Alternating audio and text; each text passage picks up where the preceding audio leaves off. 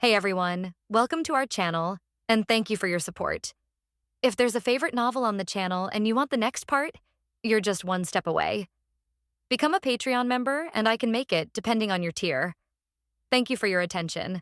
As he lay dying, saw a flash of blood-red light before him, and a red-haired girl appeared in front of him. It was you who summoned me.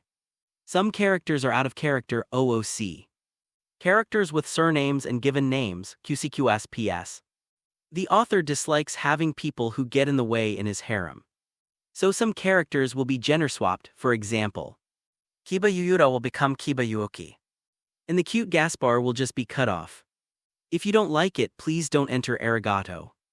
The first chapter's progress immediately shifts to the hotel. There are many ordinary people in the world. And I am just one of them. My name is Miyamoto Kuroha. An ordinary second-year high school student who has never been in a relationship. In this era where looks and character matter, finding a girlfriend seems to have become a big problem for Kuroba. The ideal scenario of girls vying for her attention and dating her, which should have existed, did not happen. All he could do was silently watch the fair and slender legs of the girls passing by and the allure revealed in their slightly damp clothes after exercise. But today I feel as if I've been blessed by Lady Luck. And everything has become completely different. Miyamoto felt that the flowers were blooming especially beautifully today. And the breeze felt sweet on his face because, Kuroba-kun, please go out with me, in my lifetime. I actually heard a sweet girl confess her love to me. The incredibly beautiful girl in front of me is named Amano Yuuma.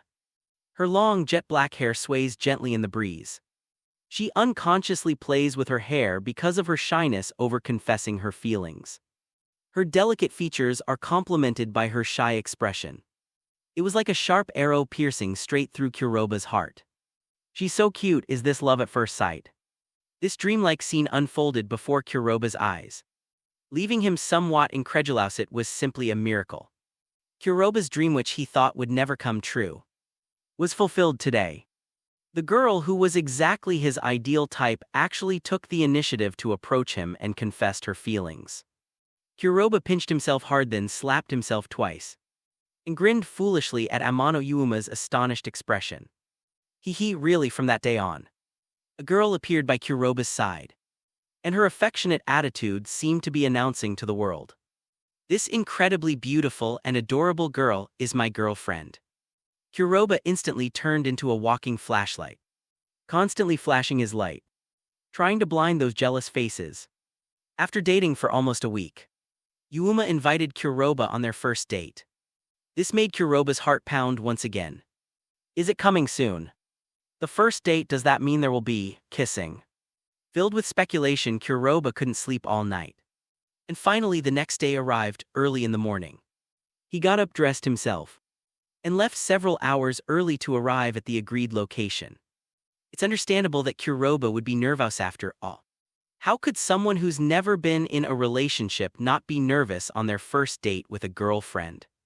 But they had been out for too long. Kuroba was already getting excited, looking at the beautiful girls passing by. But the agreed time hadn't arrived yet. Time is passing so slowly, Kuroba sighed helplessly. While Kuroba waited quietly, a strange stranger handed me a peculiar flyer. Please take a look. The stranger handed out the flyer and then left. Kuroba glanced at it briefly. This is a mysterious flyer with the words, "Your wishes will come true," prominently displayed, along with a mysterious and eerie magic circle pattern. What is this? Kuroba muttered to himself. But since there were no trash cans nearby, and he was afraid that Yuuma would appear when he left, he simply stuffed it into his pocket. Finally the appointed time arrived. Yuuma appeared in front of Kuroba right on time. Kuroba-kun, I'm sorry to have kept you waiting, aren't I? Looking at Amano Yuuma with a sweet smile in front of her, Kuroba finally said the words he had always wanted to say but never had the chance to. No, that's not true, I just arrived. After Kuroba said those words with feigned composure, his hands, which were in his pockets, clenched into fists.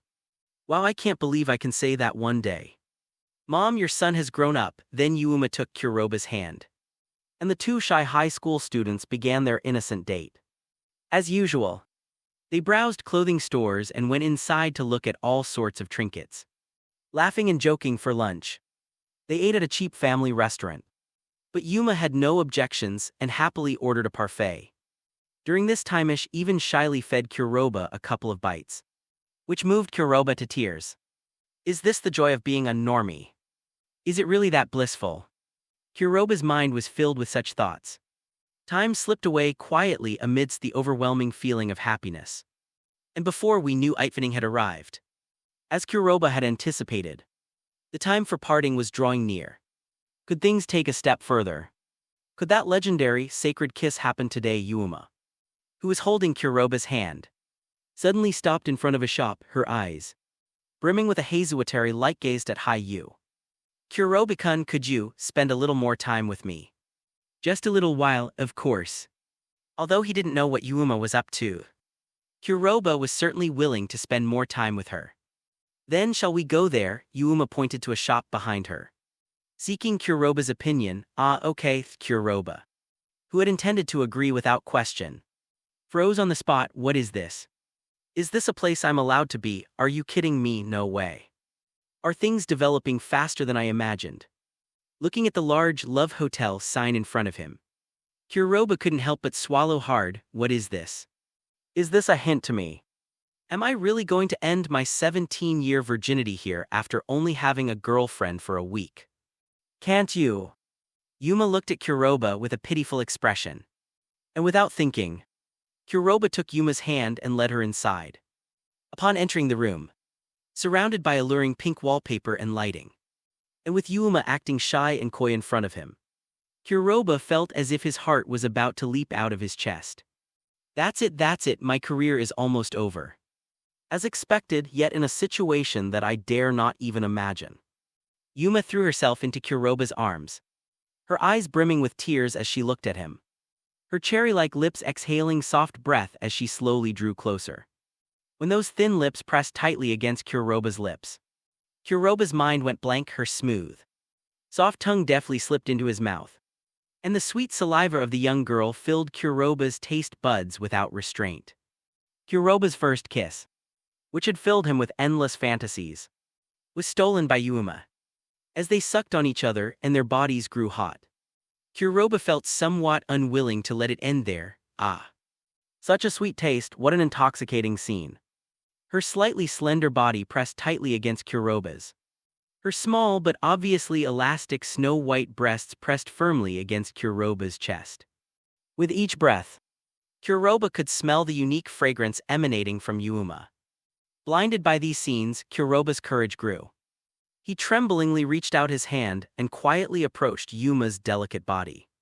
When his larger burning hand touched Yuma's waist, Yuma only let out a surprised moan, but did not stop Kuroba's actions. She glanced at Kuroba with a hint of reproach before closing her eyes. Chapter 2, the first and the last. She closed her eyes. She just glanced at me and then closed her eyes. Does that mean she acquiesced or agreed? Kuroba could hardly believe it. It seemed that today was truly the day he was going to break free from the past and start a new life.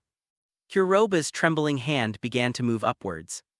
As Kuroba's large hand moved, he could clearly feel that Yuma's breathing was becoming more and more rapid, and the sucking force was slowly becoming stronger.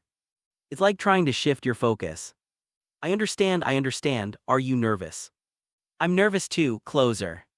Almost there, just a little bit more. Kuroba cheered himself up. With a soft moan from Yuma, Kuroba's hand finally got to touch the snow-white skin he had been longing for. That springy texture. That perfectly sized piece that fits in one hand. That soft moan that belongs only to a young girl. This is heaven. Kuroba squeezed her a little harder, and Yuma immediately opened her eyes and looked at Kuroba. Kuroba thought he was doomed, but Yuma did not stop him. Instead, she took his hand and bypassed his annoying clothes to reach his fair skin. Yuma took the initiative to end the deep kiss and looked at Kuroba with tender affection. Kuroba-kun, you're making me feel really bad right now. Sorry. Kuroba immediately withdrew his hand like a coward. Yuma gave Kuroba a reproachful look, revealing herself completely naked in front of her. looking at that slender figurette that raised snow-white mound and the crimson pubis on it. You couldn't help but swallow hard. Is that what I meant? Yuma pressed herself against Kuroba's chest, gently resting on it. Kuroha-kun, don't you think I'm frivolous? Although Kuroba felt stiff all over because of Yuma's actions, he immediately reacted when he heard Yuma's question. Of course not. To be honest, you are an angel in my eyes. I fell in love with you at first sight when you appeared in front of me. So how could I possibly think that my angel is frivolous? Yuma chuckled softly in Kuroba's arms, then slowly raised her head, looking at Kuroba with incredibly affectionate eyes. Kuroha-kun, we can take things to the next level. But you have to promise me you'll treat me well from now on. Okay, that's for sure.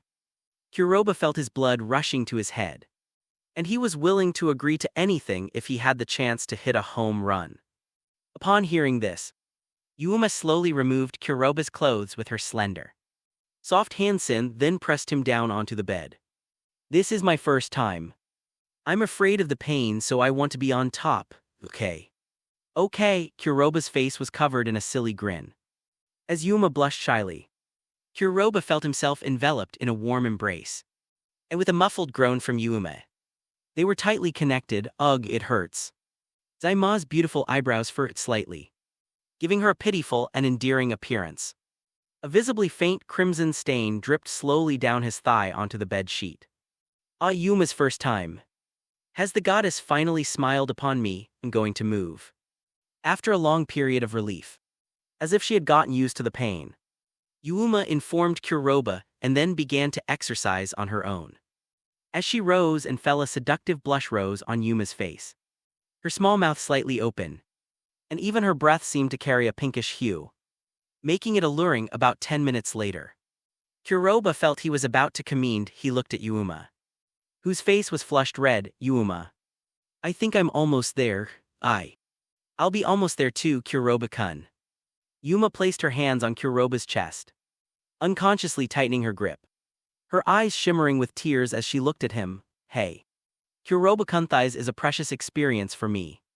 So can you grant me a favor in return? What could you? Just die. Kuroba stared in horror as a pair of enormous, jet-black wings sprouted from the back of Yuma. It flapped its wings a few times, and a few black feathers flew up and landed at my feet. Is this an angel base? A piercing sound, as if solidified metal, suddenly exploded in Yu's ears. The next instant his heart was pierced by a jet-black spear. Am I dreaming? It hurts so much. Kuroba wanted to shout, but the blood loss caused by the punctured heart left him with no strength to utter a sound. He squinted at Yuma in front of him, stood up with a cold smile, and licked his fingers slightly. Haha, you're really lucky. You'd be satisfied even if you died for getting my first time. Right? I really didn't expect you to be so innocent. It's making me feel a little shy and even a little fluttery. Zaima's eyes sharpened, and her tenderness turned into indifference. Sorry. You're a danger to us, and we have to deal with you as soon as possible. Hate the god who allowed the divine artifact to reside in you. God, what is that? So sleepy. I really want to sleep. Am I going to die? I'm only a junior in high school, but at least I'm no longer a lifelong single. So I should be able to die without regrets, right? Bullshit. I haven't lived enough yet. I don't want to die. Out of the corner of his eye, Kuroba saw his own bright red blood soaking the entire bed sheet like a stream, mingling with the initial crimson stain, making it particularly glaring. Before he died, for some reason, countless fragments flashed through Kuroba's mind like a revolving lantern, finally settling on a red-haired beauty. Every time he saw her at school, her red hair was deeply imprinted in Kuroba's eyes. Was this a hallucination before I died? Who is this girl, and why is she appearing in my mind? Kuroba felt increasingly sleepy, and his eyes were already squinting so narrowly that he could barely keep them open. Or perhaps, the fact that he could hold on for so long was already an incredible feat, considering his heart had been pierced. It was you who summoned me. On his deathbed, a melodious voice came from somewhere. Then Kuroba felt a figure appear in front of him. Because he was too sleepy, he didn't see the person's face clearly. But judging from the voice, it should be a beautiful woman. Damn it. Still thinking about these things at a time like this. You look like you're about to die, your injuries. Oh dear, so that person was you, how interesting. The pleasant voice spoke in words that Kuroba couldn't understand at all. Kuroba wanted to ask her what she was saying, but he couldn't. Since that's the case and you're going to die anyway, let me save your life. From now on, all you have to do is lie for me. As he finished speaking, Kuroba closed his eyes completely. In that instant saw a full head of red hair fluttering in the wind. Chapter 3, The Smile of First Encounter. What? You think this is a sexy moan? No. It was just the scream of an unlucky guy who fell off the bed. Kuroba jolted awake as if he had just had a terrifying nightmare. Then fell off the bed with his buttocks facing upwards due to excessive force. He's been having the same dream lately. A dream where he's killed by Yuuma. But he's still alive and well. Was it really just a dream? It feels so real. Kuroba, get up now or you'll be late. Kuroba's mother's voice came from outside the door, urging Kuroba to get up. Yes, I know, I'll be right there. Kuroba got up despite feeling sleepy, washed up, ate breakfast and then went outside. There was the sunshine that Kuroba loved most. But for some reason, lately whenever Kuroba saw such a dazzling sunrise, he felt weak all over. And the heat on his body made him feel stinging and extremely uncomfortable. Conversely, at night Kuroba felt particularly energetic, as if a power he had never possessed before surged within him, making him extremely excited. One night, Kuroba even tried to sneak out in the middle of the night. He felt lightheaded as if the night was his domain on a whim. He even did a 100-meter sprint, easily outrunning the track and field team. He was so fast he couldn't believe it himself. But once daytime arrived, that abundant sense of power completely disappeared. A feeling that Kuroba found very strange, it seems. It all started with that dream. The dream in which Yuuma killed him. Sigrun has taught at the Iceland University of the Arts as a part-time lecturer since and was dean of the Department of Fine Art from. She held a research position at Reykjavik Art Museum focusing on the role of women in Icelandic art. She studied fine art at the Icelandic College of Arts and Crafts and at Pratt Institute, New York, and holds BA and MA degrees in art history and philosophy from the University of Iceland. Sigrun lives and works in Iceland. Kamo Academy, a private school. That's the high school Kuroba attended. Because it was an all-girls school a few years ago and only recently underwent co-educational reforms, the proportion of girls is still significantly higher than that of boys. Although the proportion of boys increases with the grade level, girls still outnumber boys overall. This results in girls having an overwhelming voice in the school.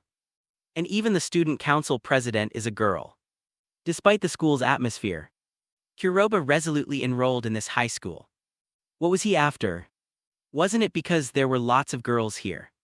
To achieve this ambitious goal, Kuroba even passed the notoriously difficult entrance exam, standing out from the numerous other candidates.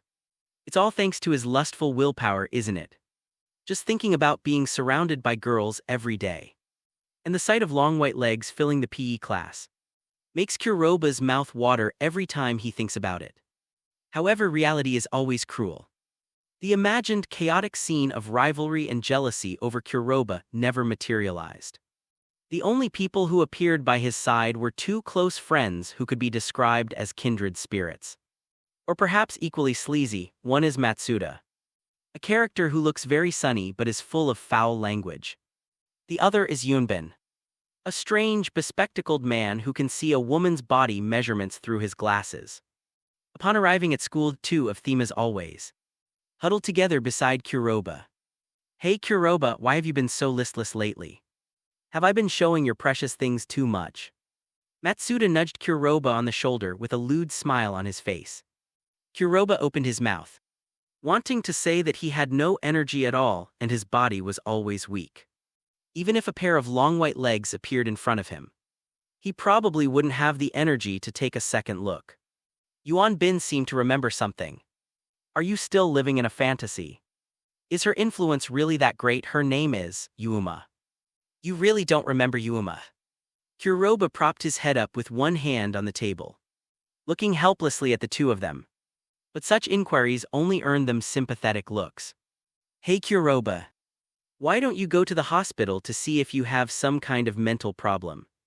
We really haven't heard of this person before, and we're worried about you. Matsuda's expression was unusually serious. Yes, it's the same no matter how many times you ask. We've never seen you introduce a girl named Yuma to us. Yuan Bin nodded affirmatively. Was it all really a dream? But Kuroba clearly remembered the murderous look in his eyes when he introduced Yuma to his two best friends. Such a look couldn't be faked. But everything seemed to have vanished.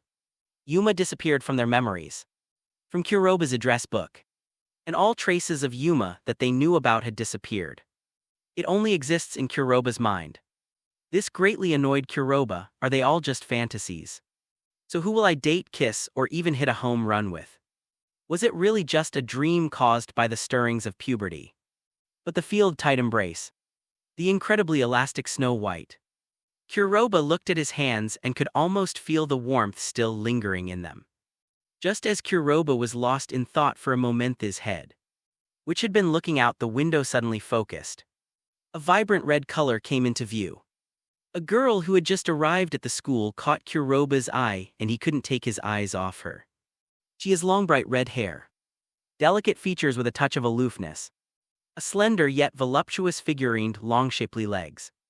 All of these factors combined to make the girl in front of me incredibly beautiful.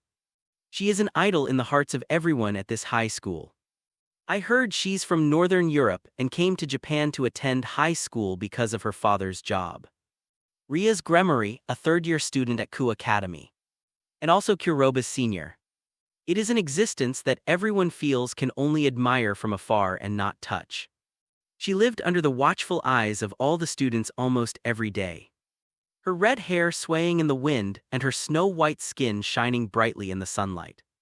Every time Kuroba sees her, is unconsciously mesmerized. But things are different now. Although he was still captivated by her beauty, for some reason, Kuroba felt a sense of fear deep within his heart, a fear of this incredibly beautiful girl. And this feeling also began on the day Yuma disappeared. Just then, Kuroba felt himself being stared at by a pair of bright eyes.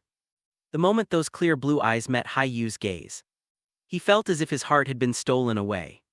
Whether it was a misperception or not, Kuroba felt that she slightly narrowed her sky-blue eyes, creating a beautiful curve as if she were smiling at Kuroba. His expression looked quite intriguing. Is she smiling at me, isn't it? The two had never crossed paths, no way, right? Kuroba inadvertently recalled that dream. That final moment, instant her eyes closed. That captivating crimson hair and that alluring voice. Both gentle and cold, for some unknown reason. Kuroba seemed to be slowly overlapping the two figures. Chapter 4. You dare touch my people after school. Kuroba couldn't resist the enthusiasm of his two best friends and went to Matsuda's house to admire Matsuda's collection. As time goes by, time slips away quietly. They were watching a collection that should have been exhilarating and even arousing. But for some reason, the three of them became more and more silent as they watched. All of them sinking into the sorrow of, why don't I have a girlfriend? Especially when Yuan Bin uttered that sentence.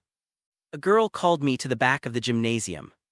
That was the first time in my life that I was being blackmailed.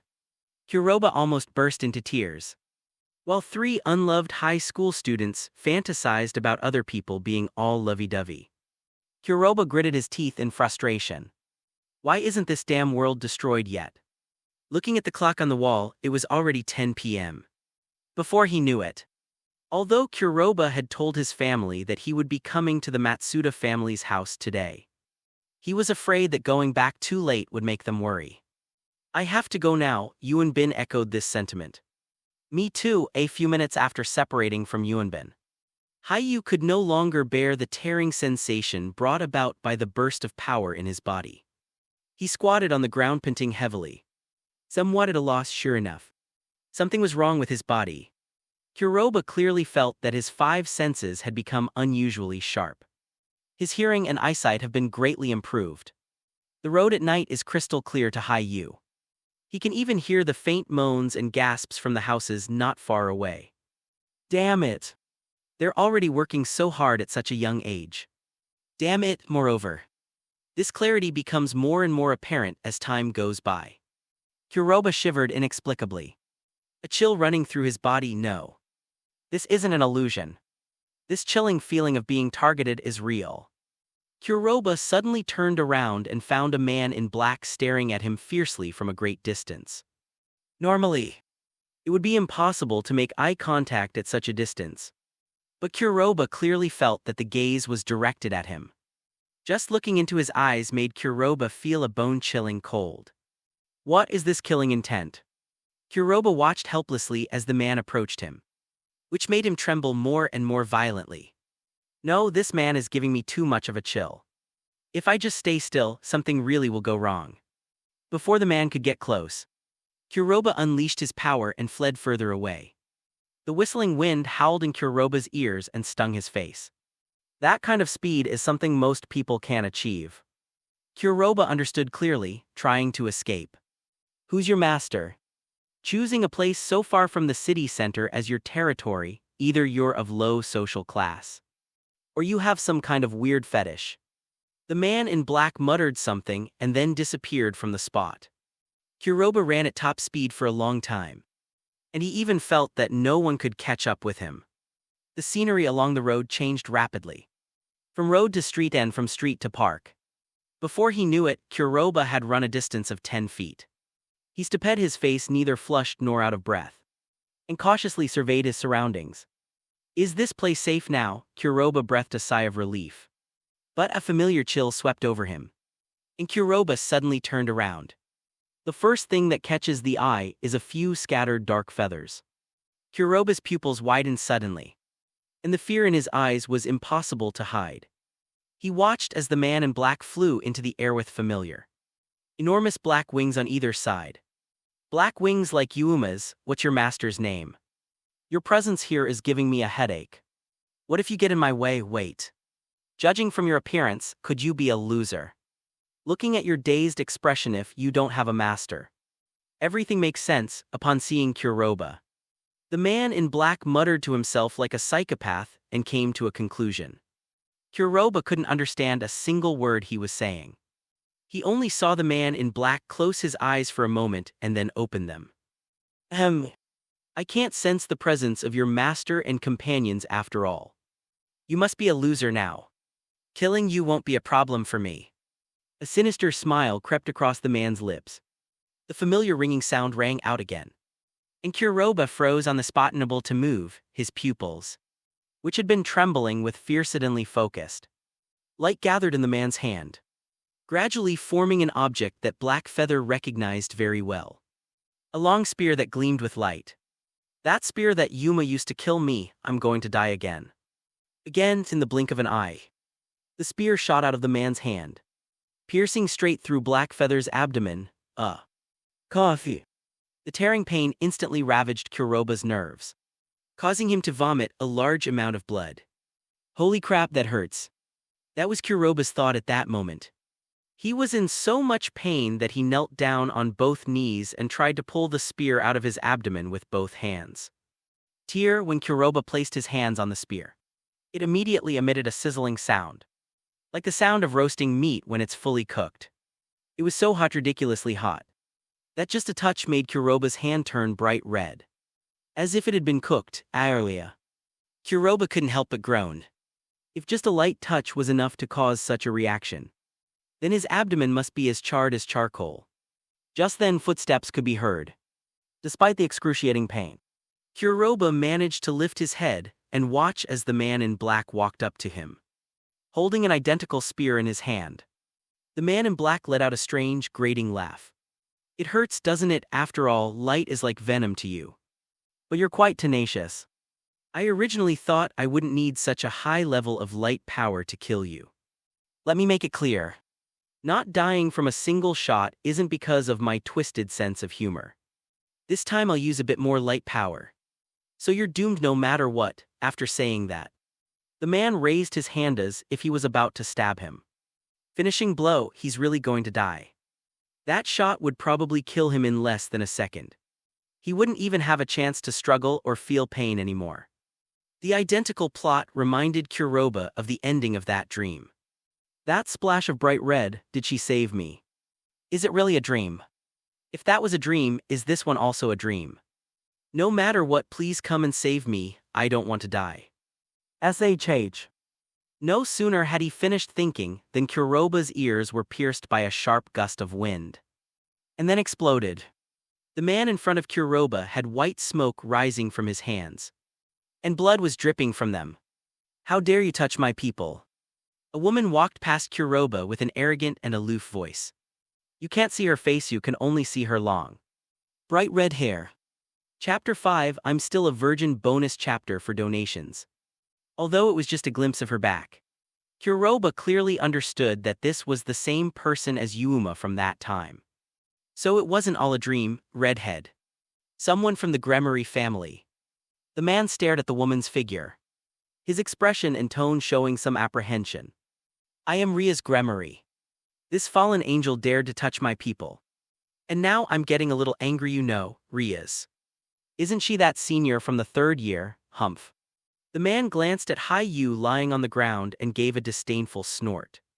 I apologize for this, but I think you should take care of your family member first. Otherwise, if he really dies, it will have nothing to do with me. After saying that, the man flapped his wings and left the park. Ria's wanted to give chase, but then she heard a thud behind her, turning around. I saw that Kuroba had already fallen to the ground. Ria sighed softly. How did you get so badly injured again? You're really unlucky. Where do you live? Kuroba could no longer hear what was said next. He had completely lost consciousness. Yeah. As a seductive moan reached her bones, Kuroba opened her eyes. The first thing I saw was the familiar ceiling. It was my own room. He couldn't help but think back for a moment. I came back from the Matsuda house yesterday, and then I was attacked by men in black.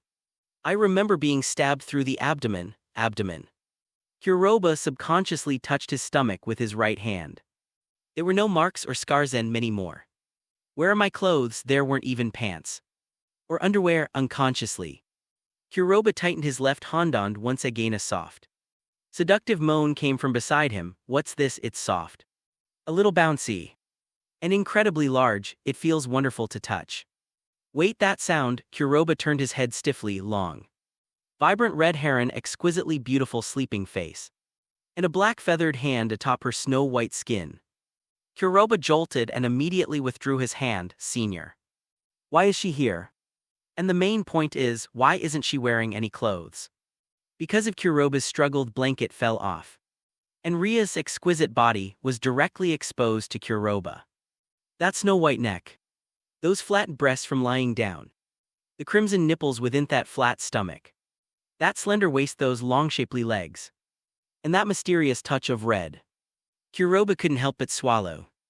The woman who instilled fear in Kuroba even from afar was now fast asleep beside him, her even breathing a clear indication that she was sound asleep. Touch, a little sinful thought arose in Kuroba's mind. As the thought arose, Kuroba's hand moved tremblingly towards that sacred place.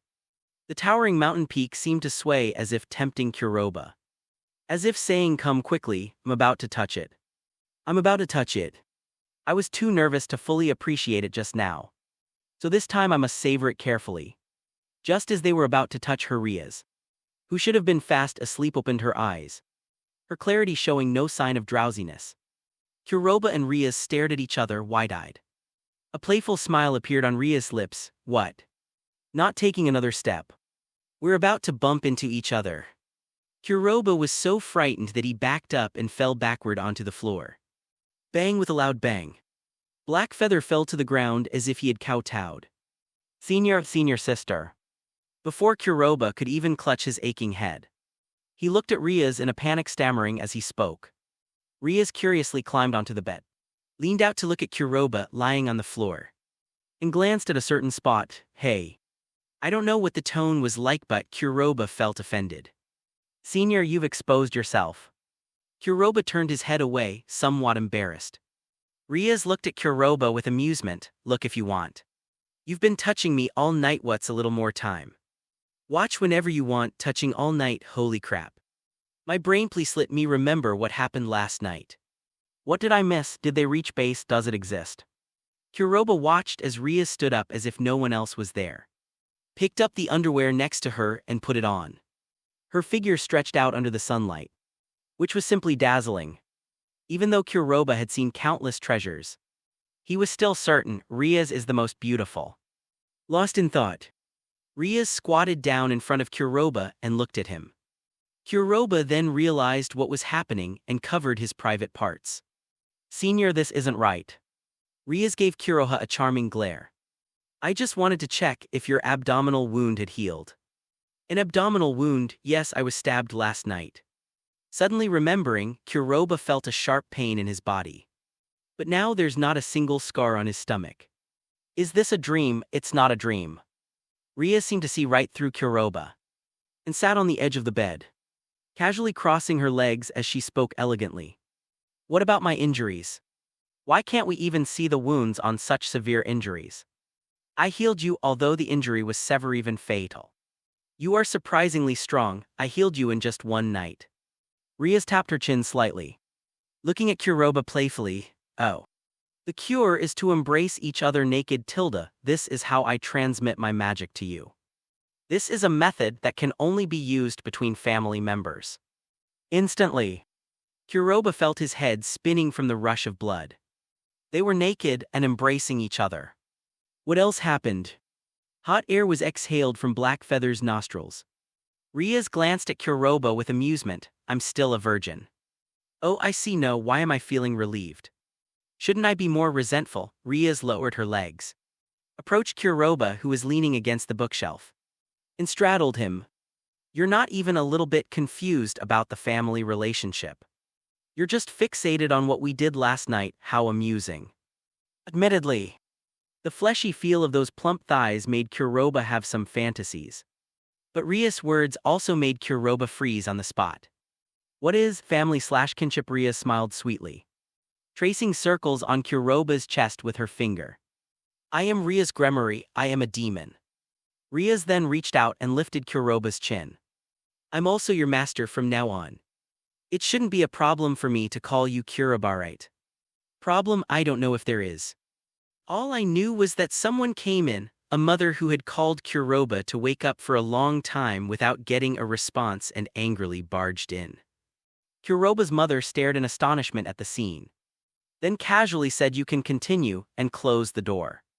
Then Kuroba heard the sound of running. Husband. Kuroba, hee. Kuroba rubbed his forehead, feeling a bit of a headache. Riaz watched this scene with amusement. Your family is so energetic. Kuroba could only manage a wry smile. Chapter 6, The Divine Research Society Bonus Chapter for Donations. Kuroba, you're bumping into me. Just as Kuroba was smiling wryly, Riaz suddenly spoke up. Senior, let me tell you. Even though I'm trying to control myself, you're the one who sat on me.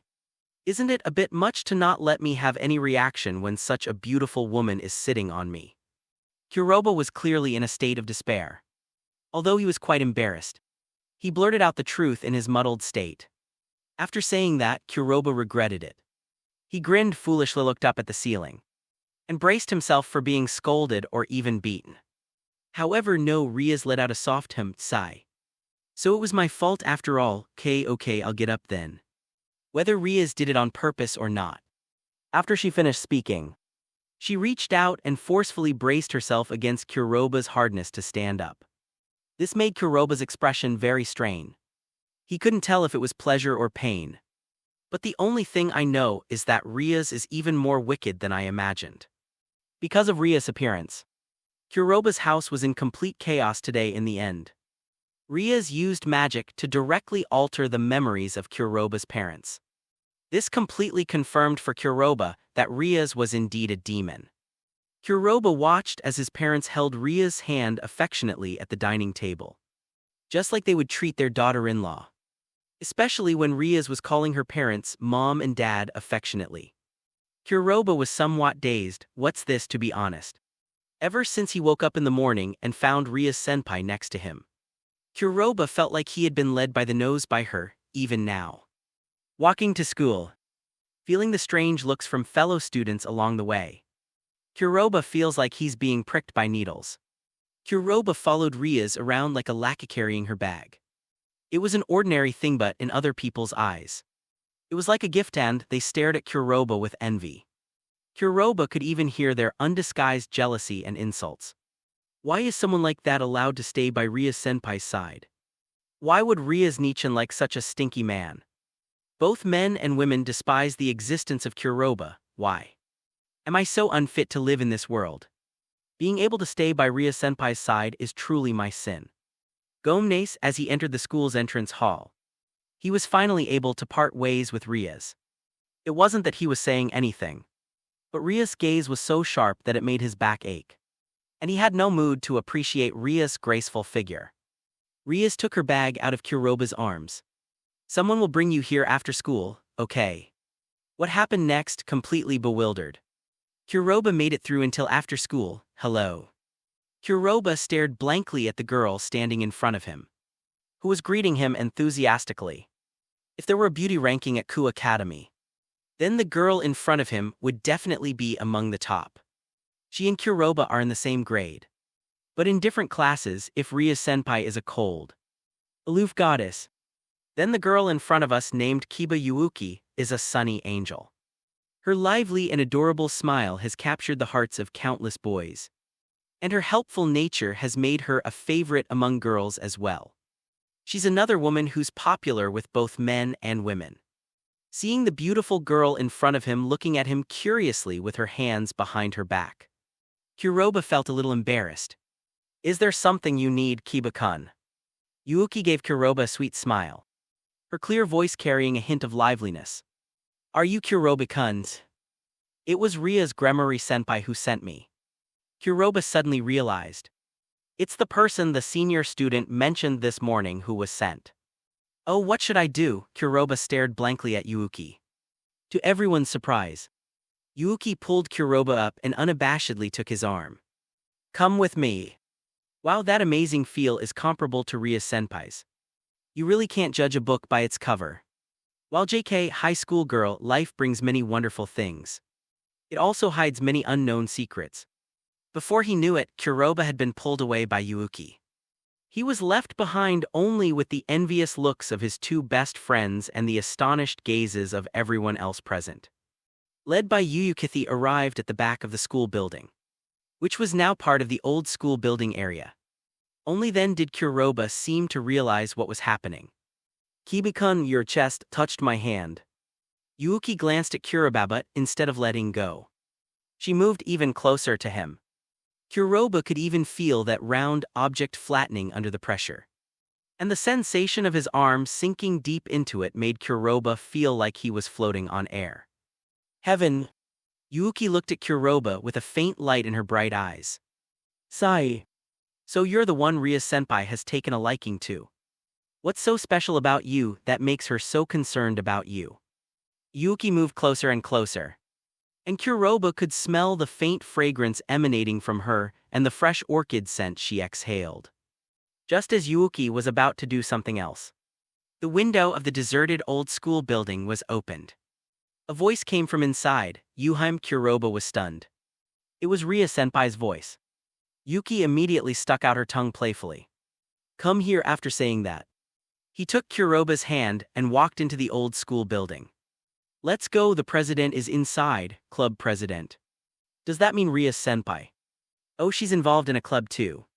As Yuki walked up to the second floor, the corridor was very clean, without the dilapidation and filth that one would expect from an old school building. Clearly because it had been cleaned regularly. So people have been active here all along. Kuroba felt a little strange and his doubts grew. At the end of the second floor, Yuuki stopped, and Kuroba looked up and was startled when he saw the sign hanging above. The Mysticism Research Society. What the heck is that? Mysticism paired with Ria-senpai. What a bizarre art style. They just don't fit together at all, however. After thinking about it, Ria-senpai's statement that she is a demon suddenly seems more harmonious. President, we're here. Yuuki knocked on the door, giving her usual report. "Come in," when Kuroba followed Yuki inside. He was shocked by the interior decoration. Mysterious and obscure characters are scattered throughout the room, even on the walls, floor, and ceiling. In the very center of the room is a huge circular array, which occupies most of the room. The whole room seemed particularly eerie, which made Kuroba feel a chill down his spine. Where exactly is this place? Chapter 7, The Devil's Family bonus chapter for donations. Aside from the strange text, everything else seemed fairly normal, a few sofas and a desk. A petite girl was sitting on the sofa. Kuroba recognized her. A first-grade kitten from Tasheng. With her petite figure and lowly-like appearance, she looks no different from an elementary school student. Many male classmates like her very much, and some are even willing to become lollikin. She can be considered the mascot of Kyu Academy. She always looks sleepy, sitting on the sofa eating yakin, sweet bean jelly. And the way she ate so ravenously was really cute. Seemingly noticing Kuroba's gaze, she also looked over in their direction. His name is Miyamoto Kuroha, as Yuki explained. Taoju Kitten nodded as if she were dozing off. Hello. Kuroba nodded in response. And then Taoju Kaneko turned her attention back to the yakin. Sighing, he really is as quiet as the rumors say, shh. In an unexpected corner, the sound of a curtain being pulled open could be heard. And Riaz walked out completely naked, followed closely by a black-haired girl with a ponytail, who looked flustered and carrying a bath towel. President Yu, it's okay, we're all family.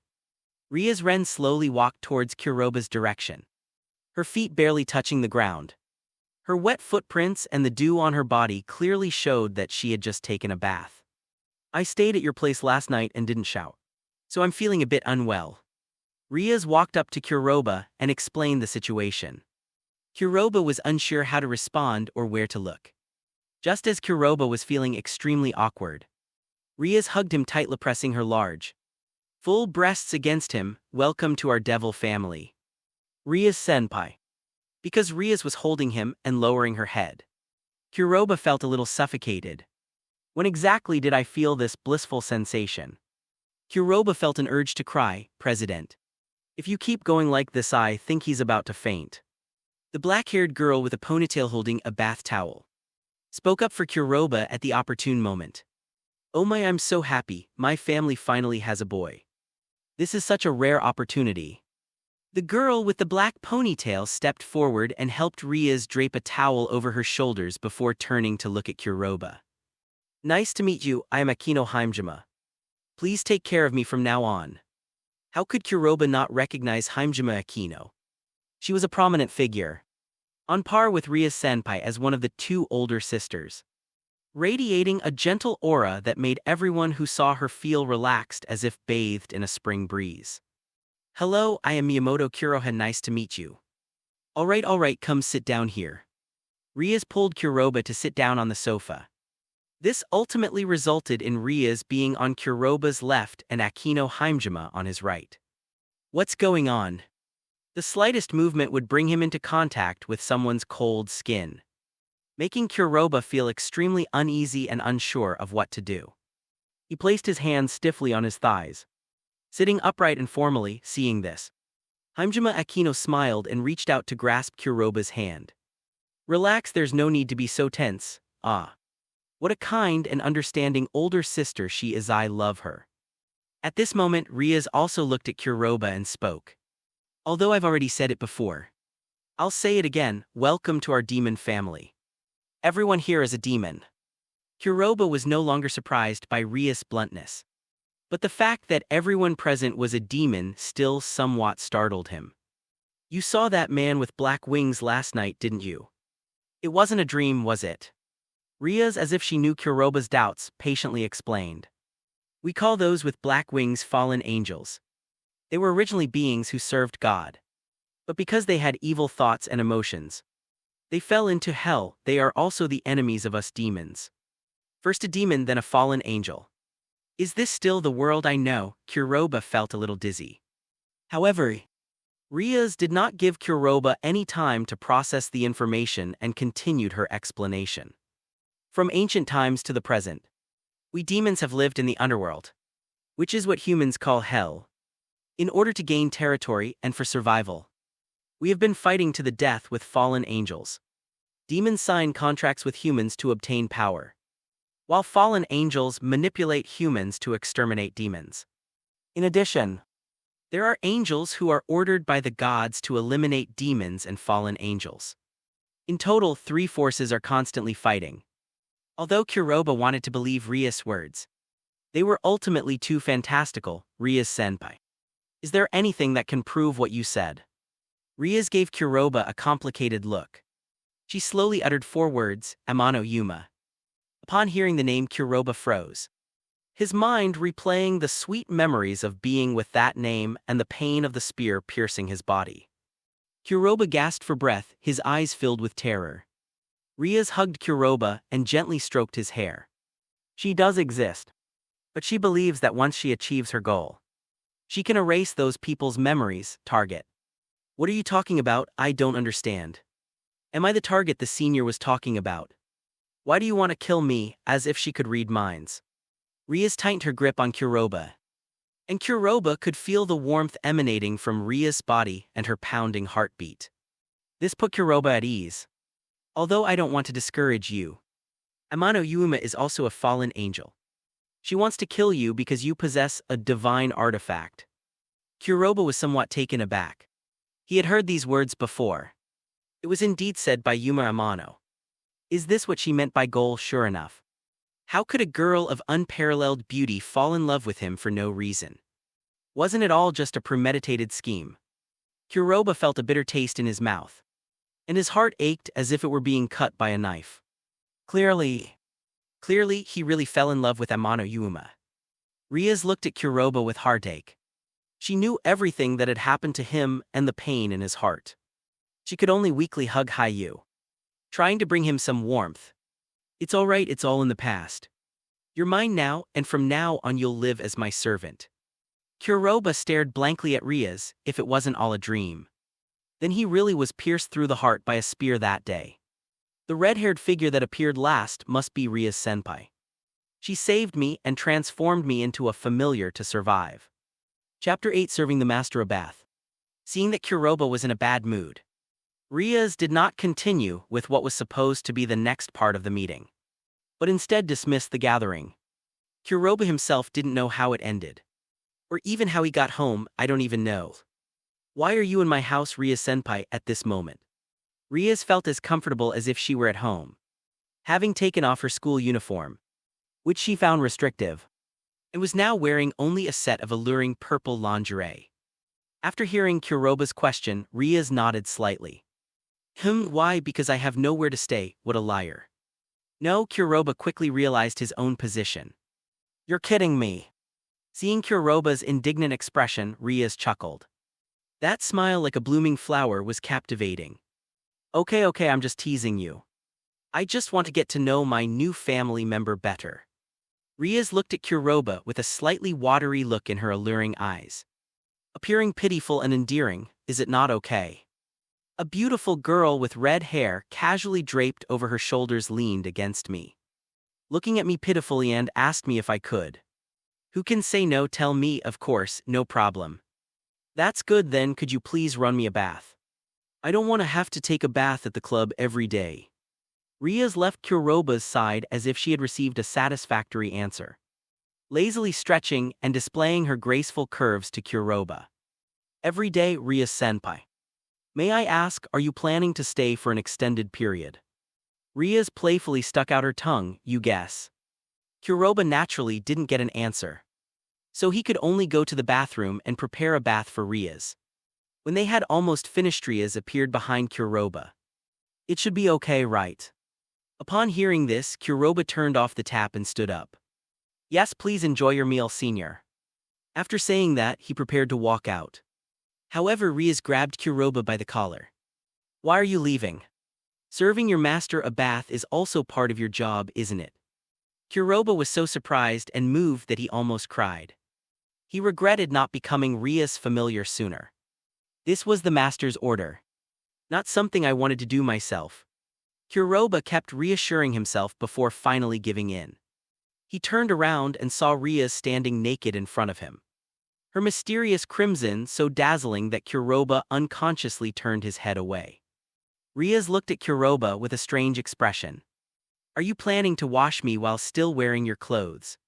I need to take my clothes off too, what do you say? Kuroba clenched his fists in shame and anger. Then she quickly took off her clothes. Ria-senpai, please sit here. Kuroba pointed to the small stool next to him. Rias glanced at Kuroba and made a strange clicking sound. It seems a little bigger, Ria-senpai. Kuroba pretended not to hear and shouted again. Oh, I heard you, I'm not deaf. Rias muttered something, then gracefully sat down on the small stool. Kuroba held the bath flower looking at Ria's smooth, flawless backunger of what to do next. Don't know where to start, do you need me to teach you? You're the first and only man to have touched my body. When Rias noticed that there was no movement behind her, she chuckled and teased Kuroba, I'll probably go crazy sooner or later. Hearing Rias' teasing remarks, Kuroba quickly squatted down to cover up some embarrassing situations. He applied some shower gel to the bath sponge, hesitated for a long time, and then gently placed the bath sponge on Ria's back. It's a little cold. Rias let out a soft moan that sounded both coquettish and alluring, which aroused Kuroba even more. Kuroba suddenly felt that serving such a master might not be a good thing. If this continued, he might die really, absolutely. Kuroba absent-mindedly applied the shower gel, and Rias' back was soon covered in foam. Hey Kuroba, are you just going to wash your back like that? As she spoke, Rias turned around. The enormous size and crimson color that came into view made Kuroba swallow hard. The existence he wanted to conceal was almost impossible to hide anymore. Just looking, can I touch you? I won't mind, you're my familiar after all. Rias kept using words to seduce Kuroba, and the provocative meaning was particularly obvious. Rias-senpai, what's wrong? Are you like this with every male relative? What if you take in other male relatives in the future? For some reason, when this thought popped into Kuroba's mind, he felt a little anxious and irritable, which led him to ask the question. Rias was momentarily stunned by Kuroba's question, then smiled gently and reached out to lift Kuroba's head, which was slightly lowered and looking at the ground. What do you think I'll do, Kuroba? I do not know. Hayu shook his head. Then Kuroba felt as if he were buried in a wall of cot. He could see nothing but Ria's gentle voice. Kuroba, you're special in my eyes. Before you, all my familiars were girls, and after you, my familiars will only be girls. You are one of a kind. Ria-senpai, are you pitying me? Kuroba gave a self-deprecating laugh. Pity you? Why would you feel that way? Because before I met you, I was just a good-for-nothing, an ordinary high school student whose mind was filled with nothing but lewd thoughts. An ordinary person who thought he had met his soulmate when he was confessed to, and then got ruthlessly killed. Me special? That's too strange. Kuroba felt himself being pushed away. His vision returned to normal, and Ria's face appeared in his eyes once more. At this moment, Rias was less cold-hearted than before, and more tender. Kuroba, demons also need companions. As a demon, I can discover special beings that ordinary people cannot see. Although our meeting was a coincidence, why don't you think you are the special one? As Rias spoke, she took Kuroba's hand and slowly climbed it onto her snow-white body. I know what you're thinking, but I don't mind, okay? You just need to promise me that you'll become stronger, a powerful enough demon to protect me, and then everything I have will be yours. Protect. Rias Chapter 9, The Power of Eroticism is Limitless. Protect Rias. This bizarre thought, coupled with the soft, cottony touch of Kuroba on Ria-senpai's snow-white skin, made him momentarily stunned. The scalding warmth of her hands made Rias tremble slightly. Her face flushed with a faint blush, and her mouth slightly parted as she exhaled small breaths of orchid-like breath. Rias looked at Kuroba with gentle eyes and placed her hand on Kuroba's hand. That's all for the future, Kuroba. Right now, all you need to do is grow stronger and learn more about demons. One day, you'll definitely become an incredibly powerful being, strong enough to protect Miyake. Is this the master's order? Kuroba stared blankly at Rias. No, this is my request. Rias' Gremory. Kuroba's pupils widened suddenly, He felt as if an electric current had surged through his body, then focused all of it on his soft, snow-white hand that was holding Ria's. A blinding red light shone on Kuroba's right hand, which had been hovering around him. This startled Kuroba, and he immediately released his grip on the snow-white hand. The light faded and a bright red object appeared on his hand. Resembling a hand armor, the armor was exquisitely crafted, with a round gemstone inlaid on it. What's this? Kuroba stared blankly at his hands, somewhat at a loss. Ria's couldn't help but giggle twice as she looked at Kuroba's gauntlets. Kuroba, you really are a pervert. You can only show the divine weapon's form by touching my chest. I'm really defeated by you, a divine artifact, this is it. Kuroba raised her hand high-end under the light.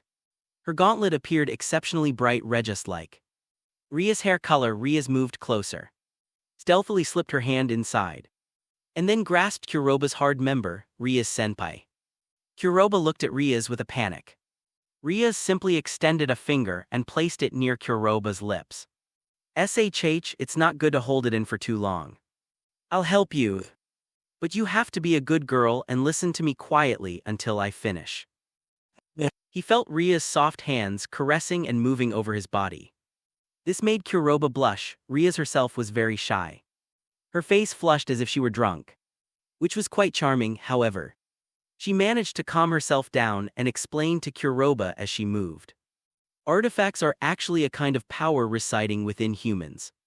Only a small number of humans can possess and use this power. Most artifacts can only affect humans, but a small number of artifacts can affect us demons and fallen angels. Ria's tapped her free hand on Kuroba's gauntlet.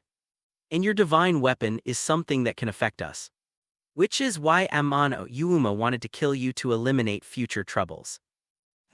Although Kuroba wanted to admit that Ria's was being serious, however, he had no interest in listening to Ria's explanation.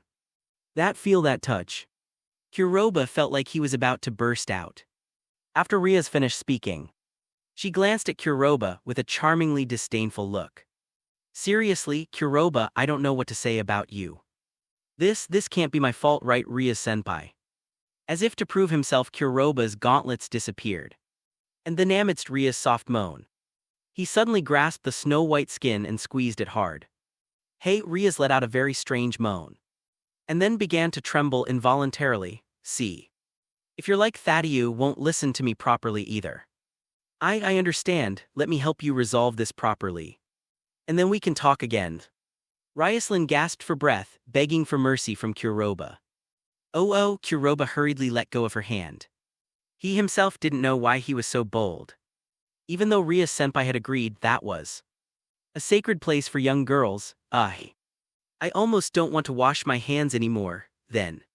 As Kuroba was lost in thought, he noticed that Ria's had slowly lowered her head. Ria-senpai, this won't do. Ria simply rolled her eyes at Kuroba, then parted her lips slightly. Well, the moist, smooth sensation of Ria's mouth and her constantly teasing tongue was directly transmitted to Kuroba's senses through his body. I must be dreaming, Ria-senpai is actually helping me. Kuroba could clearly sense Ria's unfamiliarity, but she seemed to learn on her own end after a few stumbles. She became proficient. The feeling that followed was like the calm before a storm, with each wave higher than the last. 20 minutes later. Ria-senpai, I really can't go on. Kuroba tried to push Ria's head away, but Ria's did hold down Kuroba's hand and refused to look up. Finally, unable to bear it any longer, Kuroba released it. Ria's took 2 sucks before raising her head. Her charming, watery expression and the way she gently swallowed pierced Kuroba's heart. So this is what it tastes like, it's salty. Ria's even began to express her feelings after swallowing it. Kuroba, I haven't finished my bath yet. Ria's moved closer, looking at Kuroba with a coquettish expression. Later, Kuroba didn't even know how he finished bathing Ria's. He just felt dizzy and the whole day felt like a dream. It seems like he did everything with Ria's except for home plate. Wait, it seems like we haven't tried kissing yet. What's this? Getting on the train first and buying the ticket later. The two dried themselves off, put on their pajamas, and returned to their room. Ria sat on Kuroba's bed, looking at him teasingly. Can you listen to me now without worry? Kuroba nodded like a younger brother sitting on the floor, looking like he was listening to a lecture. Rias glanced at Kuroba with amusement. Once a divine artifact has appeared once, it can appear anywhere according to its master's will. Any location, Kuroba suddenly had a bold idea. Then a flash of red light appeared, and Kuroba looked down at the spot where he was encased in armor. Oh, it really works, ouch, that hurts. Rias looked at Kuroba with a gloomy expression. Black Feather, yes, I'm sorry. Black Feather put away the divine artifact. Rias sighed helplessly. In short, you are now my servant. Starting tomorrow, you will begin by handing out flyers. The flyers contain summoning arrays. As long as your inner desires are strong enough, you can summon the appearance of us demons, and me. You are the same, I was summoned by you back then. So that's how it is, so that's why I didn't want to die. But that makes sense, doesn't it? If I were dead, how would I have this experience today? Kuroba clenched his fist, feeling a surge of power coursing through his body. He suddenly raised it high. I'll do everything I can to be with Rias senpai. Rias stared at Kuroba in astonishment. Then helplessly he rubbed his forehead. Chapter 10, Living with My Master, bonus chapter for donations. Besides that, Rias also taught Kuroba many things, such as how to conjure wings. When a pair of wings appeared behind Kuroba, Kuroba was indeed very curious. But he quickly folded the wings away. He felt it was a bit strange that he had grown a pair of wings. In addition, Rias mentioned something that Kuroba found quite interesting. There are also classes among demons, although many like me are born into relatively good families and can have titles from the start. There are also demons who start from scratch-earned titles and rise through the ranks. Reincarnated beings like you can also obtain titles. Does having a title mean you can take in family members? That's right. If I want to recruit someone like Rias senpai, what rank do I need? Rias stared at Kuroba in surprise, then burst out laughing. She gently tapped Kuroba's forehead. Then I might have to become king. Although Rias said it as a joke, but Kuroba lowered his head and repeated it. To become king, I will try my best. Rias gazed at the thoughtful Kuroba, her beautiful eyes narrowing slightly. A hint of joy in her pupils, perhaps he really can. After chatting for a long time, Rias also felt a little tired. She stretched lazily and said to Kuroba, It's time to rest, we have school tomorrow. After saying that, she lay down on the inside of the bed and looked at Kuroba. Kuroba's lips twitched. Rias senpai, you're not going to sleep here, are you? Rias put on a pitiful look. What's wrong, Kuroba? Do you dislike me? No, it's not. Rias smiled brightly and stretched out her hands toward Kuroba. Then come on over, I can give you a pillow anywhere. Rias' eyes darted around and she licked her lips, looking at Kuroba with a seductive gaze. Of course. If you can't control yourself, I'll help you. Kuroba swallowed hard. A demon, this is a demon. A resolute look appeared in Kuroba's eyes. Then they obeyed, smelling the alluring fragrance emanating from Rias. Kuroba drifted off to sleep after a long absence, this time. He didn't have that dream about Amano Yuuma again and slept very peacefully. No, that's not right, it seems he had a dream. A sweet and comfortable dream that he didn't want to wake up from. Only when a surge of energy coursed through his body did Kuroba open his sleepy eyes. What met my eyes was nothing but black. Kuroba took a light sniff. This is the scent of Rias senpai, Kuroba, you're a little naughty, aren't you? As the sound came, darkness receded, and what appeared next was a round buttocks. Rias senpai, what are you doing?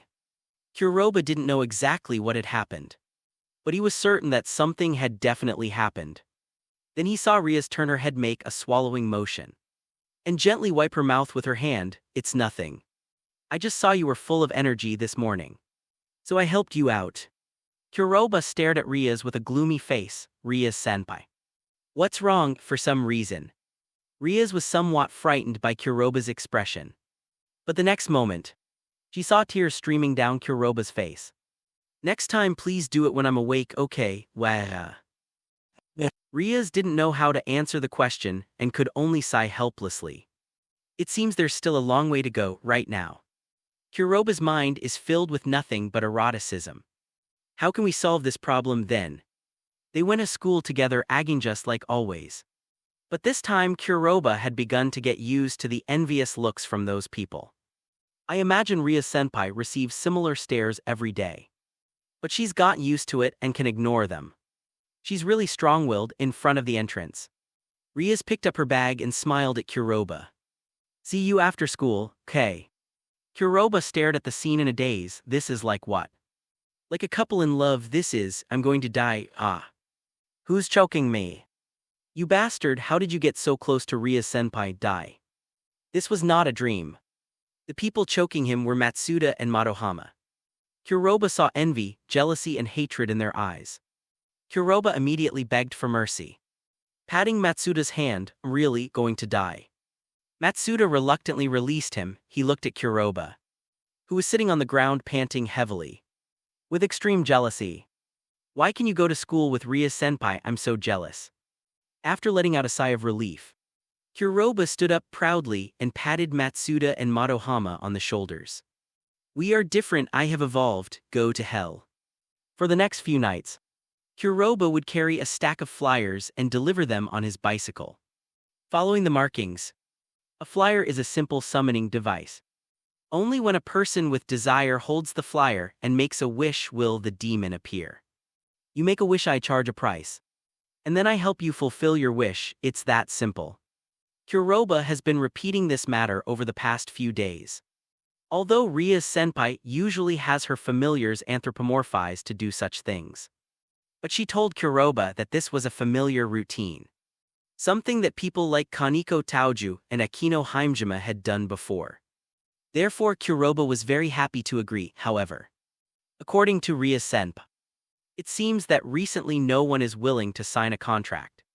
The kind of wish that involves sacrificing one's life. Even if they exist, the negotiations will fall apart because the person making the wish cannot accept the price. Regarding this matter, Ria-senpai simply said one sentence. Human beings are not equal in value, yes. It really does divide life into different classes. A cruel reality. After doing this job for a few days, Kuroba discovered that the red dots on the device that were supposed to be used to distribute flyers never disappeared. In fact, there were even a few places that Kuroba had already visited before he was distributing the flyers again. Does this also illustrate how diverse people's inner thoughts are? Some people might even summon a demon a second, a third, until the end of their lives after summoning it just once. Humans have 7 emotions and 6 desires. Does the thought of desire lead to destruction? Kuroba suddenly couldn't understand it. But he soon understood a principle. Only astringency is the way to go. I also have my desires, but my desires are very pure. It's about being able to have some fun with Ria-senpai. Hey. Kuroba unconsciously revealed a lewd smile and drool on his lips. On the other side, Ria, sensing something, smiled helplessly. Kuroba, he really never stops. Junai, who was serving her, smiled. That great. At least it makes this place more vibrant, makes sense. Yeah. Chapter 11, the first mission bonus chapter for donations. Finally, after delivering flyers for who knows how long, Kuroba finally finished. One night, Kuroba arrived at the Shinken Club as usual.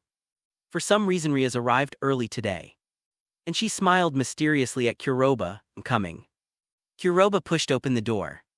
After spending this time together, Kuroba has clearly become much more familiar with the people in the club. Even a quiet person like Kitten would say a few words to Kuroba and call him Kuroba-senpai.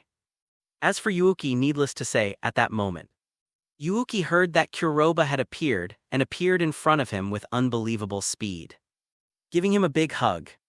Kuroba, I miss you so much. Tilda, you must be so tired being occupied by the president all the time. Yeah. Kuroba felt suffocated as Yuuki vigorously rubbed him with face wash. Rias walked over with a smile and simply picked Yuuki up and carried her away. Yuki, what did you just say, huh? President, I didn't say anything, right, Kuroba? Ria sighed and released Yuuki, then looked at Kuroba. Kuroba, today is a memorable day for you, isn't it? What? Kuroba was a little confused. From today onwards you will be working as a demon, a job. Can I start signing contracts now? That's right. Of course. The initial tasks will all be relatively simple contracts. You won't be able to complete anything that's too difficult. Kuroba nodded in understanding. Next. The teleportation array that Junai is building will transport you to the person who used the summoning array. Your job is to fulfill their wish and then collect the corresponding reward. Okay, I guarantee I'll complete the mission. Kuroba seemed quite interested. Riaz gave the excited Kuroba a loving look. All right. Junai breathed a long sigh of relief.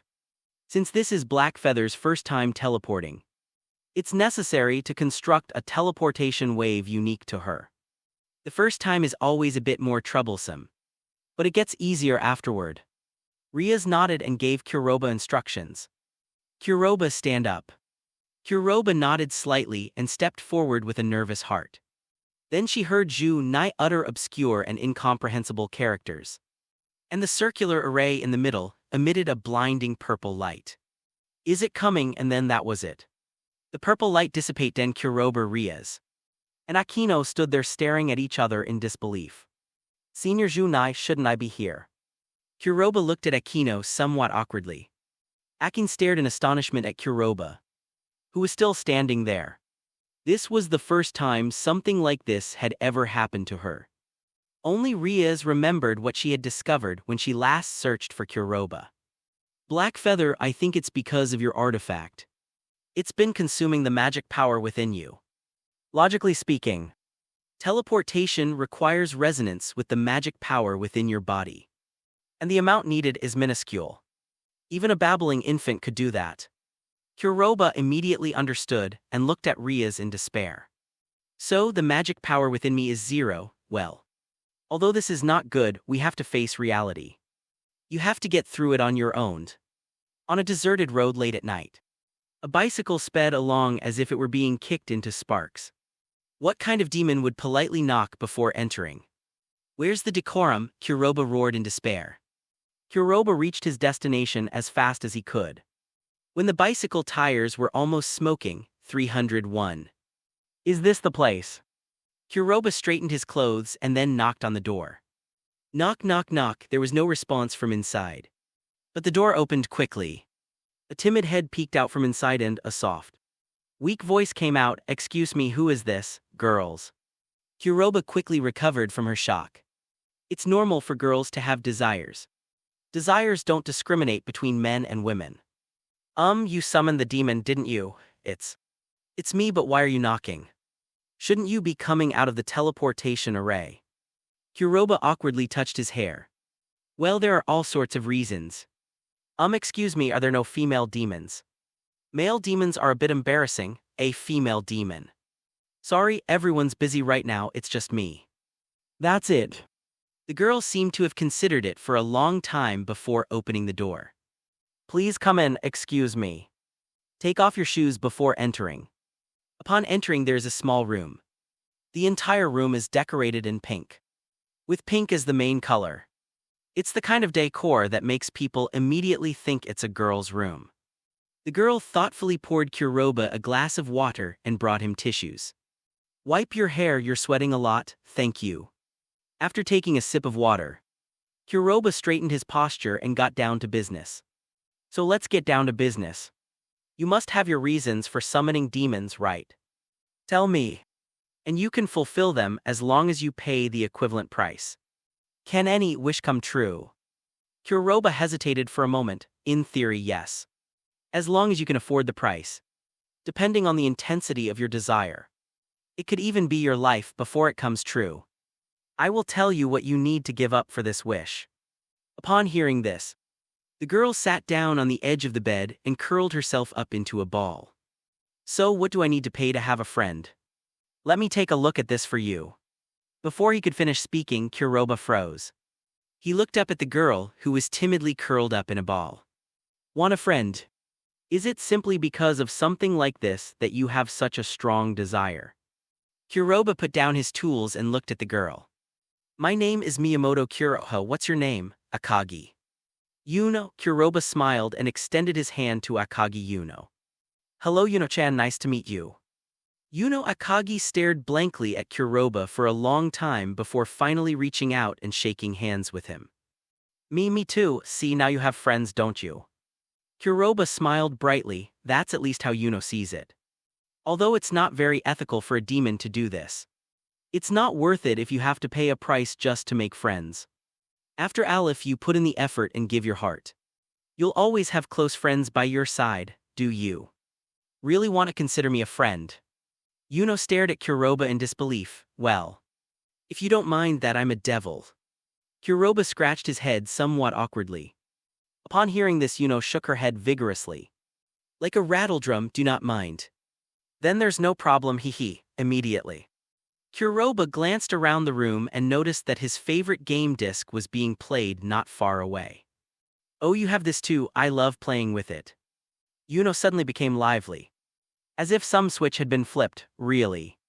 Want to have a duel? I'm really good, hey. Who's afraid of who? Come on. Chapter 12, I've been forcibly kissed the whole time, bonus chapter for donations. And so, Kuroba and Yuno played games together for the entire night. And Kuroba didn't say anything more about the contract. In the morning, when Kuroba was about to leave. You have to keep this a secret for me. I'll be in big trouble if my master finds out. Yuno looked at the embarrassed boy in front of her and felt a surge of impulse for some reason. She rushed forward and took Kuroha's arm in hers. Under Kuroba's astonished gaze, he kissed her, well. The girl's fragrance was intoxicating. And her breath carried a faint refreshing scent.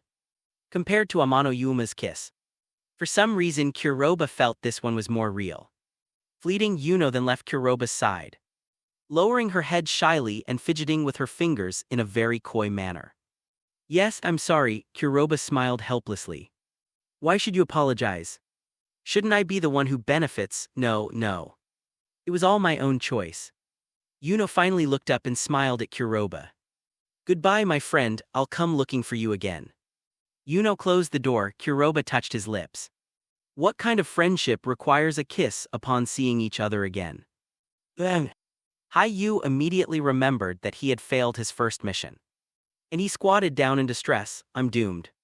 Ria-senpai is going to kill me with her scolding. Little did they know that Yuna, who was slumped against the door in embarrassment, overheard all of this. She couldn't help but chuckle. So even demons have good guys. When he got home, Kuroba saw Ria-senpai sleeping lazily in his room. It's unclear whether Kuroba's actions were a bit too much or if Ria's was simply waiting for Kuroba. Less than a minute after Kuroba returned, Ria's opened her eyes. Are you back? How are you? It failed, really, it's okay. After all, not every contract can be successful. Don't be discouraged. As she spoke, Ria's reached out to comfort Kuroba. But the moment she touched her, Ria's expression changed. She grabbed the black feather and examined it carefully. Looking at it in surprise, Kuroba, what have you done? Kuroba didn't know why Ria's reacted so strongly. But he still honestly told her the truth. It was a normal contract formation. But it failed because the conditions weren't right. So I spent the whole night playing games with her. That's it. Ria straddled Kuroha, pressing closer and closer. And then she kissed me before I left. Ria's fell into deep thought upon hearing this. Ria-senpai, because Ria's expression wasn't. Kuroba tentatively called out to her. But Ria suddenly looked up, startling Kuroba. Ria suddenly grabbed Kuroba and kissed him. Kuroba was stunned. What was going on today? He felt Ria's fragrant tongue sliding inside his mouth, the captivating taste permeating his entire oral cavity. Seemingly because of the comfort, one could even hear seductive moans emanating from Ria's lips. The kiss was long, lasting until Kuroba himself felt suffocated before Ria's finally pulled away. Kuroba felt that Ria's seemed a little weak after she got up, though he wasn't sure if it was just his imagination. However, Ria's ignored her own situation and instead began to investigate Kuroba's condition once again. Really, Ria's looked somewhat agitated. Kuroba looked at Ria's with some confusion. Senior. What's wrong? Ria's excitedly hugged Kuroba, her snow-white skin pressing tightly against him. Kuroba, you really are strong. Kuroba was somewhat bewildered by Ria's actions. I'm strong after being excited for a long time. Rias forcibly suppressed her joy and explained to Kuroba. When you came back, I inadvertently examined your body and found that in addition to the magic power that was being constantly devoured by the artifact, your body had an additional unknown magic power. And after the experiment just now, I learned a fact. What is it when you kissed me just now? You were constantly plundering the power within me and using it for your own purposes. Although most of it is slowly dissipating, a tiny portion is still nourishing your body. In other words, given enough time you could become infinitely strong. Ria's eyes were filled with joy, as if Kuroba's growing stronger was her proudest achievement. Is that so? Kuroba looked at his hands, feeling somewhat unreal. Although he did feel that his strength seemed to have increased a little. It wasn't as precise as Rias had said. Not only that, Kuroba, try summoning your divine artifact. Although somewhat confused, Kuroba did as instructed. But he was stunned when he summoned the artifact. This is the gauntlets summoned by Black Feather had faint black shadows on them, making them look like a chess piece. This is the king. As I told you before, demons are also divided into classes, and the distinction between reincarnated demons is similar to chess. With kings, queen, chariots, knights, monks, and pawns. This division is something that demons created to determine who is superior. We call it a board game right now. Because I'm not qualified enough, I haven't participated in the board game. But I will inevitably join in the future. So what is my position? Rias hesitated for a moment before speaking. You are a soldier. Kuroba couldn't help but smile bitterly. As expected, it's the most useless one. Rias gently cupped Kuroba's face in her hands. Although you are a soldier, you are special. The phantom that is now appearing on you is the best proof. You can plunder everyone's abilities and use them for your own purposes temporarily. In a sense, you are more strategically important than anyone else. Kuroba gazed at Ria's gentle face and murmured to himself. Can I help Ria's senpai? Of course, you are my most beloved family member. Rias gently tapped Kuroba's head. Then slowly moved her head closer and kissed Kuroba again. This time it wasn't just a simple kiss. She took Kuroba's hand and slipped inside her already loose pajamas, letting Kuroba's hands roam freely inside. As Kuroba invaded, Rias kept uttering seductive moans. He continued until Kuroba felt an intense, throbbing pain in his body. Rias rolled on the ground and passed out. Rias looked at the sleeping Kuroba with heartache, stroking his face which still bore the expression of pain. Kuroba, you have to become stronger and rescue me. I'm betting everything on you. Chapter 13, Changes in the Body. That night, Kuroba's dream remained hazy, with endless light and darkness constantly colliding, eroding and annihilating each other before merging. The whole process keeps repeating itself. It was like a struggle filled with grating screams. He is our king, don't even think about it. As the host, Kuroba felt endless torment, his body constantly being torn apart by two forces. Then healed, then torn apart again, then healed again. Until Kuroba opened his eyes. It's daybreak. Rias was still fast asleep beside him. Everything seemed to be the same as before, however. What made Kuroba feel a little uncomfortable was that the sunlight, which would normally sting his body, no longer caused him pain. Instead, it made him feel warm and comfortable. Although countless strange things have happened to Kuroba recently, and he has gradually become more adaptable, he is still somewhat bewildered by these matters. Kuroba, you're awake. Because her power was plundered by Kuroba, Rias had truly fallen into a deep sleep last night and was completely unaware of what had happened to Kuroba beside her. Now that Rias had recovered considerably, she woke up and saw Kuroba sitting blankly to her side. So she couldn't help but speak. Rias-senpai. The torment in the dream felt like a 100-year cycle in Kuroba's mind. The painful torment seemed to have eroded many of his unfounded emotions. At this moment, the way he looked at Rias was less lewd and more dignified. Rias was startled by Kuroba's gaze, but she quickly recovered and pulled Kuroba into her arms. I'm sorry. I was too hasty yesterday and made you absorb too much of my power. Your body can't handle such a huge amount of magic right now. And it caused you suffering, I'm so sorry. What Riaz herself didn't know was that last night was more than just suffering.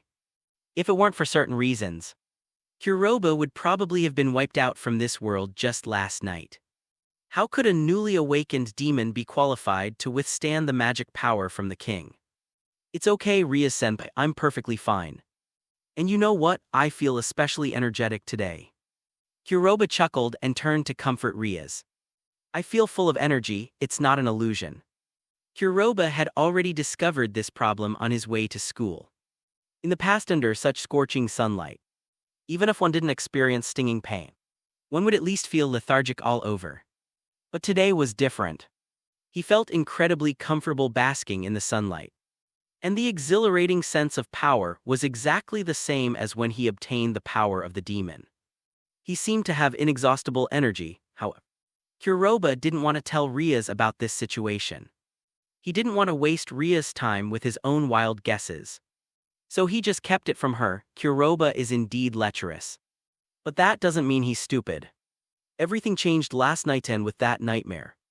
Kuroba had some guesses in his mind and was waiting for further confirmation. A few days passed like this. Kuroba received another specific request. And the only one who can be specifically requested is Akagi Yuna. Right. Kuroba attempted to activate the teleportation array. This time, although Kuroba felt a pain as if his body was being torn in two the moment he was teleported, he still managed to appear in Akagi Yuno's room. Wow. Kuroba's appearance clearly startled Akagi Yuno. You actually appeared from the teleportation array. Yuno watched curiously as the purple light disappeared from the black feather. Kuroba carefully sensed the surrounding atmosphere, then glanced at Yuno with a complicated expression before a smile appeared on his face. Isn't this normal? I told you I'm a demon. And you, what wish do you want to have today, Yuno? Seemingly oblivious to Kuroba's fleeting glance, excitedly picked up the game console and faced it towards Kuroba. Yes, my wish is for Kuroba to play games with me. Kuroba looked at Yuno with some helplessness, silently put away the tools of the contract, raised his sleeves and roared, oh, come on. I'll definitely slaughter you, Tade, leaving no one alive. Yuno looked at Kuroba with a puzzled expression. Aren't you going to charge me a price? Isn't it said that demons have to pay an equivalent price to fulfill their wishes? Kuroba put his finger to his lips as if to be quiet. Please keep this a secret for me. It's a bit ridiculous to have to pay a price for something like this. I'm just here as Yuno's friend. And I just happened to be passing by when I borrowed the teleportation array. You're such a soft-hearted devil. Yuno looked at Kuroba with curiosity, as if she had discovered something new. Instead, Kuroba took out his phone. But we can't do this anymore. If you want to play games with me in the future, why don't you just call me, may I? Yuno hesitated. Of course we're friends, aren't we? Yeah, that makes sense, soon. Yuno and Kuroba exchanged phone numbers and began their battle in the game. Because Yuno was petite and the room was small, in order to better deal with Kuroba's attacks in the game, she climbed onto Kuroba, was sitting cross-legged, found a comfortable spot and nestled inside. Yuno. What are you doing?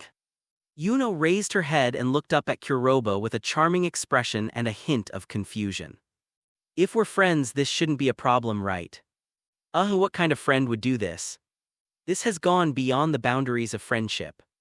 Second brother, hold back. Kuroba suppressed his urges, trying to ignore the fleshy sensations on his body and the friction from operating the game controller, and focused on playing the game with Yuno. That night, winning or losing the game became secondary. Kuroba felt that his greatest victory was restraining his impulses. Although he was burning up, at least he didn't do anything strange to Yuno. Yay, we won again. Kuroba, you're a bit weak today. The game ended again. Yuno put down the game controller and looked at Kuroba, seemingly dissatisfied that Kuroba had gone easy on her today. Kuroba could only force a smile as he looked at Yuno. Yuno, you should get down now, I'm getting a little hot.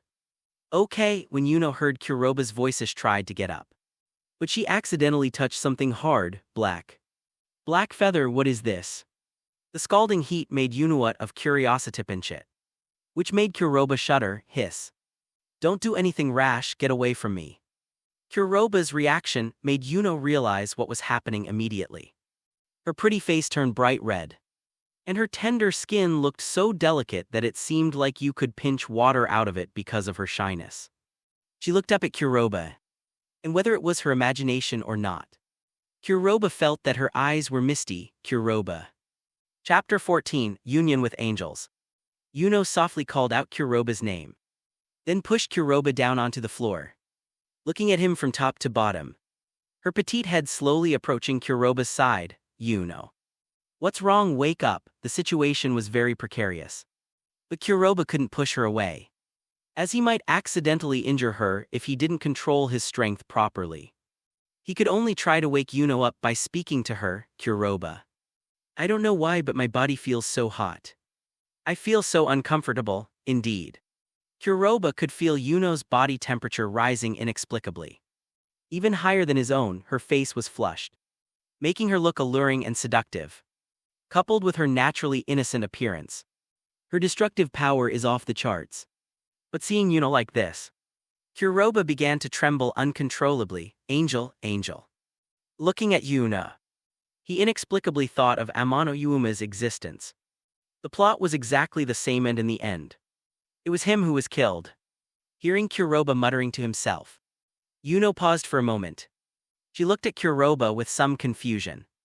Have I been exposed? The haze in Yuno's eyes vanished instantly, replaced by perfect clarity.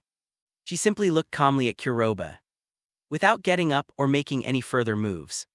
Kuroba gave a wry smile. I knew I wasn't wrong. You've come looking for me again, is it to kill me? As if to prove Kuroba's guess, Yuno suddenly lit up the entire room, filling it with blinding white light. Kuroba stared in surprise at the wings that appeared behind Yuno, finding it rather strange. They were indeed a pair of wings, incredibly beautiful. However, unlike Amano Yuuma, was pitch black instead. It radiated a sacred light and was pure white. White wings, you really are an angel. Seeing Kuroba's reaction, Yuno was somewhat puzzled. It seems you're not curious about my other identity, but rather astonished that I'm an angel. Kuroba gave up resisting and placed his hands on the floor in a gesture of surrender. I'm really fed up. Why do all the friends I make want to kill me? Should I not even be alive in this world? Yuno couldn't help but chuckle at Kuroba's funny expression. She snuggled closer to Kuroba, resting her head on her chest, tilting her head slightly to look at Kuroba. You think I'm here to kill you, isn't that so? Kuroba sighed. Yuno, however, adorably shook her head. No, before I met you, I was just an ordinary person. Otherwise, how could I have summoned a demon? At this moment, Kuroba also noticed something strange. Wait, were you an ordinary person before this? If you were an ordinary person, it would be understandable if you could summon me. But how did you summon me this time? Yuno didn't answer, but nestled affectionately against Kuroba's chest, closing her eyes to savor the sensation. As expected, Kuroba possesses magic that belongs to me. How wonderful, very nice. Kuroba was somewhat confused. Hey Kuroba. Do you believe an angel can fall in love with a stupid demon? What the hell? Kuroba didn't know how to answer that question. Falling in love with a devil, me only met twice. Yuno propped herself up on Kuroba's chest and looked at him seductively. What, you don't believe me? Or do you think it's hypocritical of me to fall for you after only meeting you twice? You must have your reasons. Kuroba didn't deny it, but put himself in Yuno's shoes and thought about it. Yuno's gaze softened as she looked at Kuroba. From as far back as I can remember, I felt like I was always living alone growing up in a daze, unable to make friends, constantly ostracized, and feeling alienated from everyone. Until I got that flyer, made a wish, and met you. When you said you wanted to be my friend, and saw your bright smile, Kuroba. Do you know how my heart melted? Yuno recounted the past to Kuroba as if reminiscing. In that instant, it was as if a flood of memories rushed into my mind. I remembered that I was the incarnation of an angel, and a mortal enemy of demons. But I had no intention of killing you at all. In fact, my mind was full of your image in the end. Before you left, I couldn't resist the impulse in my heart and kissed you. But you didn't expect that I would unintentionally steal your power. Kuroba added. Yuno looked at Kuroba and nodded slightly. But because of this, my unrealized wish has become a tangible reality. Kuroba, I love you, please take me. Upon hearing Yuno's words, Kuroba's pupils widened suddenly. He noticed that Yuno's white wings on the left were gradually being swallowed by darkness and were beginning to turn into black wings. Yuno clearly noticed the problem as well. She immediately folded her wings, looked at Kuroba with a charming expression, and slowly lowered her head wanting to kiss him. Kuroba stared at the scene in disbelief. No, Yuno. Stop, we can still play games together, can't we? Stop thinking that, it's unstoppable. This is my inner desire, an uncontrollable desire. But Kuroba, you're different, I see hope in you one day. You will definitely be able to change this situation. After saying that, Yuno kissed him, her smooth tongue roaming freely inside Kuroba's mouth. Kuroba, however, was somewhat resistant and did not want to do this. Yuno just glanced at him pitifully, her eyes full of love. Kuroba was somewhat dejected, thinking that at worst, she could just ask Ria-senpai to take her as a familiar, and that would solve the problem. So Kuroba stopped struggling, wrapped his arms around Yuno's delicate body, and responded to Yuno's passionate kiss. Their breaths grew increasingly hot, and before they knew it, they were rolling around on the bed completely naked. Yuno quietly grasped the burning heat of the black feather. Her beautiful eyes filled with joy. Kuroba, you have to be gentle with me, this is my first time. After saying that, Kuroba entered. Yuno bit her lip to suppress a groan of pain, and 2 tear tracks slid down her face. Her eyes filled with happiness that night, as they rubbed against each other. Accompanied by Yuno's suppressed voice, the two became one. The perfectly round, snow-white breasts changed shape wildly in Black Feather's hands, and Black Feather's eyes were tinged with a hint of scarlet. Like a vicious wolf eyeing its prey, however, Yuno accepted Kuroba's treatment with complete relish, thoroughly enjoying it all. Finally, amidst their roars, they released their pent-up emotions, and Yuno convulsed, collapsing weakly onto the bed. She gently stroked the black feather beside her. His eyes were filled with longing and reluctance. Kuroba. Chapter 15, The Paths of Heaven and Demon, bonus chapter for donations. Before Kuroba could say anything more, Yuno waved her hand, and the two of them were dressed. Then Yuno hugged Kuroba and flew out of the window. We're going to, before he could finish speaking, Kuroba's pupils trembled violently as if an earthquake had struck. Yuno, your wings. Yuno's wings continued to transform without stopping. When she reappeared, half of them had turned completely black, and the transformation was slowly spreading to the other half. Yuno simply smiled at Kuroba. Give me a little more time. Give you time? What do you mean? Say something, Yuno. Kuroba was held tightly by Yuno and could not struggle at all. He could only let Yuno carry him through the air. After saying that, Yuno fell silent, remaining quiet, though she looked somewhat sad soon. Kuroba realized the scene below looked familiar. Wasn't this his own home? And standing on the rooftop, holding weapons and looking ready for battle. Isn't that Ria-senpai? SHH. Yuno landed in front of Ria's with Kuroba. Ria's looked at Yuno with an extremely serious expression. Release my family, clearly. Ria's had sensed the angelic power within Yuno and the magic of Kuroba from a great distance. That's why it appeared on the roof. Yuno ignored Ria's and just looked at Kuroba with reluctance. You are Black Feather's master, aren't you? Because Kuroba was still in Yuno's hands, Ria's didn't know what the angel in front of her wanted to do. And judging from the wings behind her, she seemed to be transforming into a fallen angel. For a moment, Ria's couldn't think of any other solution and could only helplessly answer Yuno's question. Yes, he is my kin, release him, really, that's good. Yuno embraced Kuroba and kissed her deeply. Kuroba immediately felt a surge of power flowing into his body. Kuroba knew that this was Yuno's power. He tried to struggle, but he was no match for Yuno. He could only watch helplessly as he stripped Yuno of her power. The holy radiance on her body grew dimmer and dimmer, and even half of her dark wings began to fall off. After a long while, Yuno released Kuroba and threw him directly at Rias. Time is of the essence, please listen to me. I would never harm Kuroba. He is the person I have fallen in love with. But love between an angel and a demon is ultimately taboo. And I am the one who will be punished, as Yuno spoke. Kuroba saw specks of light begin to flicker around her. Whether it was an illusion or not. Her feet started to disappear. Kuroba is special. Due to a twist of fate, he possesses angelic magic. But that magic is far too insignificant. Like a fragile seedling, know before I vanish. I'm giving all my own magic to Kuroba to nurture that seedling within him. There might be an imbalance of power. So I'll have to trouble you with the rest. Yuno looked at Rias without any hostility in her eyes. As if she were entrusting her with something. Kuroba, don't be sad for me.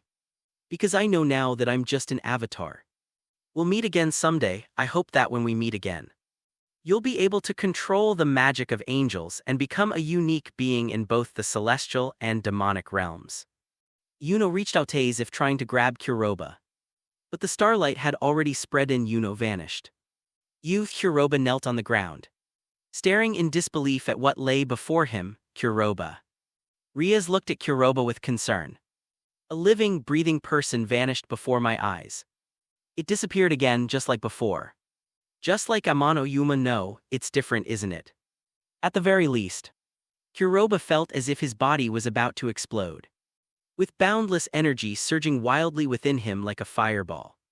Unable to bear the blow, Kuroba roared to the sky, his body radiating heat like molten lava, steaming and making the barrier set up by Rias appear shrouded in smoke.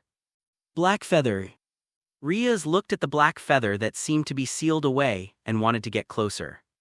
But after taking 2 steps forward, she felt the scorching heat and her clothes spontaneously combusted, which showed how terrifying the high temperature it emitted was. Black feather roared to the sky incessantly, and black and white colors appeared inside its crimson body, clearly dividing its body into 2 halves, visibly. The angelic magic within Kuroba's body was constantly colliding with the demonic magic. As the host, Black Feather bears 100% of the damage they cause. Damn it, is this what imbalance is? Rias bit her lip, looking resentful. As Rias watched the angelic magic gradually suppress the demonic magic, she could hardly believe it. How much suffering would a demon endure if its body were filled with the magic of angels? We must save Kuroba. Rias infused herself with as much magic power as possible, and then walked inside without hesitation. Although her body was covered in magic, Rias was still surrounded by a hissing sound. This is the sound of her magic being corroded by the crimson flames. This domineering energy actually burst forth from Black Feather's body. So what kind of torment is Kuroba's the original body currently suffering? Step by step, Rias pressed forward without flinching. Her body had turned crimson and was radiating an astonishing heat to the touch. Thanks to her demonic constitution, Rias was able to barely keep going. Finally, she walked up to Kuroba, and the moment she reached out to touch him, she couldn't help but pull her hand back. It was scalding hot. The intense heat was so intense that even Rias couldn't withstand it. Kuroba, looking at Kuroba so close to her, Rias felt an overwhelming pang of heartache. Even someone who gets close to him can't withstand it, let alone Kuroba himself as a battlefield rate. Rias bit her lip hard, then resolutely hugged him. Zizizi. In an instant, Rias felt as if she had been roasted alive. She felt as if her internal organs were on fire, and her magical protective abilities had become negligible, only able to maintain the state of not collapsing. However, Rias did not show any sign of pain. She simply looked at Kuroba with the same gentle expression as always, and lightly stroked his face. It's all right, Kuroba. It's all right, I'm here. I would never abandon my beloved family. After saying that, Rias aimed at Kuroba's lips and kissed him. Chapter 16. Can I knock him out? When Kuroba and Rias' lips met, the irrational Kuroba, as if finding an outlet, forcefully embraced Rias. Rias felt a tremendous suction force, and her tongue was unconsciously drawn towards it. Ugh. Leah looked at Kuroba with a hint of hesitation. This was the first time Rias had ever seen Kuroba so proactive.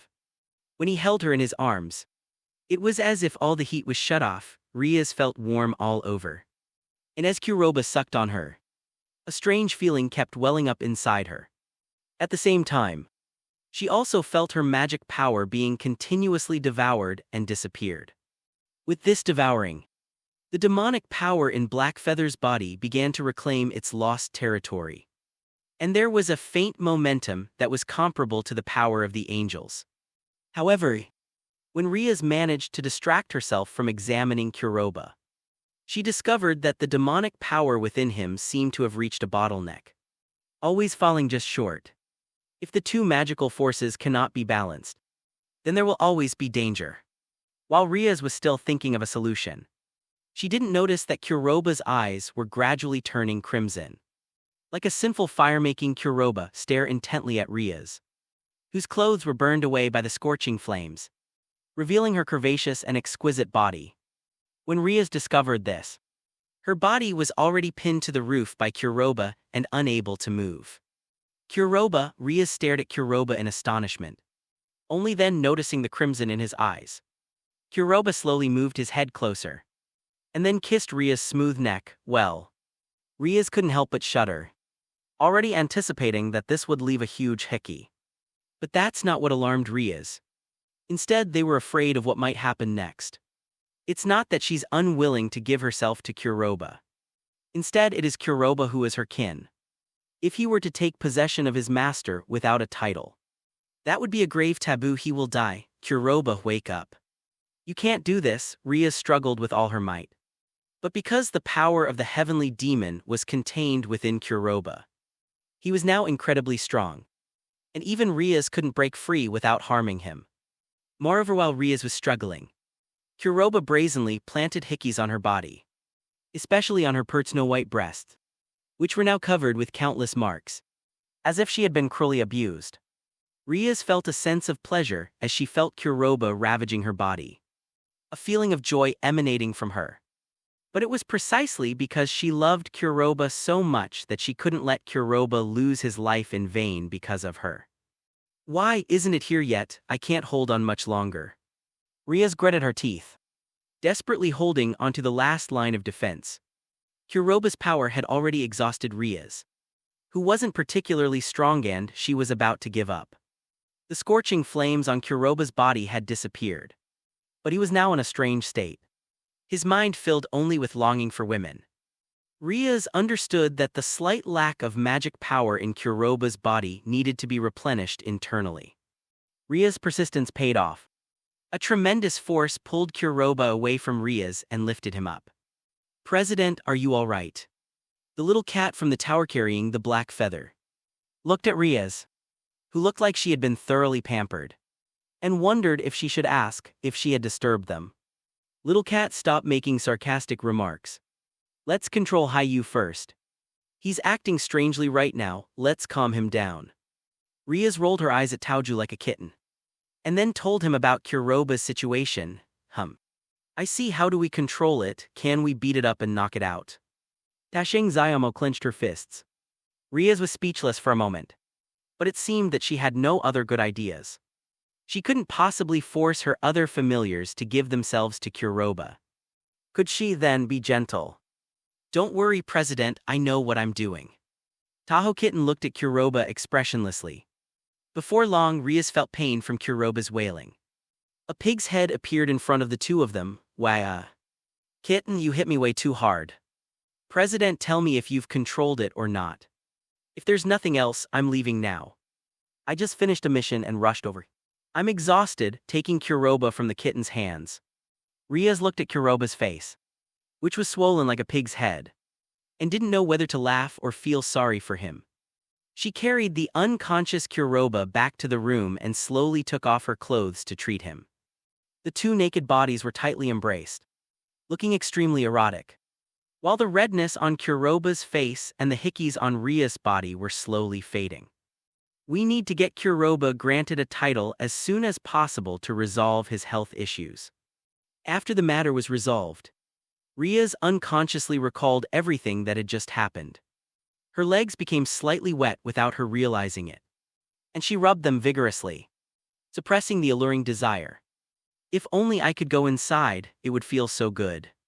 Sigrun has taught at the Iceland University of the Arts as a part-time lecturer since and was dean of the Department of Fine Art from. She held a research position at Reykjavik Art Museum focusing on the role of women in Icelandic art.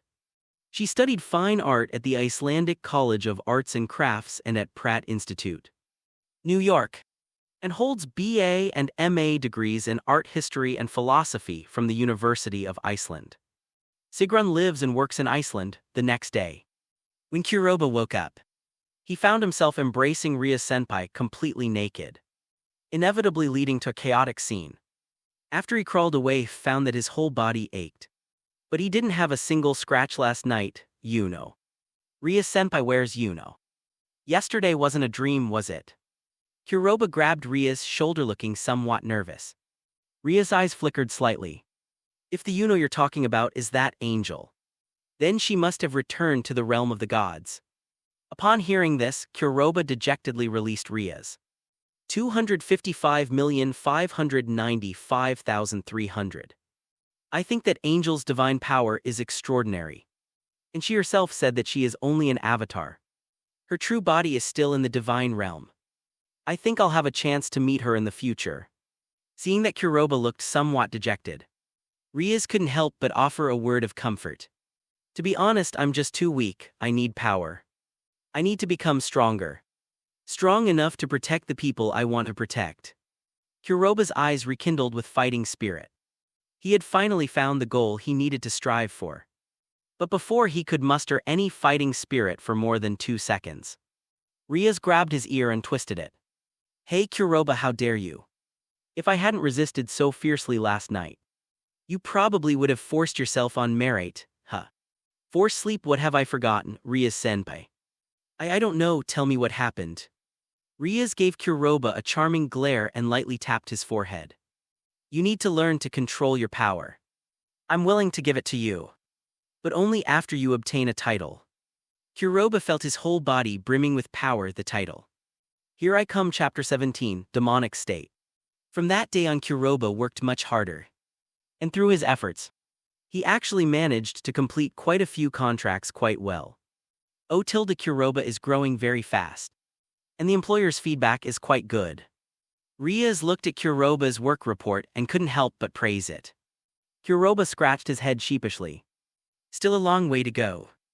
Rias put down the report in her hand and looked at Yuuki, who had just come in from outside. Perfect timing, Yuuki is here, huh? Is there something you need, President?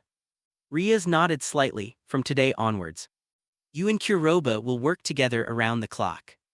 All day. Before Yuuki could say anything, Kuroha let out a strange cry. Yes, all day. Akino and I have some things to take care of. I'm worried about your current condition. With Yuuki here, I feel much more at ease. What? Kuroha, are you looking down on me? Yuuki was holding Kuroha's arm, and she looked somewhat injured. No, it's just that it will be troublesome for you. Kuroha quickly denied it. Well, that's settled then. Yuuki ignored Kuroha's words and agreed to Rias' request. Please follow me, Kuroha. Yuuki playfully winked at Kuroha. Then from that day on, Rias senpai and Akino senpai disappeared, not even appearing at school. There was one more person by Kuroha's side.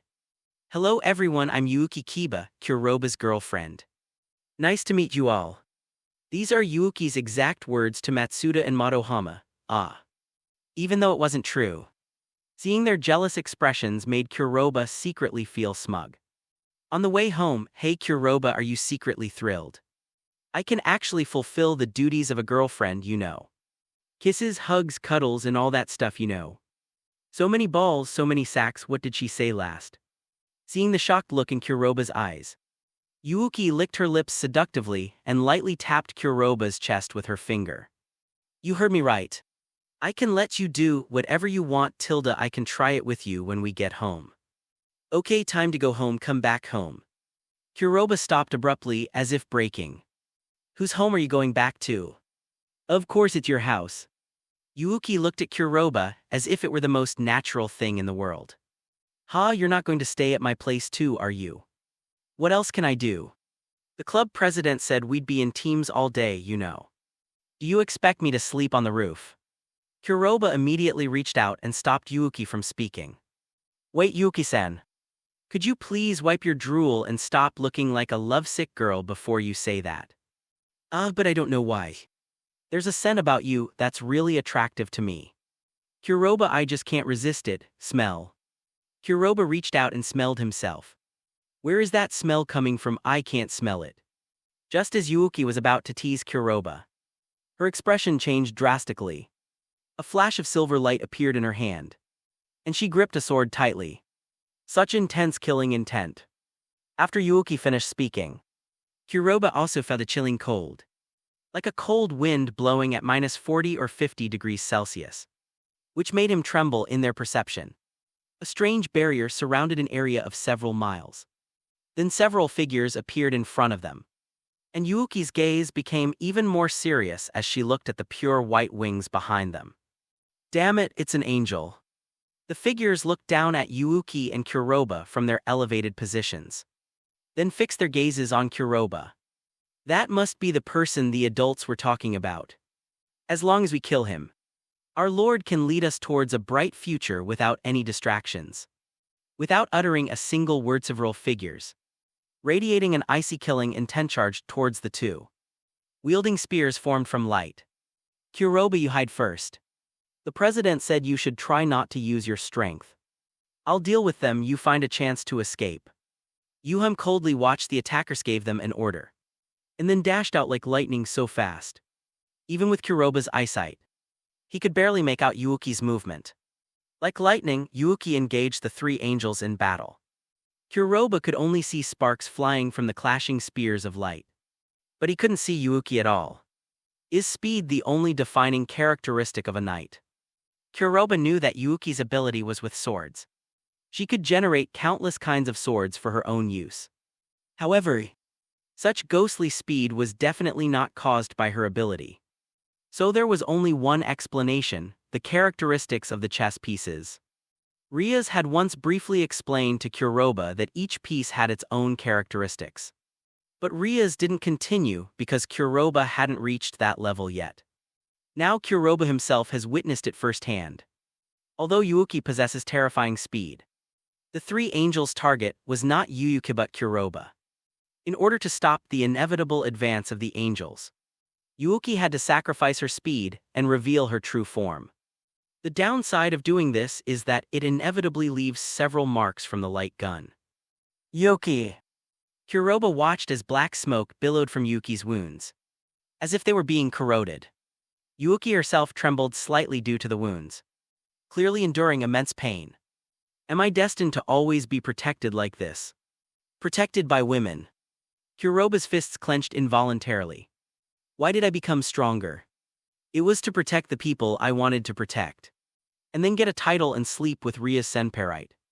But what am I doing right now, watching his comrades fight? And fight to protect themselves? Then should I just cower on the sidelines like a mouse and watch the battle unfold?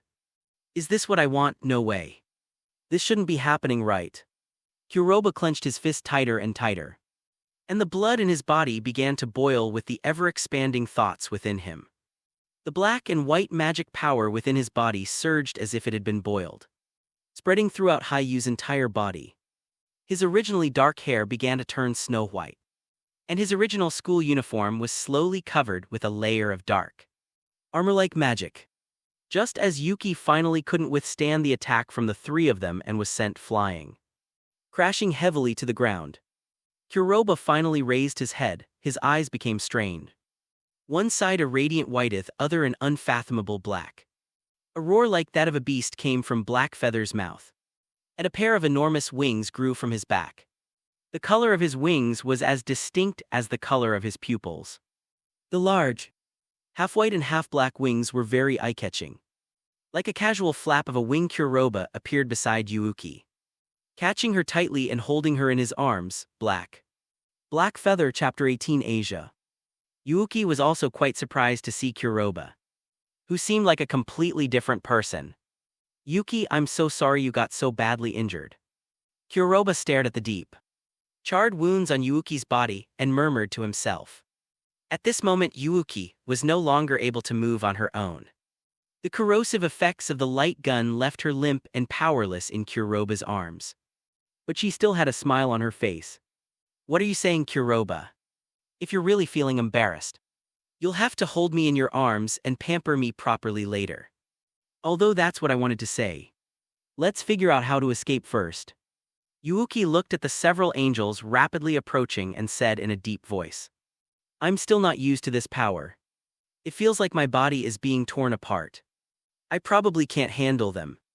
I'll find a chance to get you out of here for now. Please hold on tight as much as you can." With that, Blackfeather flapped his enormous wings, bringing a strong gust of wind as he approached the three angels. Although Kuroba did not reveal his weapon, the invisible pressure emanating from the angelic magic within him caused the three angels to suddenly sink. Oops, although she sensed something was amiss. In that moment of panic, Kuroba slipped through the gap between the three angels and fled outside.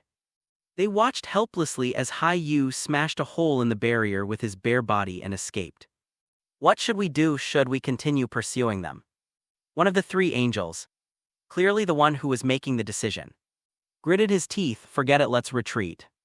We've wasted too much time. If the adults find out, we won't have any peace even if we fall into hell, damn it.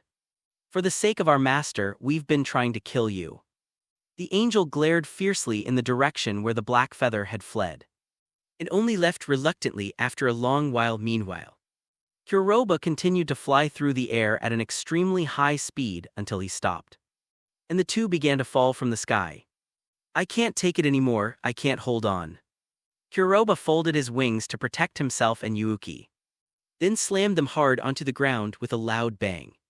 Thick smoke billowed from the crash site and lingered for a long time. Kuroba coughed up 2 mouthfuls of blood, then struggled to open his wings and release Yuuki. "Kuroba, are you all right?" Yuuki struggled to her feet and looked at Kuroba, who was lying weakly on the ground. "Cough, it's nothing. It's just that my whole body aches, and I can't muster any strength." The thick smoke began to dissipate slowly. Although Yuuki was injured, she remained vigilant about her surroundings. She noticed a figure emerging from the smoke, who Yuham gripped a sharp blade in her hand, barely managing to assume an offensive stance. I just heard a loud noise over here and wanted to come and see what happened. Are you injured? I can help you treat it."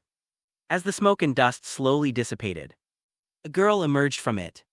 Kuroba reluctantly turned his head to look at the girl in front of him, who was wearing a nun's veil and had a pair of deep green eyes, but said nothing. His internal organs were torn apart, causing him to vomit 2 mouthfuls of hot blood. Ugh. He's vomiting blood. Could you please stop pointing your sword at me? He'll really die if I don't save him. The girl was so anxious she was about to jump up and down. She didn't care about Yuuki's wariness of her, but she was concerned about Kuroba's current pain and wanted to help. As she spoke, a green light appeared in her hand. Yuki only glanced at it and felt a warm sensation throughout her body, as if her breathing had become easier. "None. Don't come any closer, we don't need your treatment." Yuki raised her right hand and pointed her sword at the girl as a warning. "Are you kidding me? You want a nun to heal you? You'd be more likely to kill yourself. What's the difference between the healing power of the light faction and poison to demons?" Despite being pointed at with a sword, the girl showed no fear. She simply tried to explain to Yuuki anxiously. No, although I possess divine healing power, but I can heal all species, including demons." Although Blackfeather had quickly folded his wings, the scattered black and white feathers still revealed his identity. "Even so, what makes you think you can help us with the treatment? I don't believe there's such a good thing." Yuuki, however, did not lower her guard and continued to grit her teeth and confront the girl. I am Asia Argento. Please believe me, I truly mean you no harm. God has bestowed upon me this power, so naturally I cannot stand idly by and watch those before me suffer." Yuki let her come over. Yuuki wanted to say something, but was interrupted by Kuroba. He turned his head to look at Asia. "Could you please treat me? To be honest, it hurts quite a bit." Kuroba possesses angelic power, so even if it's a healing spell from the light faction, It shouldn't cause any negative effects, right? Of course. Asia nodded excitedly, and Yuuki, having heard Kuroba speak, could no longer stop her and could only watch Asia walk to Kuroba's side. Oh, how did you get so badly injured? And it doesn't look like an external injury at all. It's more like it's caused by an expansion of internal power. Asia was also startled when she finally saw clearly the extent of Kuroba's injuries. She quickly summoned her divine artifact, which emitted a soft green light and covered Hayu's body. What? As soon as the green light touched him, Kuroba let out a comfortable groan. Is it painful? Please bear with it for a moment. Asia looked at Kuroba with some nervousness. Kuroba simply smiled and shook his head, looking at Asia. You said your name is Asia Argento, right? My name is Miyamoto Kuroha. You can call me Kuroba. Thank you very much for your help, Asia. Just call me Asia, no need to be so polite. I've always been taught to help the injured. It's what I should do, it's God's will. Kuroba sensed it and found that Asia's healing had no harmful effect on the demonic power. His body was recovering rapidly with Asia's help. Could you help me heal my companion later? Her injuries are more serious than mine. But I can move around now. Kuroba sat up and looked at Asia pleadingly. Of course. Asia stood up abruptly and jogged toward Yuuki. Although she was startled by Yuuki's sudden raised sword, she still carefully crouched down. I'll treat you. It must hurt a lot. As the green light bent down, Yuuki's pupils immediately widened. A divine messenger capable of healing demons. This girl's power is dangerous. Chapter 19. Am I good looking? After receiving treatment from Asia, Yuuki's burning sensation quickly began to dissipate, which made her believe that Asia could heal demons. Okay, there shouldn't be any problems now. Asia dimmed her light, wiped the sweat from her forehead caused by the use of her power, and looked at Yuuki with great joy. Thank you, thank you. Yuuki wasn't someone who couldn't distinguish right from wrong. Asia had healed her, and although she was from the light faction, she wasn't exactly an enemy. It's all right, it's good to see you all recovered. Well then, I must take my leave now. Asia smiled innocently, then took her leave. Asia. Seeing that she was about to leave, Yuuki hesitated for a moment but still called her back. Okay. Upon hearing this, Asia turned to look at Yuuki. Your abilities are very special. It's best not to reveal too much of them if possible. Upon hearing this, Asia's expression darkened as if she had recalled something from the past. She quickly composed herself and bowed to Yuuki. Thank you for reminding me, I will be more careful. Goodbye. Kuroba silently watched Asia's retreating figure until she disappeared before calling out to Yuuki. Let's go home. Yuuki keenly sensed that something was off about Kuroba's voice. Kuroba, what's wrong? Has your wound not healed yet? Hayu shook his head, not familiar with that form. So I was using as much demonic power as possible while controlling the energy. Now it seems I've used up too much, causing an imbalance that I can't control anymore. Seeing Kuroba's condition, Yuuki immediately remembered what the president had told her before he left. Kuroba's current state is extremely unstable. If he goes berserk, then is it about to happen? I'll use the power within me to help Kuroba suppress it. Rather, Ria's sudden departure from Kuroba's side was probably for this very purpose. If the forces on both sides are not balanced even for a day, Kuroba's body will explode like a time bomb. Yuuki is an important part of this plan. She was already mentally prepared when Rias told her everything. I just didn't expect this day to come so soon. This caused Yuki's face to flush slightly. She glanced shyly at Kuroba and then helped him up. Kuroba's situation is relatively stable right now, and it's not a situation where he has no other choice. So Yuki decided to take him home first, at the very least. There should be a soft bed, right? Otherwise, it would be taking it too lightly. I wonder if it's because Kuroba had experience with this. On the way home, Kuroba remained relatively calm. His body seemed to have developed a resistance to this tearing sensation, and his flesh began to become tougher as it was repeatedly torn and reassembled. But even so, the feeling of being overwhelmed is never pleasant, no matter how much you try to endure it. I finally made it home, after placing Kuroba on the bed. Yuuki stared intently at him. Kuroba, may I ask you 2 questions? Kuroba looked at Yuuki with a puzzled expression. Then nodded with difficulty. Are you determined to become stronger? Yuki immediately asked the first question. Kuroba nodded without hesitation. Recently, his desire to become stronger has grown stronger. And many things have happened because he was too weak. A problem that Kuroba clearly realized, then. The second question. Yuuki's expression became somewhat awkward. Kuroba.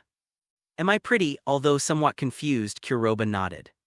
After all, if Yuuki isn't considered beautiful, then there probably aren't many good-looking people in the world. Right, that long shimmering golden hair, those large, clear blue eyes, that ever-present cheerful smile. And those perfectly round, snow-white breasts with those 2 striking, deep red nipples, a slender waist, and that smooth, clean, mysterious place. What the heck? Why are there so many sacred images appearing before my eyes? Kuroba stared in disbelief as Yuuki slowly removed her clothes, revealing her exquisite figure. Yuuki. What are you doing? Yuuki gave Kuroba a seductive look, then slowly climbed onto the bed, positioning herself above him. I'll ask you one more time, am I pretty? Kuroba swallowed hard and nodded. Then, do you want me? Do you want me? Was this some kind of mysterious phone call, a code? Or just a simple meaning? Kuroba stood frozen in place, staring blankly at the snow-white figure swaying in front of him. Answer me. Yuuki couldn't bear Kuroba's burning gaze any longer and let out a coquettish sigh. Cough. Kuroba cleared his throat sheepishly. I don't think any man wouldn't want to. Yuuki. You're so beautiful, you are practically a super beauty. Yuuki gave Kuroba a satisfied look. You're quite the smooth talker, you're getting off easy. Yuuki took a deep breath, mentally preparing herself, and then slowly lowered her head, gently kissing him under Kuroba's gaze. When Yuki's soft little tongue touched Kuroba's tongue, she shyly flinched away for a moment before tentatively sticking it out again. Kuroba was stunned, but he could only maintain it for less than 3 seconds before he felt himself constantly absorbing the magic power from Yuuki's body. As he absorbed the energy, he felt a strange flame surge within his body, causing his expression towards Yuuki to become increasingly ferocious, or rather filled with an unusual aggression. Kuroba reached out and hugged Yuuki, and with a soft moan from her, he took the initiative and pinned her down. Yuuki glanced at Kuroba with a hint of panic, but quickly stopped struggling, letting Kuroba domineeringly suck the saliva from her mouth. So kissing is such a pleasurable thing. Yuuki's eyes welled up with tears, and her gaze toward Kuroba grew increasingly tender. It was as if she wanted to remember his appearance deeply in her heart. Kuroba's hands were not idle either. He quietly and stealthily climbed upwards, slowly approaching Yuuki's tender skin. The moment he touched her, Yuuki shuddered violently. The warmth of the hand, along with the touch, was transmitted to Yuki's senses through her smooth skin. The strange feeling of being held in a man's grasp instantly filled Yuki's mind. What, as Kuroba needed her? Yuuki felt her snow-white skin constantly deforming. Pain mixed with a tingling, electric-like sensation overwhelmed her senses, causing her to involuntarily moan softly. She felt a surge of heat rising from her lower abdomen, causing her to unconsciously clench her legs together. Kuroba, it hurts so much. Chapter 20, I'll stab you to death. The author is currently revising the content of this chapter. Please check back later. Chapter 21, Brother-in-Law. The Underworld, the Gremory family. To avoid wasting time, Ria took Akino back to her home. Inside the study, a stern-faced man was handling official business. He was clad in armor that was exceptionally exquisite even among demon nobles, and he had the same bright red hair as Ria's. His dark pupils held a hint of majesty, and he exuded an invisible aura that inspired awe. He is Surzech Gremory, Ria's Gremory's older brother, one of the current 4 great demon lords, a powerful being with the title of Lucifer. But when the study door was pushed open, Sazek frowned as he looked at the person entering. His usually stern face instantly softened into one of infinite tenderness. Ria's, why did you suddenly come back? Did I interfere with your work?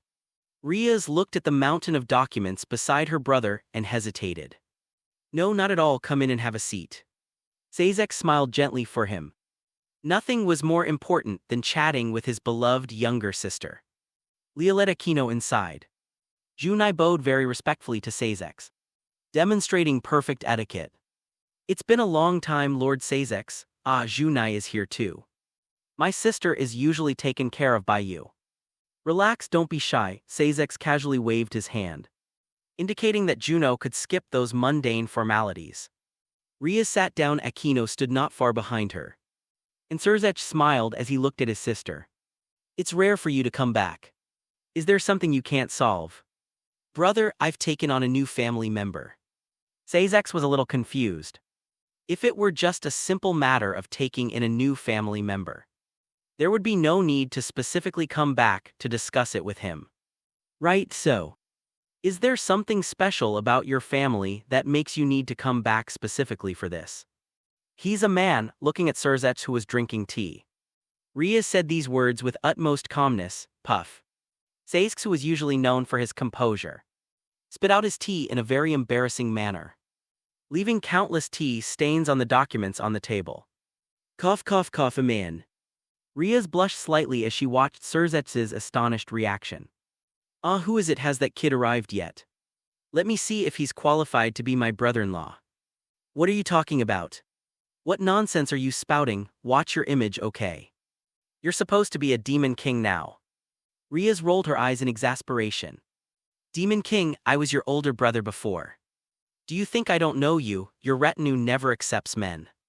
Because you only choose men for those you like and support them to rise to the position until they are a match for you. Now that man has appeared as his brother-in-law.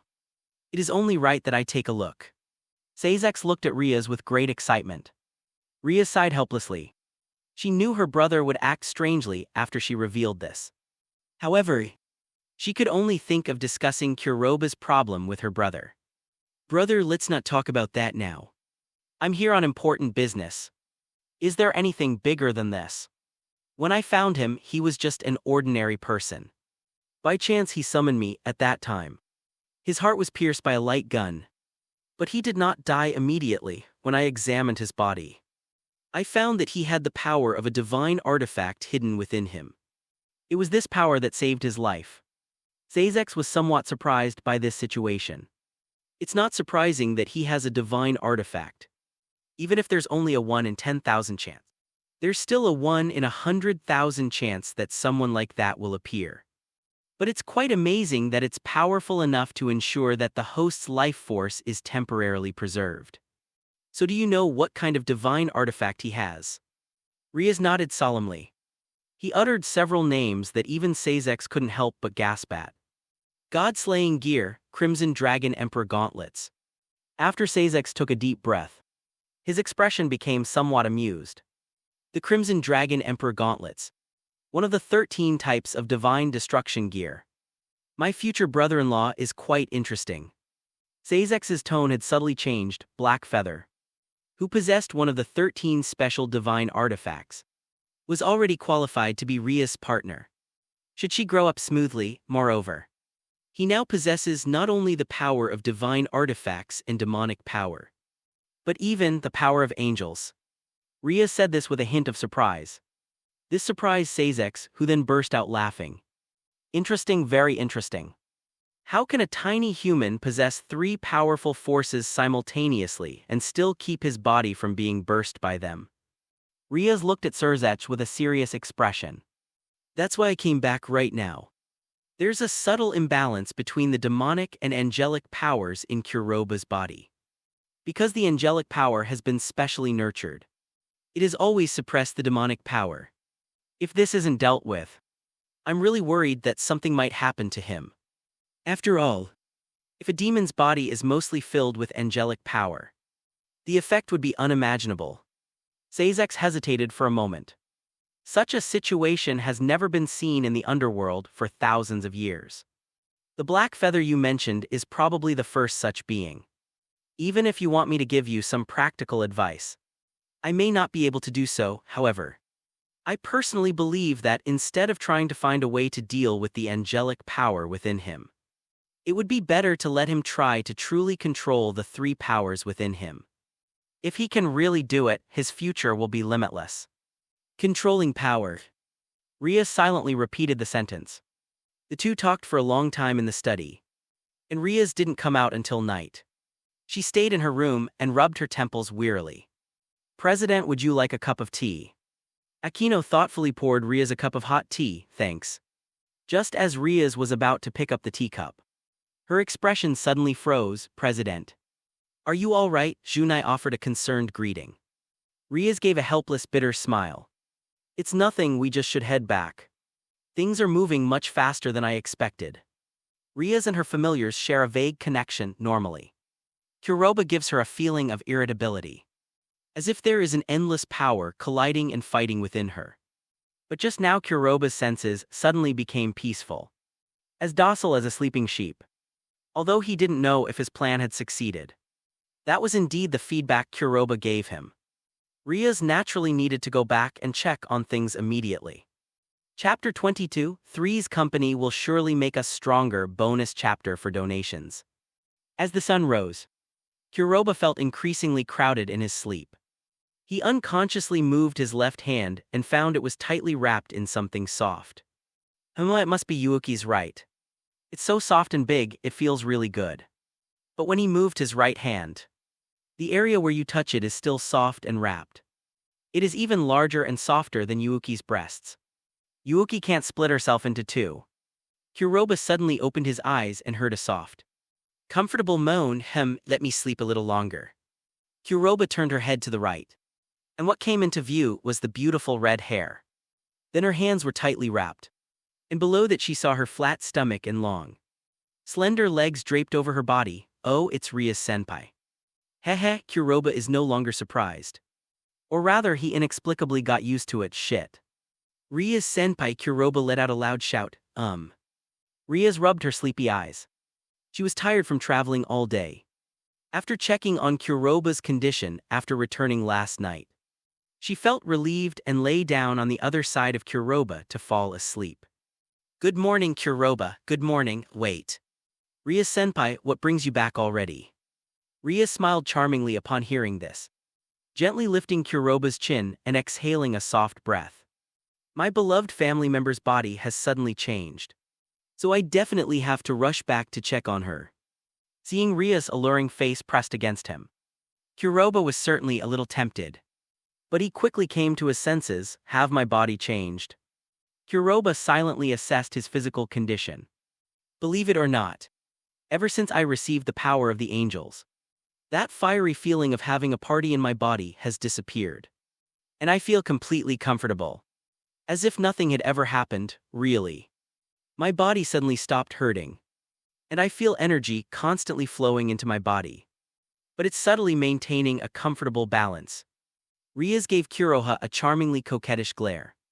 Don't try to act innocent after getting the benefits. If it weren't for Yuuki, would you have gotten away with it so easily? And look at all the wounds on your body. You must have used your inner power yesterday, right? Ria's glanced amusedly at Yuuki beside her, who was fast asleep as if she had just finished a very tiring workout and hadn't been disturbed by their conversation at all. Ria's then glared at Kuroba with a hint of jealousy. It wasn't that she cared that Kuroba had taken Yuuki as his wife. What she cared about was that Kuroba's first woman wasn't her. Polygamy is very common in the underworld, and Ria's, who is used to it, doesn't find it a problem at all. You mean? I absorbed Yuuki's demonic power and then balanced the power within me. Kuroba had heard Ria's make this assumption before, so he reacted immediately. Thinking back to the crazy experience with Yuuki last night, he also realized that it was because of Yuuki that his body had returned to normal. Kuroba felt the burden on his shoulders grow even heavier. And with a determined look, he looked at Ria's with a serious expression. Ria's senpai, I want to become stronger than anyone else, until I can protect the people I want to protect. Seeing Kuroba's extremely serious expression, Ria's expression softened even more. This is what I wanted to tell you next. You need to learn to control the three forces within your body. including the divine artifact. As long as you can control them, you can become stronger. Kuroba looked at Riaz with great interest. "No problem. Riaz-senpai, where should I begin?" Riaz winked at Kuroba. "Let's start by increasing demonic power to maintain a balance with angelic power." After saying that, Riaz wrapped her arms around Kuroba's neck and pressed her delicate lips against his. Her moist, fragrant tongue boldly extended and intertwining with Kuroba's tongue. As their lips and tongues slid and saliva exchanged, Riaz couldn't help but feel aroused. A beautiful blush slowly crept onto her face, and her breath began to heat up. It was early morning, and the energetic Kuroba pressed against Riaz's soft abdomen as she leaned in. The hot, trembling presence made Riaz let out a soft moan. Riaz, holding the silver thread, tilted her head back and looked at Kuroba with a mocking expression. "How can you have so much energy so early in the morning? You're such a strange devil." Kuroba gave an awkward laugh. What an international joke. A stunningly beautiful woman ached and pressed close to him. Freely exchanging saliva, any man would have to stand at attention to show respect. Right? Riaz licked her lips. "Do you need your master's help, Kuroba?" After saying that, Riaz's hand slowly slid down towards Kuroba's body. But halfway through the swim, a long, slender leg intercepted it. "Hey boss, I can handle this. You don't need to trouble yourself." Yuki, who had been silent all along, seized the opportunity to straddle Kuroba's body, and after a precise aim, joined in without any foreplay. Although it was a little dry at first, Yuki immediately reacted when she felt the heat of the black feathers, letting out a charming phoenix cry and rising up. Riaz stared blankly as Yuki snatched the prize away, a pang of jealousy rising in her heart, since it was Riaz who brought up the idea of increasing magic power. And although Yuki is also her familiar, she is clearly no longer in a master-servant relationship with her familiar. This is simply a battle between two women. Most importantly, there are things that Yuki can do now that she can't do. Otherwise she'll be harming Kuroba. This made Riaz somewhat depressed. She pouted, and seeing Hayu's blank expression, she felt a surge of anger. So happy seeing Yuki having so much fun. Riaz grew increasingly angry. "I can't go." But they didn't say anything else was prohibited. Riaz immediately looked at Kuroba's head, then sat down hard on it. He forced Kuroba to have a lavish seafood feast. Kuroba was incredibly excited at that moment. "What is this? Is this a gift from God? What a wonderful dream. If this is a dream, please don't let me wake up. I can stay here and grow stronger for the rest of my life." Feeling the scent so close at hand, and the pleasurable sensation of constant friction, Kuroba felt as if his life had been elevated. He immediately began to tease with his lips and tongue, and exerted force with his waist and abdomen. The entire room was instantly filled with the melodious sounds unique to alluring women, lingering for a long time until a torrent of sound erupted, satisfying Riaz, filling Kuroba's stomach, and satisfying Yuki's hunger. Looking at Yuki and Riaz, who were slumped on the bed in the room, Kuroba couldn't help but clench his fist and shout in his heart, "This is the price of becoming stronger. Bring on the punishment." Chapter 23: Unwanted Torture. The lashes did continue, but the way they were being continued was somewhat unacceptable to Kuroba. Achoo, achoo. Kuroba ran swiftly among the students in the dead of night, closely followed by a ferocious-looking three-headed hellhound that stood about 8 meters tall. "Riaz-senpai, I'm about to die." Kuroba screamed loudly, trying to get Riaz's help. However, Riaz was leisurely sitting in a pavilion not far away, enjoying the tea and snacks prepared by Akino. After hearing this, she smiled slightly and said to Kuroba, "You can't use your power. You have to rely on your physical abilities to escape. Otherwise, I won't be able to control the three-headed hellhound behind you. It's not my familiar. If it senses the presence of magic on you, it won't be such a simple chase. You might really die." 3 days have passed since Riaz returned. During these 3 days, Riaz, in order to train Kuroba's physical strength, somehow obtained a terrifying and ferocious three-headed hellhound to train him. On the first day, Kuroba was a little scared, and a little magical energy fluctuation appeared on his body. Sensing the magical energy fluctuation, the three-headed hellhound went out of control and spewed hellfire at Kuroha, opening its bloody mouth in an attempt to swallow him whole. Then the man and the dog began an endless chase training session. Thanks to the immense pressure from behind, Kuroha's stamina has improved by leaps and bounds in the past few days. In fact, it's more accurate to say that he has no choice but to fly. We'll die. Seeing that Kuroha was starting to show signs of fatigue, Rias smiled charmingly. Kuroha tilde good luck. If you finish tonight's training, you can do whatever you want when you get home. You can do whatever you want. Upon hearing this, Kuroha felt energized and his speed increased once again. It's just a dog, I'll fight you to the death. An hour later, Kuroha, bodily dejected, was pinned to the ground by the hellhound, his body covered in the sticky saliva left by its enormous tongue. My do whatever I want is gone. Locke stepped back, Rias's beautiful voice rang out, and Cerberus obediently stepped aside and sat down. She approached Hayu, smiled sweetly, and squatted down to look at Hayu on the ground. Oh dear. What a pity, Kuroha. I was all ready, but someone just let me down. How can it be repaired? Kuroha angrily slammed his fist on the ground. Besides not being able to be intimate with Rias, she also felt helpless about her own weakness. But what he himself didn't know was that being able to hold his own against Cerberus for so long with just his physical body was already a rare feat. However, Rias did not choose to reveal this fact for Kuroha's sake. Rias took a letter out from her tightly wrapped and crowded breasts right in front of Kuroha. How about I give you another chance, what? Kuroha stared in surprise at the rather delicate envelope in Ria's hand. Ria's expression also became serious, and her gaze towards Kuroha became somewhat solemn. As you should know, besides humans there are demons, angels, fallen angels, and many more mysterious beings in the world. Our battles with fallen angels in the human realm are conducted through humans as the medium. But there are also cases where those who are taken in as followers betray their masters or whose masters have passed away. Rias sighed softly. We call such beings outcasts. Outcasts are not only capable of betraying and devouring their masters, but because they are no longer restrained, their minds will gradually be eroded and they will become a menace, killing people and even eating people. The three camps are surprisingly united in their opinion that outcasts are monsters that everyone should kill.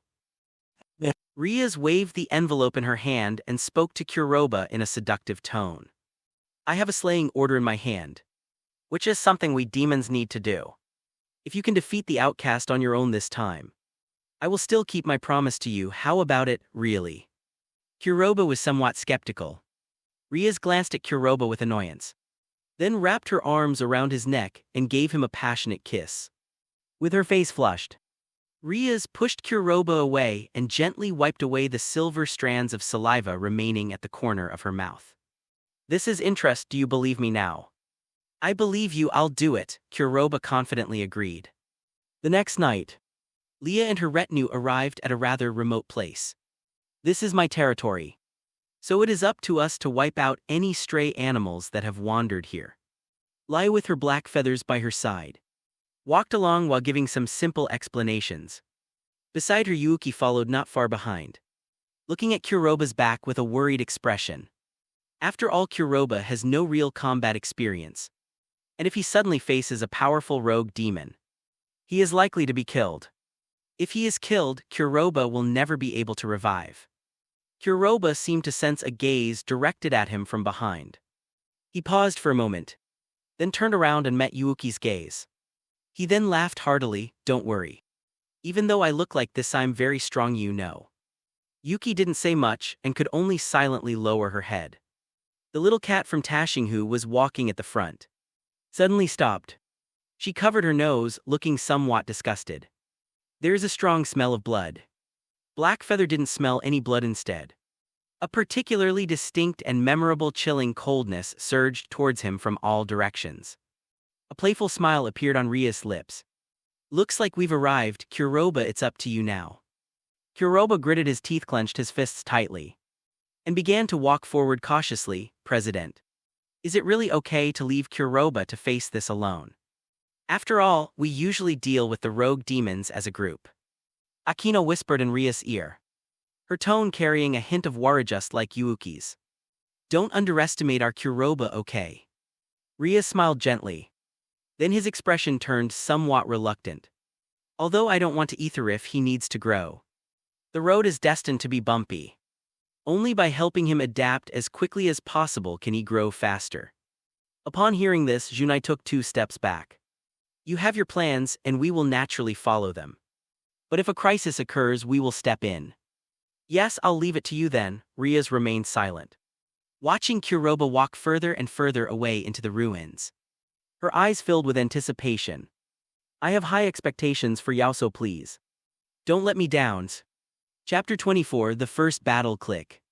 From a distance, Kuroba keenly heard the sound of a branch cracking. Kuroba took a deep breath and shouted in front of him. Hey, hurry up and come out. You're walking so clumsily and making so much noise. What are you pretending to be, you lurker? Hurry up and come out and finish this job so I can go home and sleep with my senior. Riaz was both amused and exasperated by what she heard. This guy, haha, your smell is so strange. It's like a delicacy. But it also smells like rotten meat that has fallen into a stinky ditch. What should I do? I'm so curious about what your meat tastes like. Why don't we tear it open and taste it? A gentle breeze carried a hoarse whisper, like the harsh noise of a knife carving on a blackboard, which sounded quite eerie. The rogue demon Baiza, driven by selfish desires, deserted his master and devoured countless people. In the name of Duke Gremory, you shall be slain. Riaz snorted coldly and announced the verdict while looking at a dark place in the distance. Jie, with a strange laugh, a streak of silver light creating a hurricane, shot fiercely toward Black Feather. Kuroba shuddered, and before his mind could process what was happening, his body sprang into action, rolling away to dodge the incoming slash of cold light. Rub! The silver light pierced the ground, sending countless bits of dirt flying everywhere. Kuroba turned around and looked at the weapons stuck on the ground. Speechless. Am I destined to never be able to get along with spears in this lifetime? Haha, looks like a newbie. Is it that bad now that we're sending this kind of newbie out to die? Because Blackfeather's reaction was too naive, Besa immediately judged that Blackfeather had no practical combat experience. With a loud bang, a huge figure emerged from the shadows. Its upper body was that of a naked woman, but the withered skin and the snow-white flesh that was about to sink in made Blackfeather feel extremely nauseous. Looking at its lower body, it has 4 thick, hairless legs with shiny black claws that look like they contain deadly poison. Something was swaying behind it. Blackfeather looked closely and realized it was a tail. But when that tail turned towards Kuroba, Kuroba really felt like vomiting, because hanging on it was a woman's head, with a hideous expression, looking as if she had experienced endless despair and was worse than dead. You're really disgusting. How can someone like you lure people over to eat you? Are they blind? Instead of getting angry, Besa laughed. Hehe, I'm actually quite hungry, little one. Come to my gentle embrace, I'll make you feel good, Tilda. For some reason, after saying those words, Kuroba felt that the scene and people in front of him had completely changed. He was surrounded by an incredibly luxurious room filled with pink temptations. The disgusting, eccentric demon from before had transformed into a voluptuous, slender woman with large breasts and a seductive posture. She was beckoning to Kuroba with a charming smile, trying to get him to come into her arms. Her pair of round, snow-white breasts were trembling incessantly, as if welcoming Kuroba's arrival. Kuroba was about to take a step forward. A soft, indifferent hum came from behind. What, are you so desperate you'll eat anything, Kuroba? Kuroba immediately shuddered, although the voice was calm. The murderous intent within it sent a chill down Kuroba's spine. This was not a threat from the master. It came from a woman's coldness. This is fucking deadly. The scene in Kuroba's eyes instantly changed back, and he couldn't help but gasp. A woman's anger is far more terrifying than this monster in front of you. Seeing that Kuroba's eyes had regained their clarity, Besa couldn't help but scoff. I thought I could easily solve this. But I have to do it myself, what a hassle. Having said that, Besa charged towards Kuroba like a tank, wielding two long spears and thrusting them fiercely at Kuroba. Prepare to die, you old hag. Kuroba roared angrily, then stood frozen in place. What is my weapon? A moment of stunned silence put Kuroba at a disadvantage. However, thanks to Locke's pursuit of him over the past few days, his physical reflexes had become much stronger. Although the wind from the spears was constantly piercing his ears, Black Feather was still able to dodge with difficulty. Do insects only know how to hide? Just obediently accept your death and stop struggling. Besa reread his shrill voice as piercing as boiling water. At that moment, Raya standing behind him spoke up leisurely. Kuroba, have I never told you about your rank or the role of a soldier? Hey. Senior, I'm really busy right now, can you tell me later? While dodging, Kuroba responded to Ria's, to be honest. After getting used to it a little, Kuroba even felt that Besa's attack speed had slowed down. But that's not actually the case. It was Kuroba who constantly stimulated his physical strength, causing his physical body and even his five senses to continuously improve. That's why this misconception is created. Ria's, having been an observer, naturally noticed the problem more clearly. So she ignored Kuroba's rebuttal and continued speaking on her own. As my beloved soldier ability is Ascension, which is somewhat similar to your plunder but much faster. Like this. Black Feather instantly felt his body become several times lighter. He moved swiftly like the wind, toying with Besa. As long as you're within the territory I deem yours, you can achieve Ascension. The effect of Ascension is that you can replace any piece with your abilities. For example, right now you're a knight like Yuuki. Wow, this looks fun. Black Feather's eyes immediately lit up. As Besa became increasingly impatient and couldn't keep up, he began to move lightly over Besa's body. Black Feather concentrated his enhanced and trained physical strength in his hands, clenched his fists and punched Besa hard. Although each blow was powerful and hit, it was only a superficial injury, and it didn't hurt or itch much for Besa. However, a playful smile appeared on Kuroba's lips. The phantom image of the chess piece on his body suddenly changed and appeared above Besa's head. Take this punch. The phantom chess piece has transformed from a knight into a fortress, and its abilities will change accordingly. Rias couldn't help but smile with satisfaction at Kuroba's adaptability. She watched helplessly as Black Feather descended from the sky. Punching the man from Besa, he sank deeper and deeper, the man's body being punched down from above, passing through the lower half of the beast's body. With a deafening bang and a chilling burst of energy, the ground began to crack and then sink. Besa could not withstand such terrifying power and exploded halfway through, turning into a bloody mist. Chapter 25, What's Going to Vomit? Bonus chapter for donations. Rias looked at Kuroha, who stood blankly in the middle of the sinkhole, seemingly at a loss, and a satisfied smile appeared on her lips. While it wasn't perfect, it's a pretty good result for a first match, right? After saying that, Rias lifted her foot and walked towards Kuroba's side. Black Feather, Rias senpai. Rias smiled and wiped the blood from his face. Why are you staring blankly? Are you feeling unwell? Hayu shook his head. No. It's just that although she was a lone demon, she was still the first one to die at my hands. I feel like my stomach acid is churning. Rias hugged Kuroba tightly, burying his head in her ample white skin, and stroked his hair with both hands. It's cruel, isn't it? But it's inevitable. For your first performance, you've done very well, Kuroba. Relax, I'll reward you handsomely tonight. Although it was a reward he had been looking forward to, Kuroba was not particularly interested. Rias knew that Kuroba wouldn't recover anytime soon, so she gently took his hand and led the others away from the scene. The bathroom in Kuroba's home. Your clothes are all dirty, take a good shower. Rias spoke softly, like a submissive wife helping Kuroba undress. No need, Rias senpai, I can do it myself. You're tired too, you should go and rest.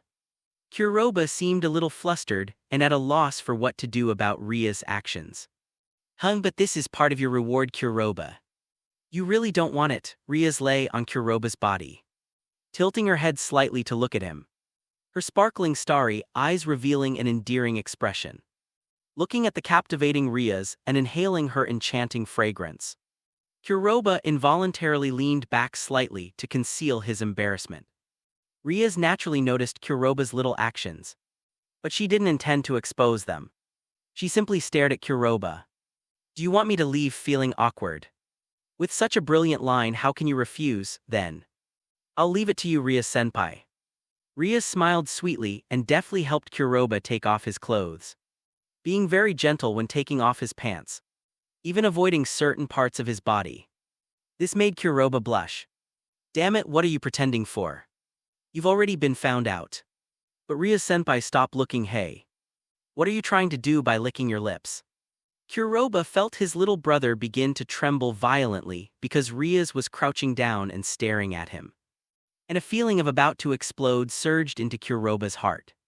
But suddenly a wave of heat swept over, and a rather nimble little snake was constantly slithering around inside. "Rias-senpai." Kuroba stared in astonishment at Rias' actions. Rias didn't speak but looked at Kuroba with a seductive gaze, giving him a look that let him figure it out himself. Rias' slightly cool hand gripped the back end, her head moving incessantly, the sucking sensation filling Kuroba's mind. Rias-senpai's skills have improved so much. Is this a prime example of self-taught talent? Kuroba stood there, enjoying Rias' gentle service.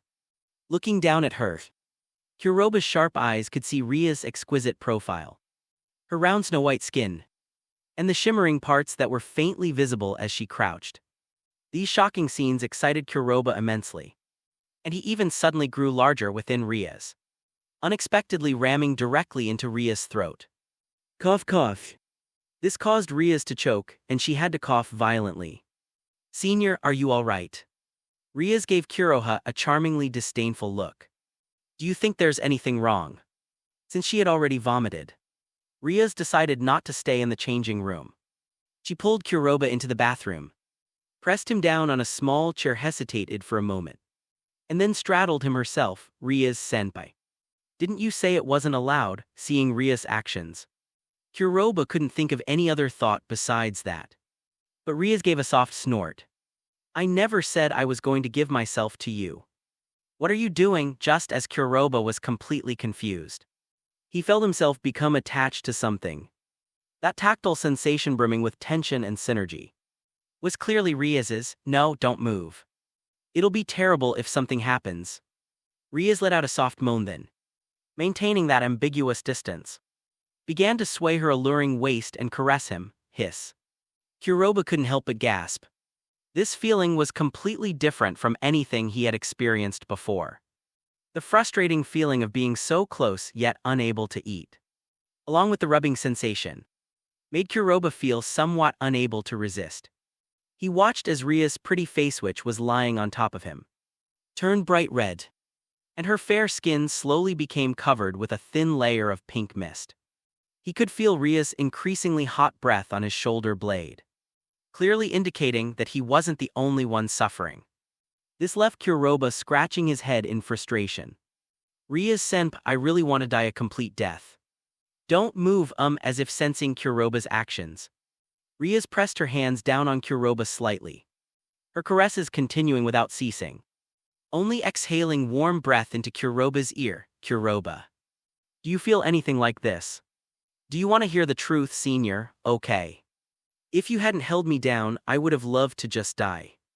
Rias was taken aback for a moment by Kuroba's frankness, then burst into laughter. "I won't allow my lovely Kuroba to die. If you want to achieve that, grow up quickly." After saying that, Rias kissed Kuroba directly, their tongues teasing and intertwining, while her waist continued to rub against him. The double stimulation made Kuroba feel like he was about to fly away. Ria's provocation successfully angered Kuroba, and just as he was about to explode, he did something extremely bold that he would never have dared to do before. She pressed Ria's head down while Rias looked on in astonishment. "Then swallow it, ugh." Ria's pupils widened as her mouth was filled with a salty, astringent taste that was almost burning her tongue. However, Rias hesitated for a moment, then gave up struggling and even took the initiative to suck it up, cleaning it completely. Then he stood up and glared at Kuroba, Ria's senpai. Vomit gurgled. The crisp sound of swallowing startled Kuroba. What are you spitting out? Isn't this exactly what you wanted? Riaz turned her head away from Kuroba, concealing her unusually shy expression. Chapter 26, Adorable Asia bonus chapter for donations. Kuroba spent the entire night in a daze. And even when he woke up the next day, he could still smell the milky scent in his nostrils. Riaz woke up earlier today, and she returned to her usual attitude of loving Kuroba but being somewhat indifferent. You're awake, get up quickly, it's time to go to school. Oh, okay. You can rest tonight and don't need to train with Locke.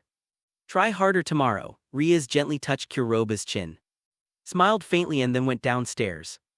Ria senpai is still as gentle as ever. But why does her expression seem a little strange? Kuroba muttered something and went downstairs to wash up. Riaz left first because she had something to do, and Kuroba walked slowly along the road by himself. As he passed by the park, he spotted a familiar figure on the swings, Asia. The woman in the neat nun's habit, with her petite figure and the few strands of blonde hair peeking out, could only be Asia, the one who had helped him with his treatment. As he tried to get closer, he suddenly noticed that another person had appeared next to Asia. Kuroba was stunned after just one glance, Amano Yuuma. Kuroba's feelings were complicated at this moment. But when she saw Yuuma roughly pulling at Asia and trying to take her away, Kuroba couldn't help but rush over and snatch Asia from Yuma's hands. Standing behind Kuroba, Asia looked a little dazed. Mr. Kuroba, what are you doing here? Kuroba didn't have time to pay attention to Asia. He was cautiously watching Amano Yuuma in front of him. Didn't you see that Asia didn't want to? Why did you forcibly drag her away? Amano Yuuma gave Kuroba a complicated look, then sneered. You're still alive, judging by the magic power you possess. You must have already sided with the demons. Kuroba sighed softly and said gently, why can't the two of us have a proper talk? Kuroba felt a strange sadness. After all, this girl was his first love and his first home run. His virginity ended with her. Kuroba definitely hates Amano Yuuma, but in a sense, if Amano Yuuma had spoken to him properly back then, perhaps their allies would be different now. Yuuma was visibly taken aback by Kuroba's sudden gentleness, but she quickly regained her composure and gave Kuroba a cold snort. What's there to talk about with you? You don't actually think that just because we slept together. It's unforgettable, though. You, Kuroba looked at Yumana's eyes, which, though well concealed, still held a subtle flicker of something, and couldn't help but smile wryly. Yes. Amano Yuuma looked at Kuroba like he was an idiot. You're such a love idiot, I advise you to stop daydreaming. I was just ordered to kill you. Don't think I'd ever develop any feelings for you, okay? Playing house with you is so boring it makes me want to vomit. Looking at Asiaho was hidden behind Kuroba. Amano Yuuma didn't feel any desire to compete for her, and even felt a little jealous. This crazy idea was instantly extinguished by Amano Yuuma. How could that be? What kind of international joke is this? Amano Yuuma's heart drifted further and further away, and looking at Kuroba's somewhat bitter face, she couldn't help but feel a strange flutter in her heart. We can't stay here any longer, having made up her mind. Amano Yuuma looked at Asia and snorted coldly. Asia, just show up obediently when the time comes, and I'll let you relax a little longer. After saying that, Amano Yuuma summoned her black wings and flew away quickly. Kuroba watched as Amano Yuuma left, then shut his mouth, which he had been wanting to say but couldn't, and turned to look at Asia. Asia, why are you with a fallen angel? Asia's expression darkened upon hearing this. It was all God's will. When I was driven away by the people of the sanctuary, it was Lady Renair who took me in. Renaire. Is that Yuuma's real name? Kuroba put aside the complicated thoughts in his mind, looked at Asiaho, also looked somewhat worried, and smiled. I just saw you sitting alone on the swing and you seemed really bored. Is something on your mind? Asia looked at Kuroba hesitant, but then realized that she didn't seem to have anyone to confide in. So Asia mustered her courage and looked at Kuroba. Mr. Kuroba, will you go on a date with me? A date. Kuroba was startled by Asia's words. Anyone would be surprised if the cute nun suddenly said something like that. I want to experience what it's like to go on a date. Asia smiled brightly at Kuroba. Then he slowly lowered his head in the final moments. Kuroba naturally didn't hear Asia's murmur. He saw Asia lower her head and assumed that his hesitation had made her even more depressed. So Kuroba immediately waved his hand. But I don't have much experience either, don't you mind? Asia looked up at Kuroba with surprise. Of course. I don't mind at all, seeing Asia's adorable smile. Kuroba smiled genuinely as well. Then let's go. Kuroba first asked the school for leave via mobile phone, and then took Asia by tram to a bustling place along the way. Asia's nun's attire and her beautiful face attracted a lot of attention. Feeling slightly uncomfortable under their gaze, Asia couldn't help but cling closer to Kuroba, her small hands nervously gripping his arm. Mr. Kuroba. Am I being too strange? Why is everyone staring at me? No, that's not true, it's just that you're so cute, Asia. That they couldn't help but look at you a few more times. Who cute, Mr. Kuroba, please don't talk nonsense. Asia was very shy about Kuroba's praise, hiding her hands behind her back and waving them wildly as if she didn't want to face it. I'm not making this up, Asia, you really are adorable. You're petite with a slightly pointed face. So delicate and charming. And this nun's habit is the perfect finishing touch on you. You're the best. Kuroba got carried away and blurted out all his innermost thoughts. As Asia listened to Kuroba's words, her face turned bright red, and it seemed as if wisps of smoke were rising from her head. Isyaho had never been praised like this before. Felt as if she had encountered the biggest problem in her life. At the same time, Asia's heart, which had never fluttered before, suddenly skipped a beat. Chapter 27, Please Save Us, Galulu. Asia awkwardly clutched her stomach, and she carefully tugged at Kuroba's clothes. What's wrong, Asia? Mr. Kuroba, I'm hungry. It's not surprising that Asia was hungry. She had been sitting in the park since early morning without eating anything. And by the time she finally got here, it was almost noon. So Kuroba smiled at Asia's embarrassed expression. Oh. I'm starving too, is there anything you'd like to eat, Asia? I want to eat something I've never eaten before. She clearly wanted to eat, but in the end, she gave Kuroba a questioning look. Hey. What did Asia eat before? Asia immediately started counting on her fingers. Bread, soup, vegetables, pasta, things like that. It's a fairly ordinary type. But let's not worry about that. Today we'll try everything we haven't eaten before and have a really good time. Kuroba took Asia's hand without hesitation. Asia initially gasped and tried to pull back like a little rabbit, but then abruptly stopped the car halfway through. For some reason, she felt that Kuroba's hand was exceptionally warm, and her whole body felt warm and comfortable when he held her hand. Asia was curious about everything. No matter what Kuroba let her, Trish would try it cautiously. And then her eyes would suddenly widen and open wide, as if she had eaten a divinely bestowed delicacy. When she was happy eating, she would even stomp her little feet lightly, which looked very cute, seeing Asia's excited expression. Kuroba took her around to play, whether it was food, drinks, or games. Kuroba took Asia to experience almost everything that Asia was curious about or that Kuroba could think of. All of this was a first-time experience for Asia, so she was incredibly satisfied and happy. And the thought that choosing Mr. Kuroba as her date was wonderful grew stronger in her heart. But as this thought grew, Asia's nose began to sting with tears. After tonight, she would never again experience such a joyful and fulfilling time. She would never again see Mr. Kuroba's smiling face and his handsome figure taking her everywhere. Kuroba heard a faint sobbing sound coming from behind him. When he turned around, he found that Asia was crying her eyes out. Her delicate face was covered with tear tracks, and large teardrops were dripping down the path they were walking slowly. Asia, what's wrong? Did I not have fun with you? Why are you crying?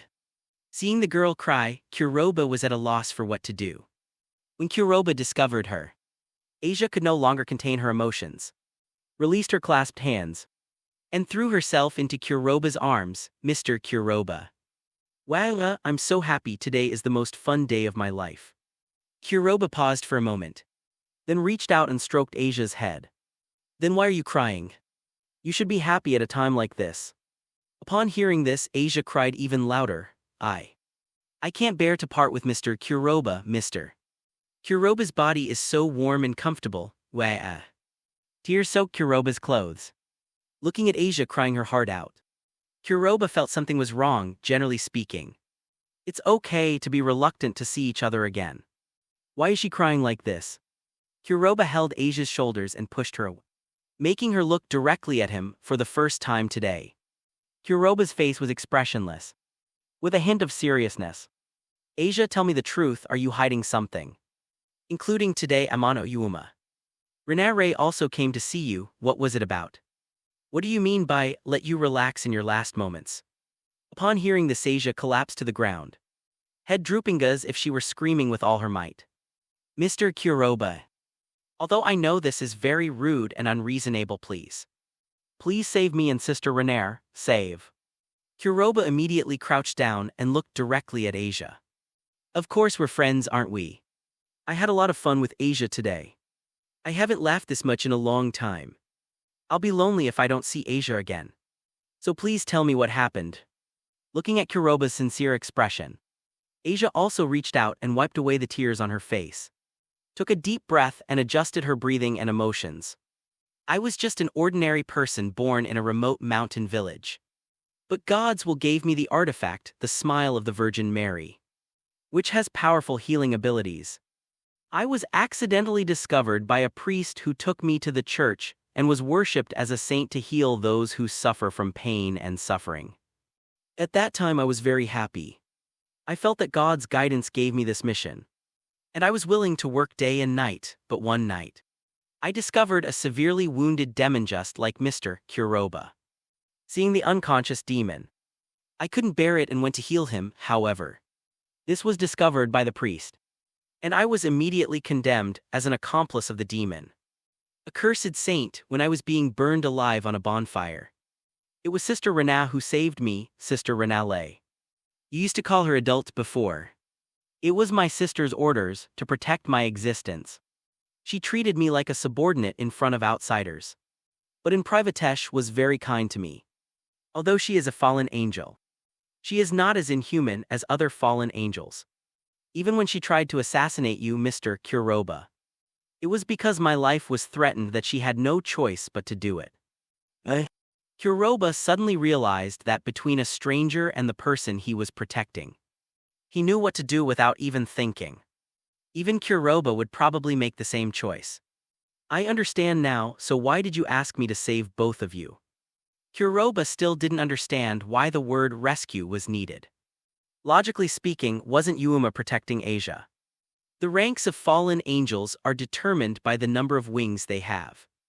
Those with fewer wings must resolutely obey the orders of those with more wings. The one who is threatening Renare is the two-winged fallen angel Caravana. He discovered the artifact within me and decided to take it for himself. He is using Renare's life as leverage to prevent me from escaping. Although he said he would let Renare go after obtaining my artifact, I always feel that he is lying. In the end, we will both die. Kuroba's eyes instantly deepened. The debtor had been found. The one who had caused him to die once. Chapter 28, Compromise between Conflict and Pampering. Having cleared his mind, Kuroba looked at Asia with unwavering determination. I will definitely help, whether it's because of you, Asia, or because of that bastard who threatened you and made me die once. I will not let this end. Asia, tell me the time and place. Asia was about to open her mouth when she noticed a figure behind Kuroba and immediately shut up. Sister Renale, sir. Kuroba immediately turned around. Because Amano Yuuma did not exude any malice, so even when he came up behind him, Kuroba did not notice. Amano Yuuma merely glanced at Kuroba but ignored him. Asia, you've talked too much, it's time to go. He then extended his hand to Asia, waiting for her to come over. Asia glanced at Kuroba reluctantly, then got up and walked towards Amano Yuuma. reaching out to take her hand. Seeing that Asia had come to her side, Amano Yuuma pulled her away without saying a word and started walking away into the distance. Kuroba stared blankly as the two walked away. She saw Asia seemingly discussing something with Yuuma. And then with a helpless sigh from Yuuma, Asia let go of Yuuma's hand and ran towards Kuroba. Mr. Kuroba. Asia threw herself into Kuroba's arms and kissed him fiercely. Much to Kuroba's surprise, it was a very sincere, passionate, yet innocent and naive kiss. There were no extra movements, just their lips touching. After a long while, Asia released Kuroba's face flushed. And she gave Kuroba a sweet radiant smile. Thank you, Mr. Kuroba, please forget what I said. I will always remember you, goodbye. Kuroba felt somewhat helpless in the face of this situation. If Asia herself didn't reveal the time and place, Kuroba would have no way of knowing. In that case, how could he help? Kuroba squatted on the ground, scratching his head in frustration, but suddenly, he remembered a faint murmur he had heard before. In the final moments, finally. Isn't that just imminent? Amano Yuuma appeared to look for Asia twice today. Does that mean that it happened today, asshole? Kuroba walked directly into a dark corner, summoned his wings and flew into the sky inconspicuously, heading straight for the school. At this point, only asking Ria's senpai for help might be the only solution. Kuroba rushed to the school at an extremely fast speed, because he was not yet very skilled at controlling the vehicle. He crashed through the window while Kuroba was in despair. Kuroba heard a gasp and then everything went dark. Black Feather, Senior Junai. My vision is so dark, what's going on? Junai looked at Kuroba with great embarrassment. You've practically bumped into my skirt. How can it not be dark? Junai suppressed her embarrassment and took 2 steps back. Kurobaho had just regained his sight. Immediately realized what had just happened when he saw Junai's actions. But he had no time to savor the moment. He looked directly at Rias, who was looking at him with a teasing expression. Ria-senpai, please help me. Kuroba's actions clearly startled Rias as well. Kuroba, speak slowly, don't get agitated. Kuroba bowed deeply to Rias. Please save my friend Asia and Amano Yuuma. Upon hearing this name, Rias' gentle face immediately turned cold. Do you know what you're talking about? That's not how it is. Kuroba recounted what he knew to Rias. Rias glanced at Kuroba with a complicated expression, then let out a long sigh. I'll say it again, a nun and a fallen angel. The 2 great enemies of demons. Black Feather, do you know what you're really thinking? And can you be sure that what they're saying is true? And not just a lie to you? I don't know. But I don't want to miss the chance to regret it again. Asia is my friend and Amano Yuuma is my first girlfriend. Whether she's lying to me or it's true, I want to find out for myself. Ria's expression turned cold and she gave a soft snort. No, I won't allow you to go looking for your death. You're my subordinate now. Kuroba clenched his fist. For the first time, he defied Ria's wishes and looked at her with a serious expression. But at the same time, I am also a living, breathing human being. My life is full of misunderstandings and regrets. And I don't want these regrets to accompany me through the long years that may still be hundreds of years ahead of me. Rias couldn't bear it and walked towards Kuroba, gently stroking his face, which was distorted with anger. Do you know what path you're taking? To put it simply, you might become the one who disrupts the balance of the 3 factions. To put it more seriously, you might die and never be able to be resurrected. Kuroba turned his head slightly away, unable to bear the tenderness on Ria's face. I know I don't want my own problems to affect you, Senior. I will choose to leave the camp and go to rescue you as a rogue demon. Stop talking nonsense. Rias interrupted Kuroba abruptly and kissed him. Much to his confusion. How could I possibly let my lovely family members go on an adventure alone? Nico and Yuuki will go with you. But Aquino and I have some other things to take care of. The information you need is all on the table, remember. Your safety is the top priority and at the same time, use your soldiers' abilities cleverly. Understand? Kuroba watched helplessly as Rias and Aquino disappeared from the magic circle, looking somewhat bewildered. What are you still standing there for? Don't you understand what the president means? Don't forget this is the president's territory. Although the fallen angels are elusive, they can't just disappear completely. The president has already compiled all the information she has gathered. At the same time, the fact that she asked you to use the soldier's abilities means that she has already located the fallen angel's location and has already tacitly acknowledged it as enemy territory. How can you be so stupid, Kuroha? Yuuki patted Kuroha on the back with a hint of disappointment. Is that so? Kuroha was somewhat taken aback. Had her senior already secretly prepared everything for her? Or had she actually known about this all along, but hadn't acted rashly due to her position, simply because she had influenced her judgment? This made Kuroha feel a little guilty, however. Friends and loved ones cannot be left unsaved. Otherwise Kuroba's life motto would be nothing but a joke. Kuroba-senpai is such an idiot.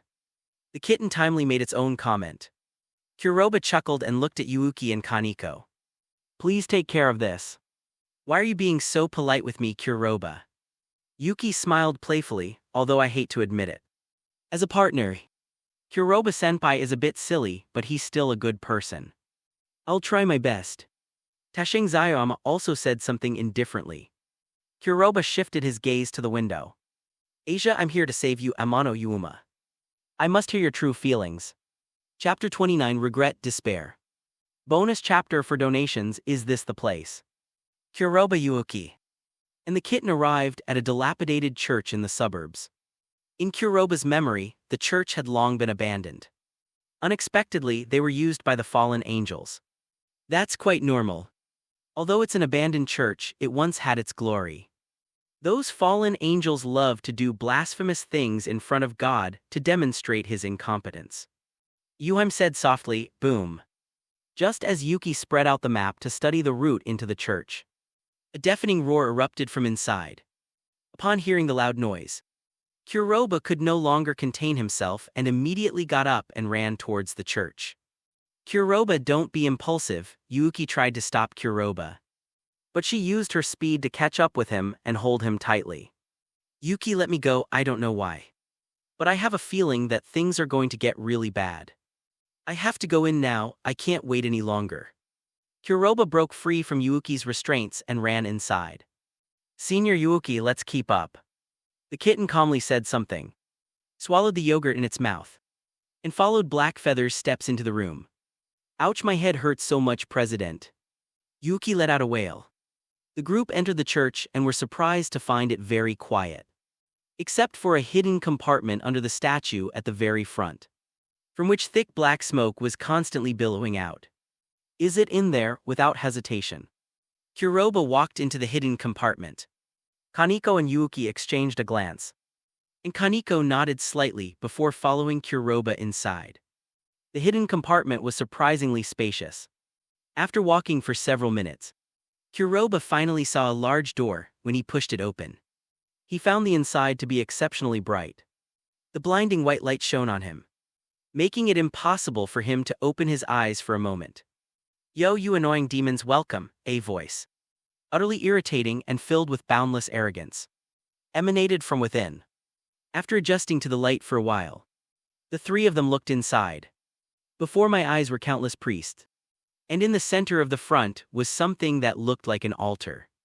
Asia was bound to it, and green light emanated from her body. A man with 2 pairs of black wings was extracting something from her body, and there was a person under his feet.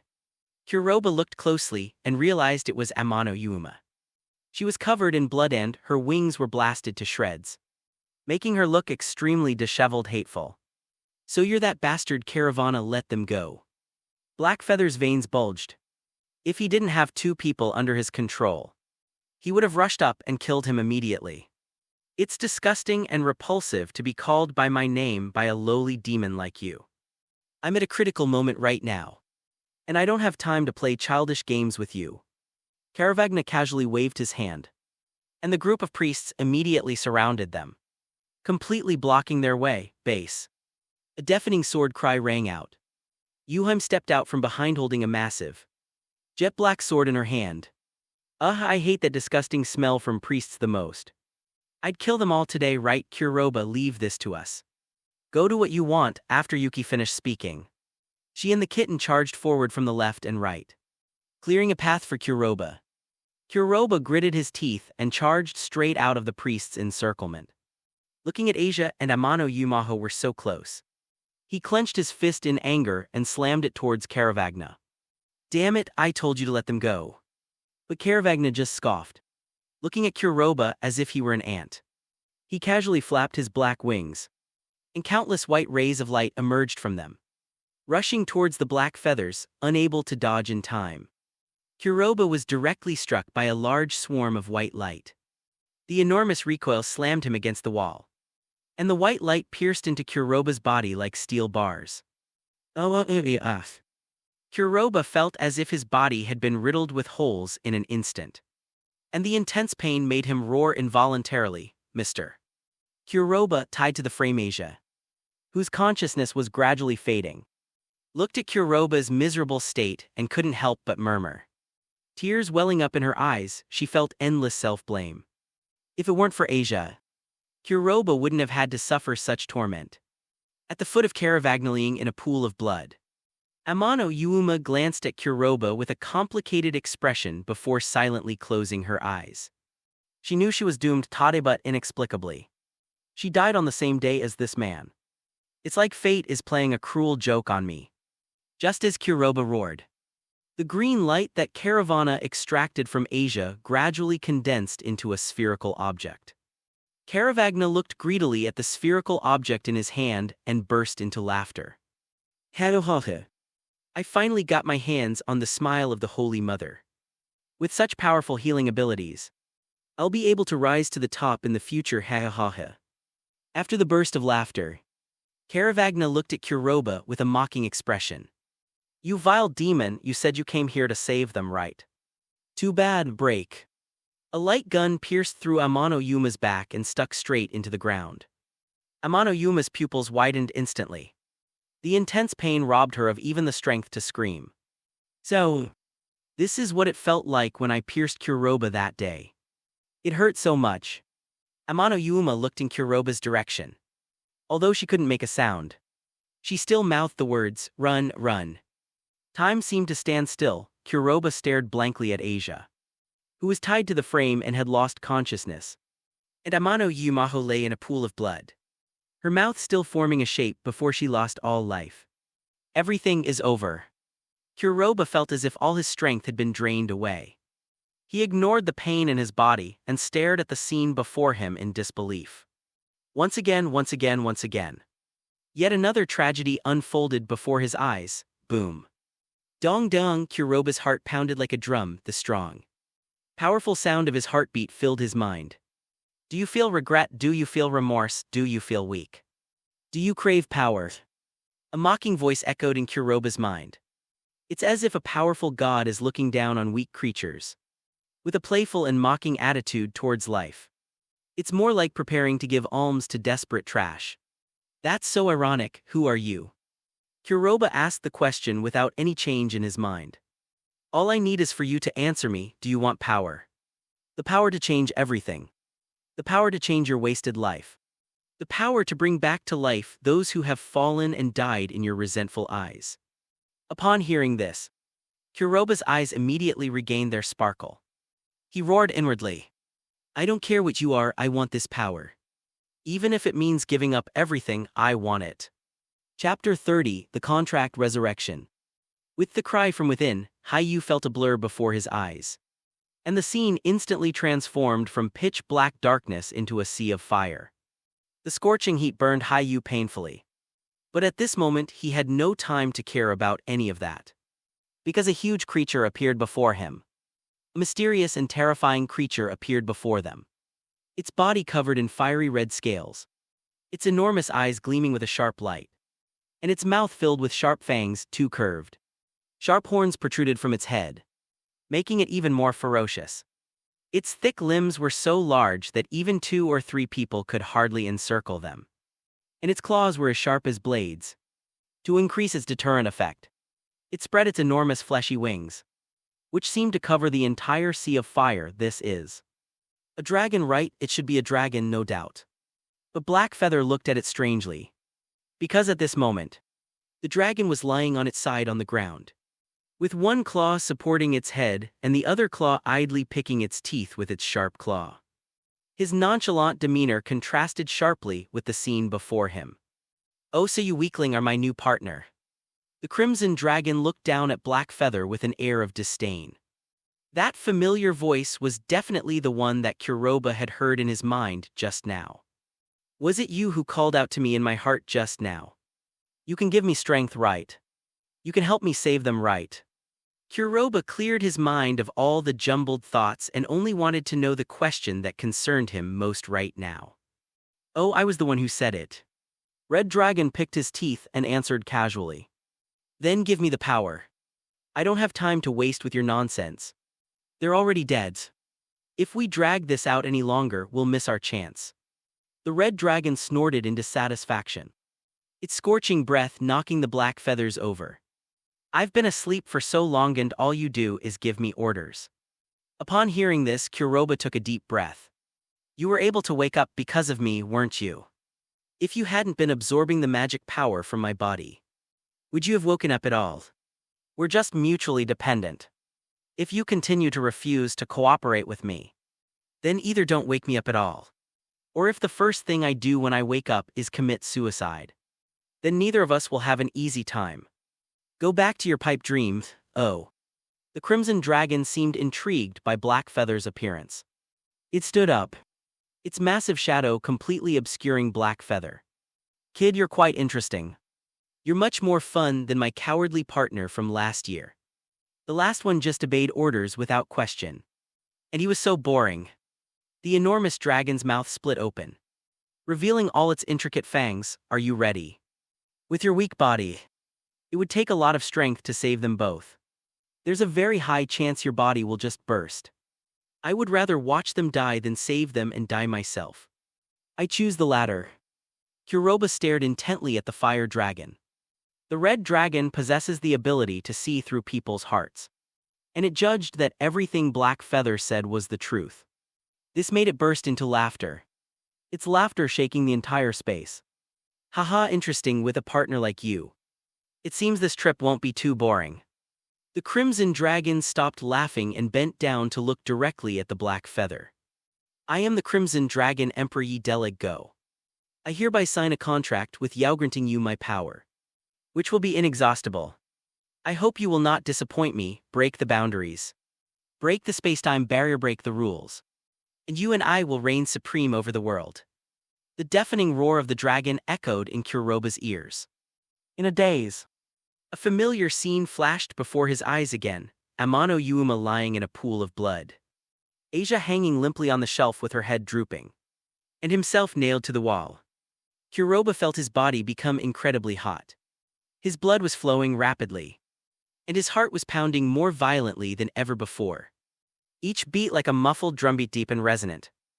"My power has no fixed shape, it takes the shape of my mind." With the reminder from the red dragon in his heart, unable to endure the excruciating pain of his body being torn apart any longer, Kuroba opened his mouth and let out a roar that was almost like a dragon's cry. "What?" The white light that had been firmly pinning Blackfeather to the wall was flung away with a roar, and Blackfeather landed steadily on the ground.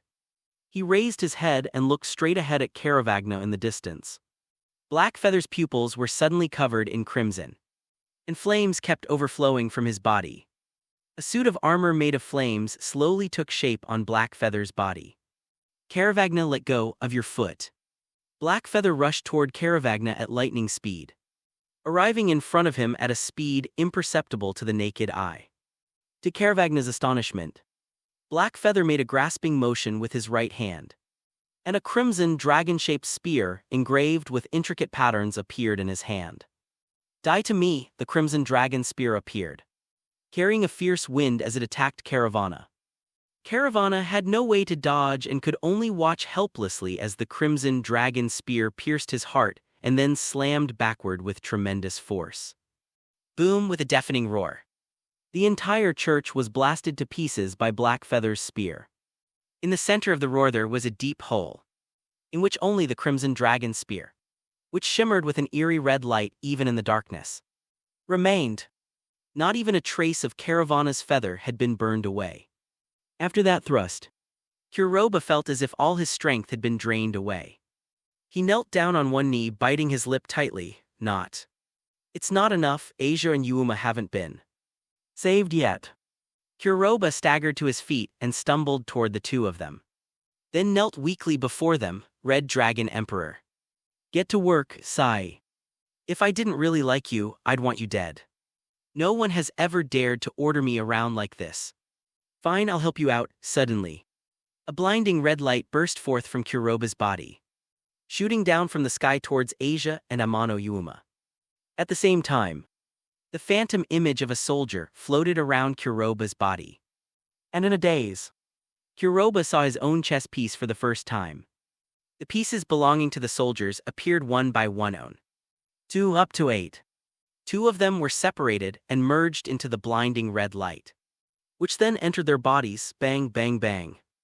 A soft yet powerful heartbeat began to emanate from the 2 of them. Black Feather could see their injuries beginning to heal, and their complexions gradually regained their rosy hue. The divine artifact that originally belonged to Asia, the smile of the Holy Mother, flew out from somewhere and slowly merged into Asia's body. As the red light faded, Asia and Yuma's breathing became calm and even, as if they were asleep. Kuroba felt utter darkness before his eyes, and his consciousness began to recede like the tide. Kid, you've used up too much of your strength. I saved you this time, but now get some sleep. The moment Asia and Yuuma opened their eyes, Kuroba collapsed to the ground. Chapter 31. Soft and big, a purple light shone, and the magic circle unique to the Gremory family lit up beside Yuuki and the kitten. Ria's and Akino's figures appeared from within. Ara, what a fierce battle. Junai covered her mouth, looking at the horrific scene with surprise. Ah. That was really intense. Riaz looked at the unconscious Kuroba, bewildered Asia, and the bewildered Amano Yuuma, and murmured to herself, President, I'm sorry. The kitten and I are completely incapable of helping. Yuuki walked to Ria's side, casually sheathed the demon's sword in her hand, and apologized to Riaz with a remorseful tone. It has nothing to do with you, you've done a great job. Ria shook her head understandingly. It's more accurate to say that Kuroba's hidden power is too terrifying. I originally thought that Akino and I could still catch up, but I didn't expect that we would be here to do the finishing work. Riaz gave a self-deprecating laugh. Although I don't know what happened, however, Riaz could vaguely guess that all of this was due to Kuroba's divine artifact. Moreover, she could sense the presence of her own chess pieces from Asia and Amano Yuuma.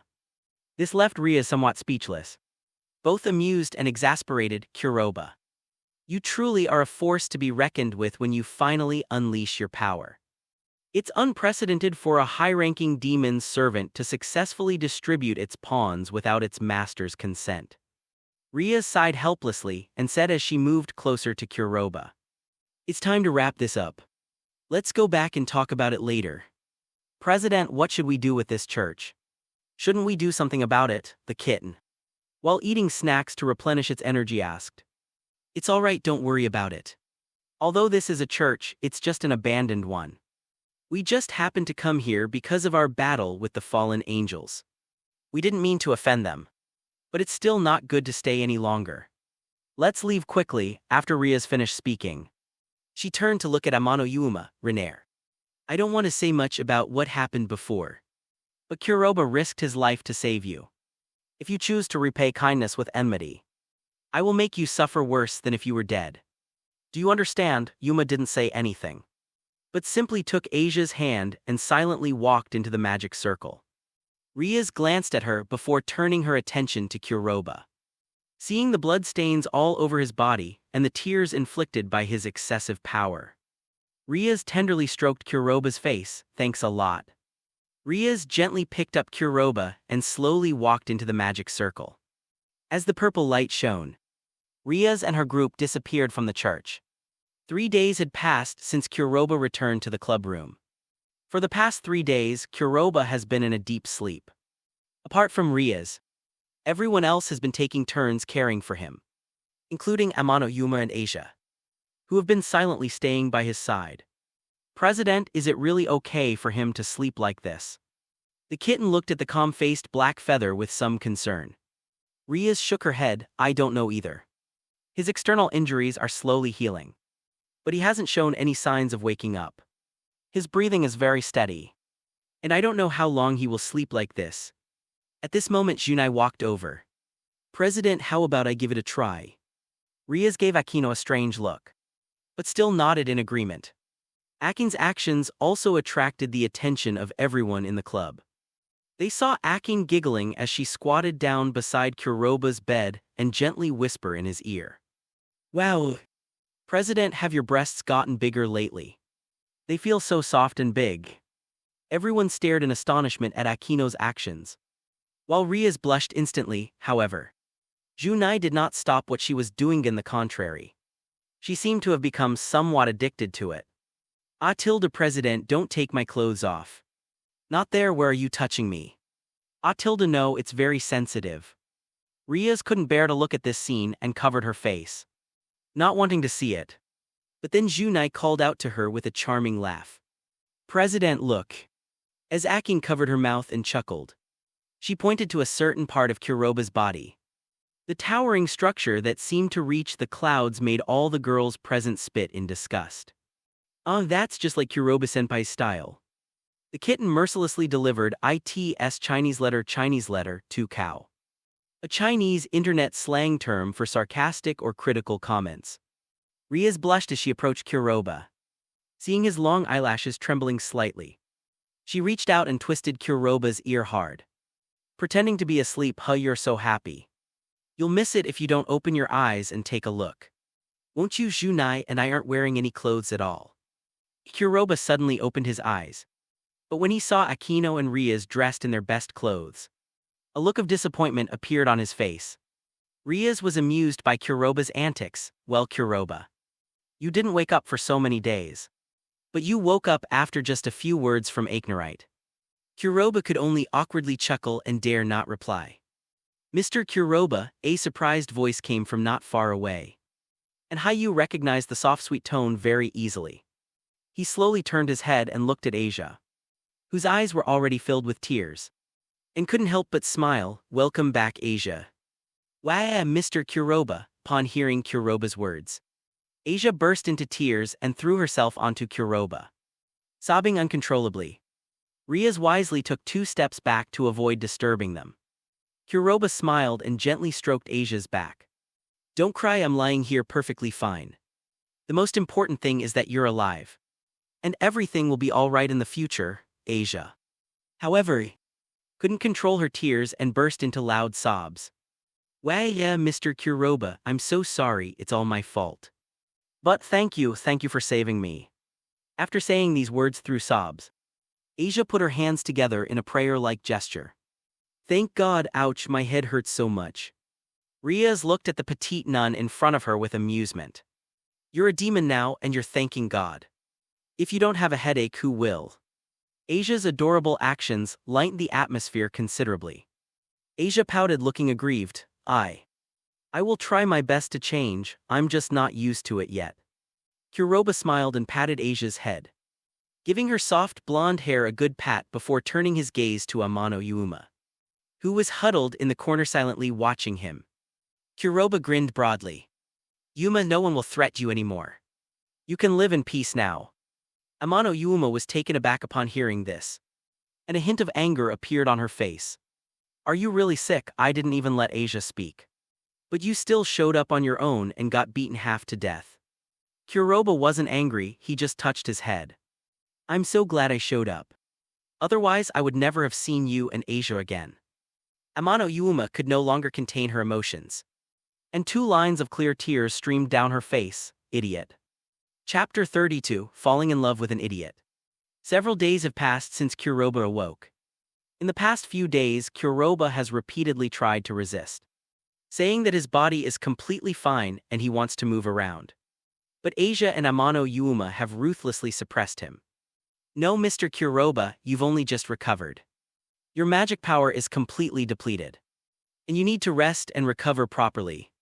Yeah, you idiot, stop moving around. If you move again, believe me, I'll stab you again.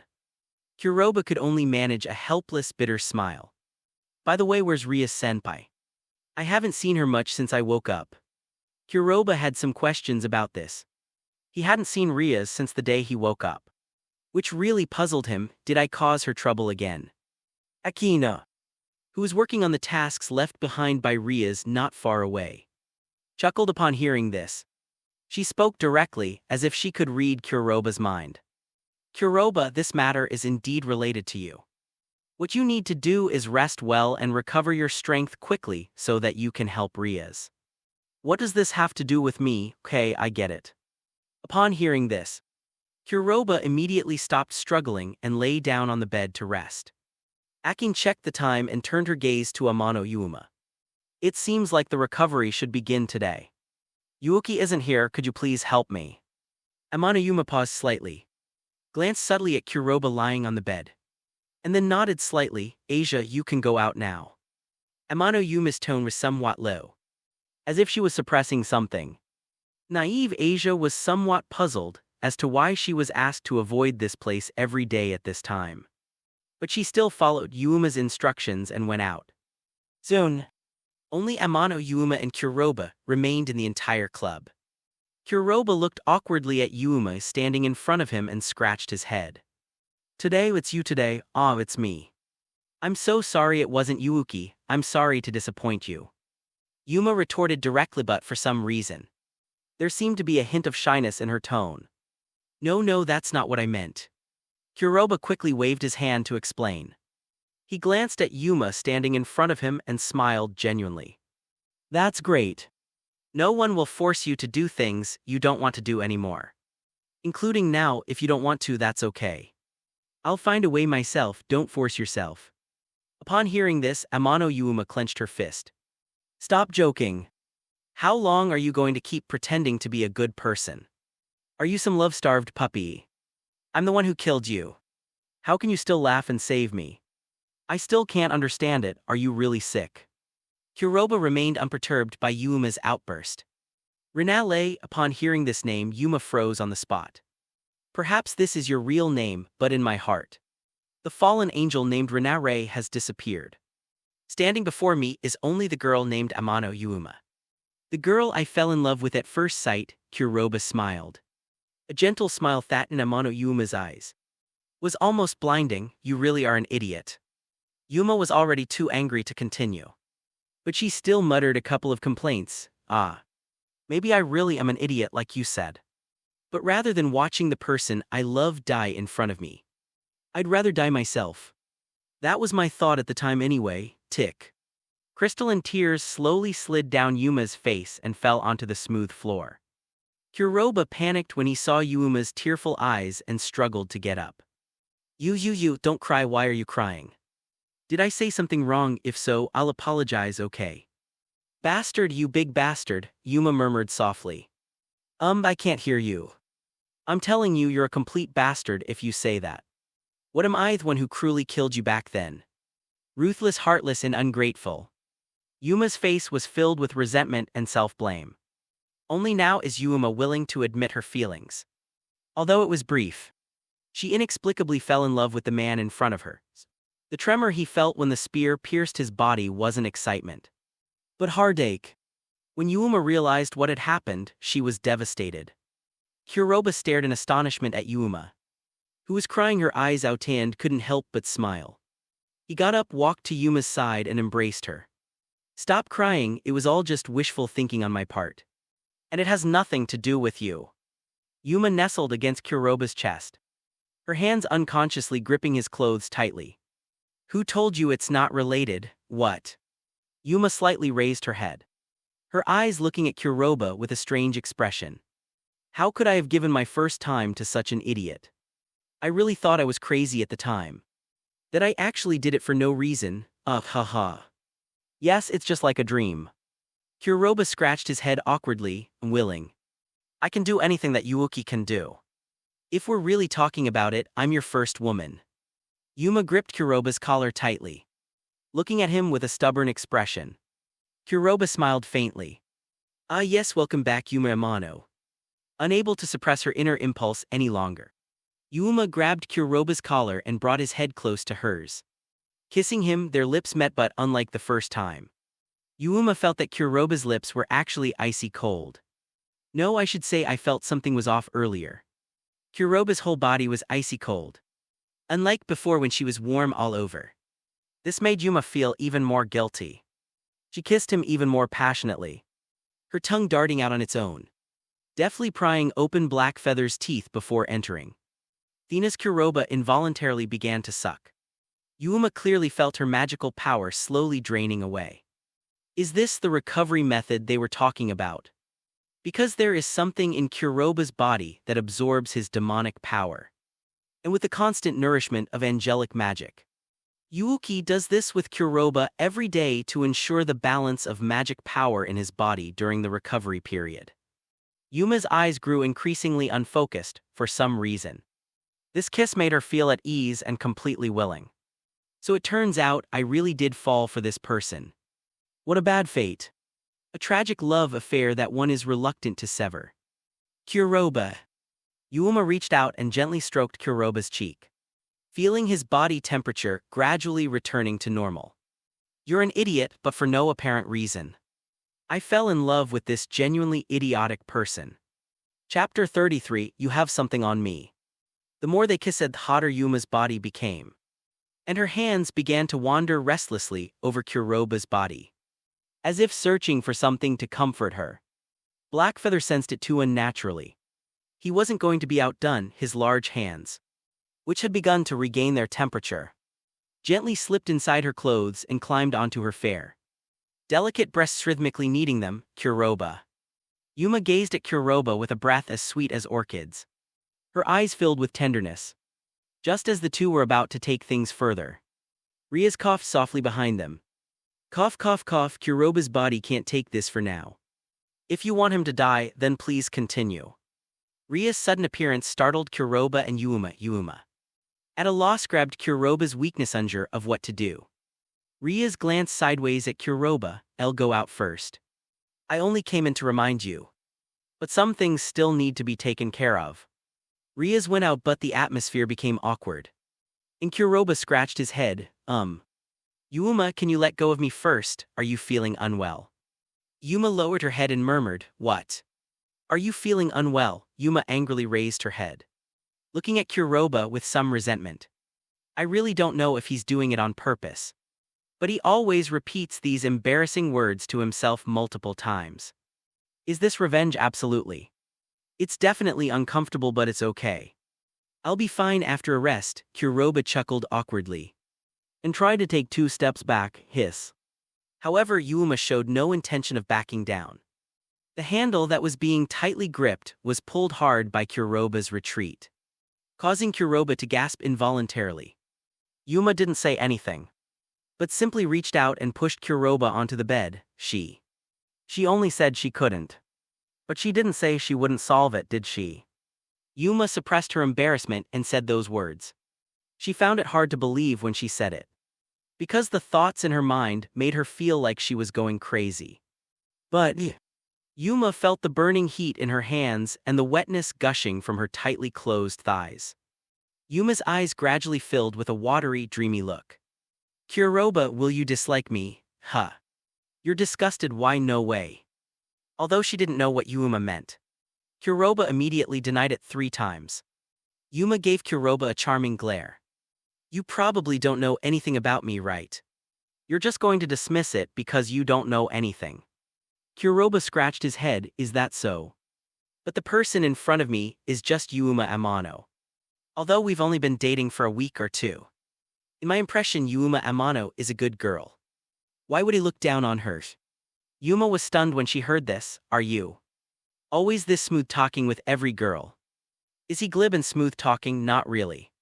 But you still have my weakness in your hands. I almost overheated before I came up with this. Are you still not satisfied? No, not really. I'm just telling the truth. These are my honest thoughts. Yuuma stared at Kuroba for a long time before sighing. He released Kuroba. Kuroba thought the matter was over. But to his surprise, Yuuma slowly took off her clothes. And that familiar Delicate body appeared in front of Kuroba once again. Yuuma, Yus. Yuma gazed at Kuroba with watery, seductive eyes. At least it needs to be resolved right. I'm really upset about it too. Kuroba watched as Yuuma climbed onto the bed. Awkwardly pulled down his pants. Her face flushed with shyness, she glared at Kuroba. I've finally lost to you, my nemesis. She slowly turned around.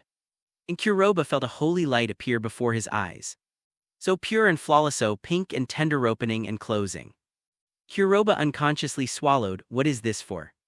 What is this? What should I do? No way is this what I imagined, in his imagination. Kuroba felt Yuuma's scorching breath getting closer. Kuroba, you have to help me solve this too. After speaking, he opened his mouth and took it in. The lukewarm heat enveloped Kuroba, moreover. The light before Kuroba's eyes drew ever closer. Until it was right in front of his face. Kuroba stuck out his tongue and licked it slightly. Well. Yuma's body suddenly trembled violently. She twisted her waist uncomfortably but did not back down. Seeing this, Kuroba became bolder. He reached out and held Yuma's round buttocks in place. Then began to taste them for a moment. The two were enjoying the pleasure they were experiencing from each other.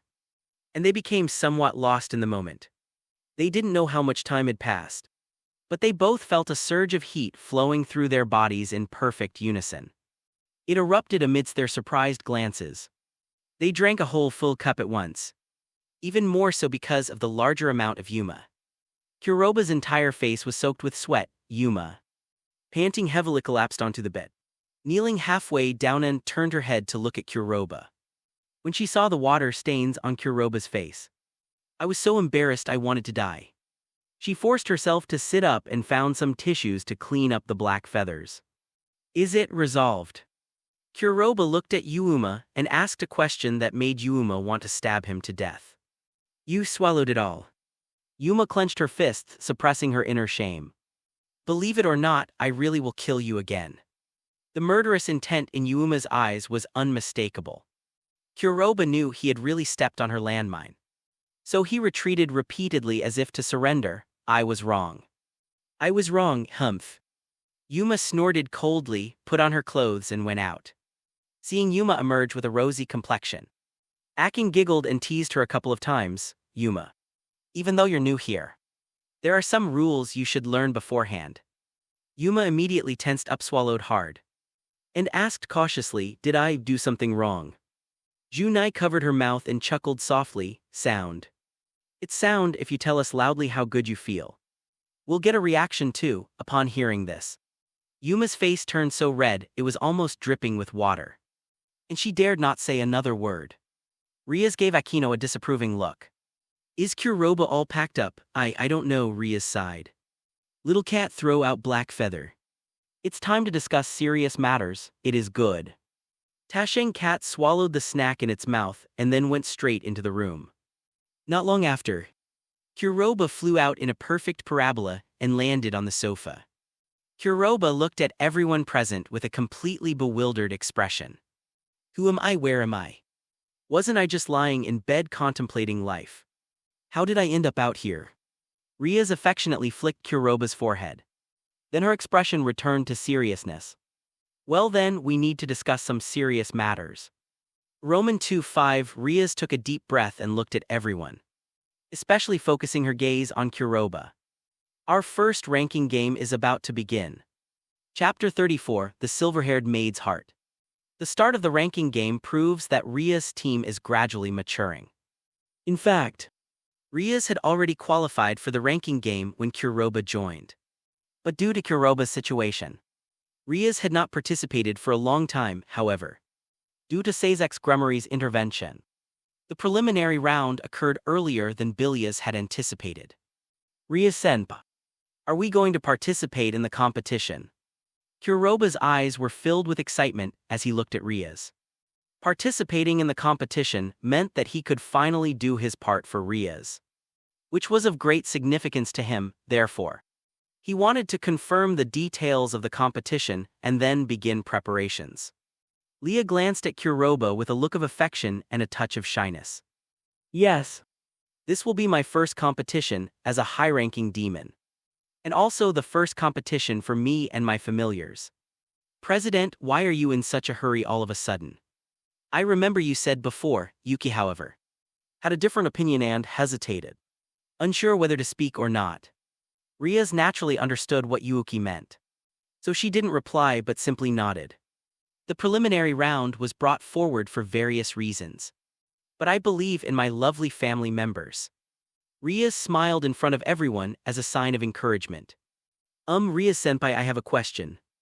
Kuroba raised his hand, and only continued asking questions when he saw Rias turn her gaze to him. So if Asia and Yuuma are included, then they should also be considered as part of our team and eligible to participate in the competition. The reason Kuroba asked this question is because Asia and Yuuma's contractual relationship is very special. Although the two were using Rias soldier pieces, because these pieces were originally contracted to Kuroba, Rias was surprised to find that Asia and Yuuma were not her familiars when she tried to sense them. On the contrary, Kuroba easily established a connection with the two of them. This discovery surprised Rias and left her both amused and exasperated.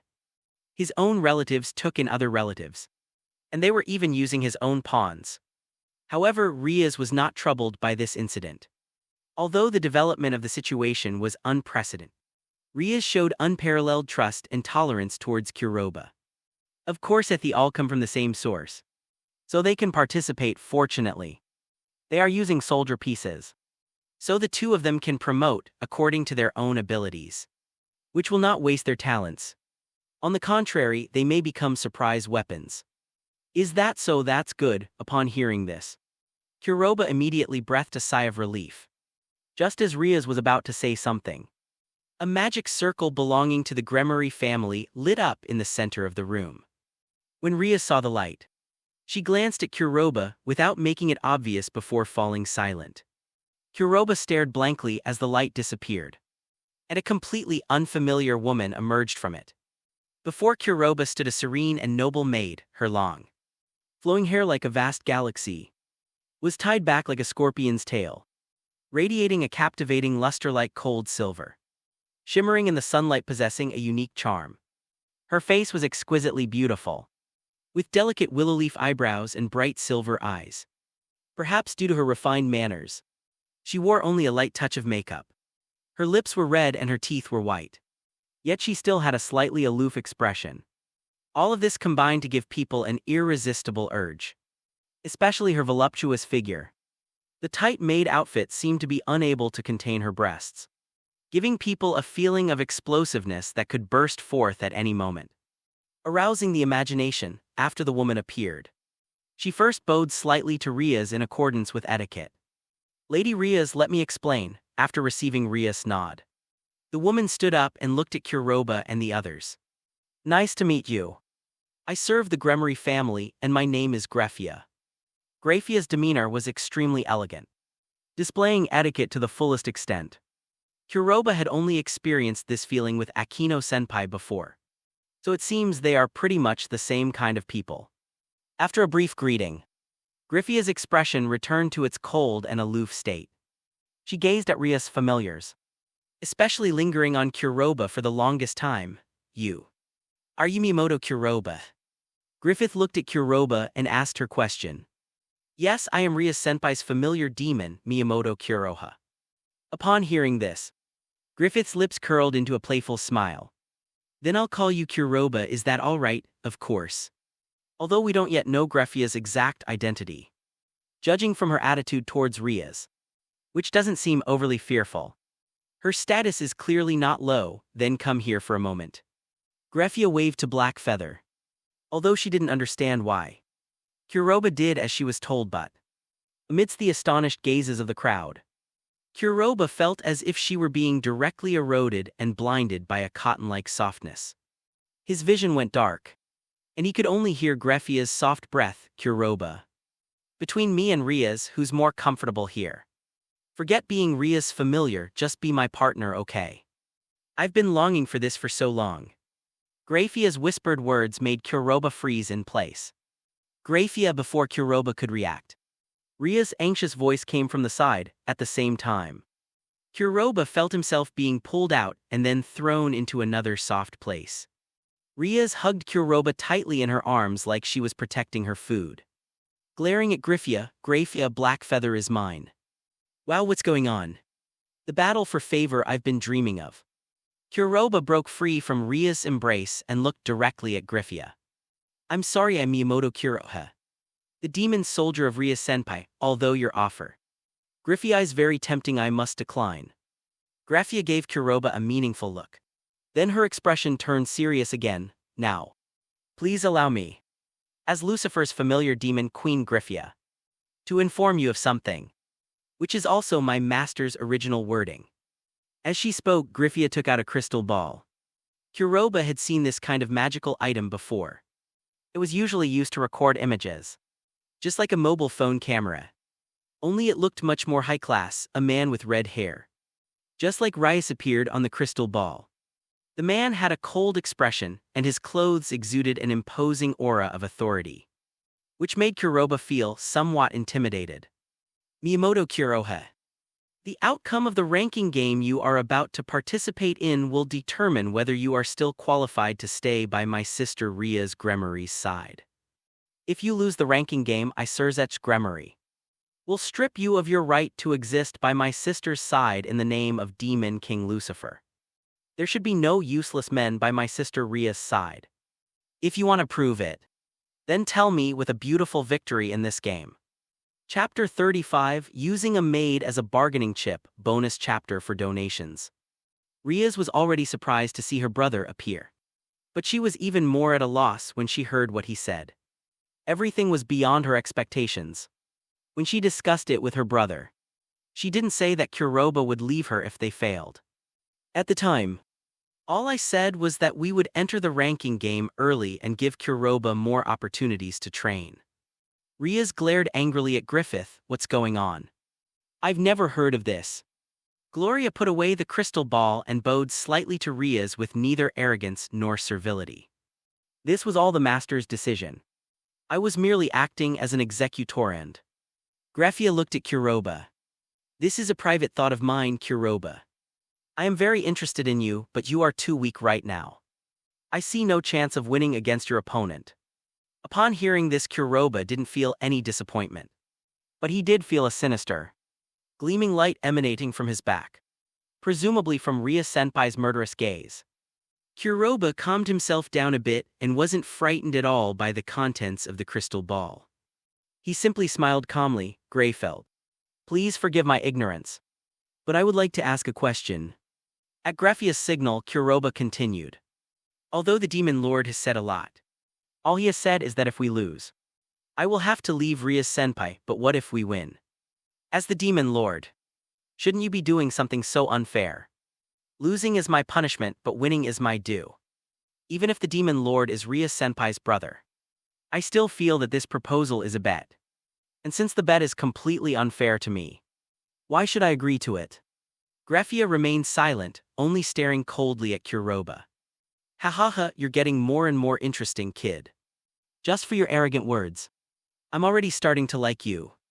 The magic circle lit up agony and a hearty laugh, tinged with a hint of authority rang out. As the purple light shone brightly, the figure that had been inside the crystal ball appeared from the magic circle. Immediately, everyone except Kuroba and Rias knelt down on one knee respectfully. Big boss. Rias was also surprised to see the figure appear. Brother, you actually came all by yourself. Sazek glanced at Rias with affection, then waved his hand to signal her to be quiet.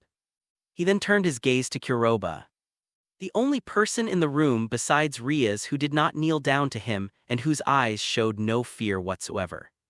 No, in fact, Sazek saw a strong fighting spirit and resentment in Blackfeather. Fun, really fun, Miyamoto Kuroba, right? This should be our first time meeting. Yes, Lord Demon. I heard everything you just said. You think what I said was unfair to you, is that right? Kuroba nodded without hesitation. Yes. Ria-senpai is my savior, the most important person in my second life. For you to so casually try to deprive me of my right to be by her side is truly unfair to me. Whispering sound. Before Kuroba could finish speaking, He heard Seizex let out a cold merciless laugh. Kuroba. I think it's okay for me to call you Kuroba, right? What you said makes a lot of sense. But you've forgotten an undeniable fact, as Seizex spoke. His aura grew stronger and stronger. And the invisible pressure made Kuroba feel as if he could hardly breathe. In this world, only strength is the most powerful fist. As long as your fist is hard enough and your strength is strong enough. Fairness and unfairness will all be up to you. But unfortunately, the current situation is that you are weak, I am strong. And I call the shots, do you understand? An invisible pressure was constantly being exerted on Kuroba's body. It was as if a gravity field had formed around him. And the intense gravity was forcing Kuroba's body to press down. Kuroba knew that this was forcing him to kneel down. Forcing him to admit his cowardice and incompetence. Kuroba gritted her teeth and resisted desperately. Blood starting to spill from the corner of her mouth. Riaz tried to stop her. But Seizex directly covered her with magic and controlled her. Making Riaz unable to move at all. Ha ha ha ha. Seizex looked at Kuroba with an amused expression. What are you laughing at? So you're supposed to be the Demon King. But you're nothing more than someone who uses power to oppress others. Upon hearing Thisrion present was shocked. And Greffia's eyes revealed a strong killing intent.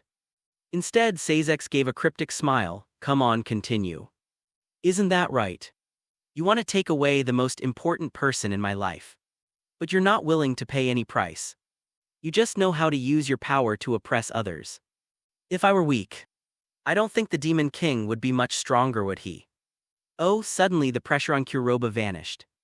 Kuroba's back was already soaked with cold sweat. Stood panting against the wall, staring straight at Seizex. Judging solely from your courage, I'll tentatively acknowledge your existence as a reward. Seizex glanced at Greffia, who was standing respectfully to the side. Greffia Lucifox. She comes from the prestigious Lucifox family. An unofficial demon clan that has served the Demon King Lucifer for generations. She is also the strongest queen among my chess pieces. In the underworld, she is known as the silver-haired Annihilation Queen. How about this if you win? Greffia will be your personal maid from now on. What do you say? Upon hearing this, Greffia made no comment. Simply lowering her head slightly. As if she intended to obey orders. Seizex had assumed that Kuroba would agree. I reject. However, Kuroba's answer surprised Seizex. Every girl should be someone who is loved and cherished. Not someone who is used as a bargaining chip in a bet. That's disrespectful to them. Kuroba glared at Seizex through gritted teeth. Why? Seizex's gaze toward Kuroba grew increasingly admiring. So Griffith, what is your decision? Instead of replying to Kuroba, Seizex directly asked Griffith for her answer. At that moment, Griffith raised her head. Hayu wondered if it was just his imagination. But he felt that the way she looked at him was less cold and more gentle. Lord Seizex, I agree, no problem. Greffia's agreement surprised Kuroba. You don't have to agree, he's using you as a bargaining chip. Even if she's the Demon King. You should have the right to choose. Kuroba stared at Greffia with wide eyes, puzzled. Griffitha rarely showed a slight smile. If you don't have the ability to win, what difference does it make whether I agree or not? But if you really win according to you, I shouldn't be treated badly, right? Wouldn't that be a way for you to free me up? Kuroba immediately silenced him. What is all this? How did things turn out like this? Chapter 36, Pure Asia bonus chapter for donations. Seizex did not give Kuroba a chance to speak. He simply clapped his hands. Alright, let's settle it like this then. We've both put up stakes that we consider valuable, so Kuroba. You have nothing to say, no, right? Kuroba clenched his fists, unsure of what to say. Whether he agreed or disagreed, it would hurt someone. Then let's decide it this way, brother. Be prepared, you'll lose badly. Because we and Kuroba will absolutely not lose. Freed from her constraints, Ria snorted and stood directly in front of Kuroba. Agreeing to the terms. Seizex chuckled lightly without replying. Then a purple light flashed, and Seizex and Griffith disappeared from the club room. After the two disappeared, Kuroba simply lowered his head and clenched his fists. Ria-senpai, may I leave now? I've recovered enough to go home now. I'll be going now. Rias watched helplessly as Kuroba turned and left without a word. She slowly reached out her hand wanting to call out to Kuroba, but ultimately gave up, because she also knew that this was an invisible pressure for Kuroba. Although she felt bad about it, she knew that this kind of pressure was necessary for Kuroba to grow. But Rias felt a chill run down her spine at her brother's sudden change in behavior. We must settle accounts afterward, a week. With a week to go before the ranking game begins, Kuroba decides to use this time to recover his health. When Kuroba got home, it was around 3 a.m. He looked at the familiar room but felt a little empty. It must be because Rias-senpai is always around. Oh well, I'll go train anyway. Kuroba changed into a tracksuit and started jogging aimlessly after leaving home. 3 hours later, Kuroba stood halfway up the mountain, staring blankly at the rising and brightening sun. I've finally found you, Mr. Kuroba. Kuroba turned around and saw Asia slowly approaching with a wooden box in her hand. Asia, what brings you here? As Asia approached Black Feather, she tightened her grip on the wooden box in her hand. I was a little worried when I saw Mr. Kuroba leave silently. Because you've just recovered and your body needs to replenish its nutrients. So I came to find you. As she spoke, Asia took out water and some delicious-looking breakfast items from the box. Oh, this looks appetizing. Did Asia make this herself? Kuroba looked at Asia happily. Yes. Yes, I hope you don't mind, Mr. Kuroba. Kuroba glanced at Asia. By the way, Asia, don't you think you're being too distant with me, huh? Really? Asia was startled by Kuroba's words. Of course. I've always called you Asia, but you always call me Mr. Kuroba. Don't you find that strange? At least it feels weird to me. We're clearly friends, aren't we? Asia's face immediately turned red. He looked at the Black Feather, who was smiling at him and seemed extremely embarrassed. That Black Feather, yes, that's it. Kuroba picked up a sandwich and put it in his mouth, taking a bite. Wow, this is delicious. Asia clasped her hands together and looked at Kuroba with a charming expression. Hey Kuroba, eat more but don't overwork yourself. Recovery should be gradual. Oh. I feel so much better now that Asia is cheering me on. It's an honor to be able to help you, even though I only did something insignificant. Asia sat down next to Kuroba and stared intently at him as he ate. Kuroba swallowed what was in his mouth and looked up at the sky. Hey Asia, and what's wrong, Kuroba? Asia is getting more and more comfortable calling Kuroba by his name. How do you feel about your life now? Are you happy after becoming a demon? Asia gave an awkward laugh. I'm mostly happy. But sometimes I unconsciously pray to God, which really gives me a headache. Kuroba burst into laughter at Asia's adorable expression. Kuroba gently wiped away the tears that had welled up in her eyes from laughing and let out a long sigh. Me too, after becoming a demon. I feel like my whole life has changed. Everyone has taken such good care of me, which has touched me deeply. Black Feather reached out and grasped at the sky. Therefore I must win this competition. Even if I have to give it my all, I cannot let Rias-senpai down. Asia grasped Kuroba's hand, her eyes filled with sincerity. I believe in you, Kuroba, and I'll do my best too. Yes, thank you, Asia. Asia stared blankly at Kuroba's smile, becoming somewhat mesmerized without realizing it. As if possessed, she reached out and gently stroked Kuroba's face before kissing him amidst a surprised look. Just like the first time, they were still so innocent. They parted after a light kiss, but Kuroba felt that the taste of Asia lingered on his lips. Asia stood up shyly. It's encouragement. I have something to do, so I'll be going now. Kuroba looked at Asia's unsteady steps, which were made even more unsteady by panic, and unconsciously reached up to touch his lips. Asia is such an innocent child. For 6 whole days, Kuroba did not meet with anyone, including Rias. During these 6 days, in addition to exercising to recover his body, he would also set aside some time each day to communicate with the entity within his body. Hey Crimson Dragon Emperor, why did you choose me as your host? In the familiar fiery space, Hai Yu sat cross-legged on the ground, watching the Crimson Dragon Emperor picking his teeth in a completely unseemly manner. And couldn't help but ask curiously, why? The Crimson Dragon Emperor glanced at Black Feather with great interest. Who knows? Maybe it's because your constitution is quite interesting. The Crimson Dragon couldn't help but laugh as he gazed at the sight of the angel. The demon. And his own Crimson Dragon Emperor power swirling around Black Feather's body. This is the first time I've ever seen such an interesting constitution. Hey kitty, you didn't just come in here to chat for no reason. Did you? If you have something to say it quickly. I'd rather sleep a little longer than chat with you. Of course there is something, Kuroha stood up instantly. Red Dragon Emperor, when I first used you, a lot of combat experience inexplicably came to mind. What were those? Oh. Maybe it's the combat memories of a previous user, so what? Can you access that experience? I want to learn, I want to become stronger. Kuroha stated his demands.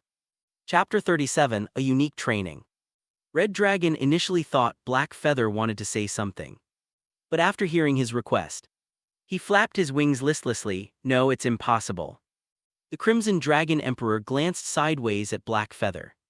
It's so easy for you to become stronger. Even if you can't touch that little girl from the Gremory family, you still have so many women around you. You can just have them on your left and right every day. Isn't that your ideal life? After saying that, the Crimson Dragon Emperor seemed to remember something. Don't misunderstand, I have no interest in your life. Unless you call me, I'll shut down my senses and go to sleep. Well, what you said is indeed very appealing. But I'd rather rely on myself to become stronger in the end. I'm only getting close to them to replenish my own power through their magic. Right? The Crimson Dragon Emperor snorted disdainfully. So what, they only need a little rest to recover. Well, you not only had fun but also gained magic power. Nobody loses out, right? Seeing that Black Feather's expression was gradually turning angry, the Crimson Dragon Emperor flicked its tail listlessly. You're such a fool. I said no because everyone uses my power differently. If you use the experience of previous users without reason, I'm not sure if there are any benefits or drawbacks. Then what should I do? I can't just sleep for days every time I use your power, can I? Upon hearing this, the Crimson Dragon Emperor opened his mouth wide. Although she didn't laugh out loud, Kuroha inexplicably felt that it clearly had ill intentions. Then would you like to try my dragon prison? Dragon prison. The Crimson Dragon Emperor's voice carried a hint of arrogance. This is a training method I created myself. Although the process is extremely grueling, if you can get through it, let alone anything else, like that weakling with 2 wings last time, you wouldn't even need my strength to take care of it. I want to try. As soon as the Crimson Dragon Emperor finished speaking, Black Feather eagerly agreed. The Crimson Dragon Emperor looked at Black Feather with a strange expression. Are you sure the process will be very painful? Maybe 100 times more painful than being pierced by 1,000 arrows. I am sure. Oh, then give it a try. The Crimson Dragon Emperor roared to the sky. And with that deafening roar, Black Feather found himself in a cramped room. This is this dragon prison in a daze. Kuroha's hands and feet were bound by several fiery red chains, instantly fixing him in place at a distance. Then flames rose up not far away and rushed menacingly towards Black Feather. Just when Kuroha thought he would be scorched by the flames, he was surprised to find that the flames that came his way had no heat to burn him. Instead, a strange sense of unease began to arise within him. And this unease intensified as the surroundings changed. As he watched helplessly as the flames slowly took on a human form, then transformed into a naked, red-haired Rias who was posing and teasing him relentlessly. Kuroha roared in anger, "Didalag, go. You bastard, you tricked me." Feeling that smooth skin roaming over his body, and the pair of large, snow-white breasts rubbing against him vigorously, Haiyu couldn't help but stand up straight. The wanton teasing made Haiyu's body burn with lust. This feeling of seeing but not being able to have was extremely unpleasant. The Crimson Dragon Emperor naturally heard Black Feather's roar, and he mockingly breathed out 2 bursts of dragon breath. You brat, what is dragon prison? That's the hell of the dragon race. Dragons are naturally carefree in the mortal world. Is there anything more torturous than this? But don't worry. As long as you can persevere, I can guarantee you'll become stronger. After all, this is inside your body, although it's torture. It's also a kind of tempering for your body. Keep it up, kid. Damn it, you make it sound so easy. Kuroha was on the verge of collapse from the caresses. Ria's here is even bolder. Her wanton provocation and manipulation make Kuroha feel like his body is about to explode. Especially when her hand grasps his genitals. The soft grip and the slight twitching make Kuroha feel like he is about to die. His body grew increasingly hot, his skin taking on an almost sickly reddish hue. The surging blood made it impossible for Yu to fall asleep. As fate would have it, Ria slowly crouched down in front of Kuroha, seductively licking her lips in front of him. Then parted her lips slightly and slowly swallowed as if savoring a delicious treat. Hiss. Although it felt like only a dozen minutes had passed in this environment, several days had actually gone by. The Crimson Dragon Emperor had been keeping a close eye on Black Feather's situation. When it felt that the time was right, it used its magic to envelop Black Feather and flew home at a rapid speed. Harmony of yin and yang. The Crimson Dragon Emperor made an amusing sound. When Kuroha appeared at home, only Asia was in the room. This was Ria who brought her back so that she could stay there temporarily when she had nowhere else to sleep. Kuroha. Asia was startled by the sudden appearance of the Black Feather.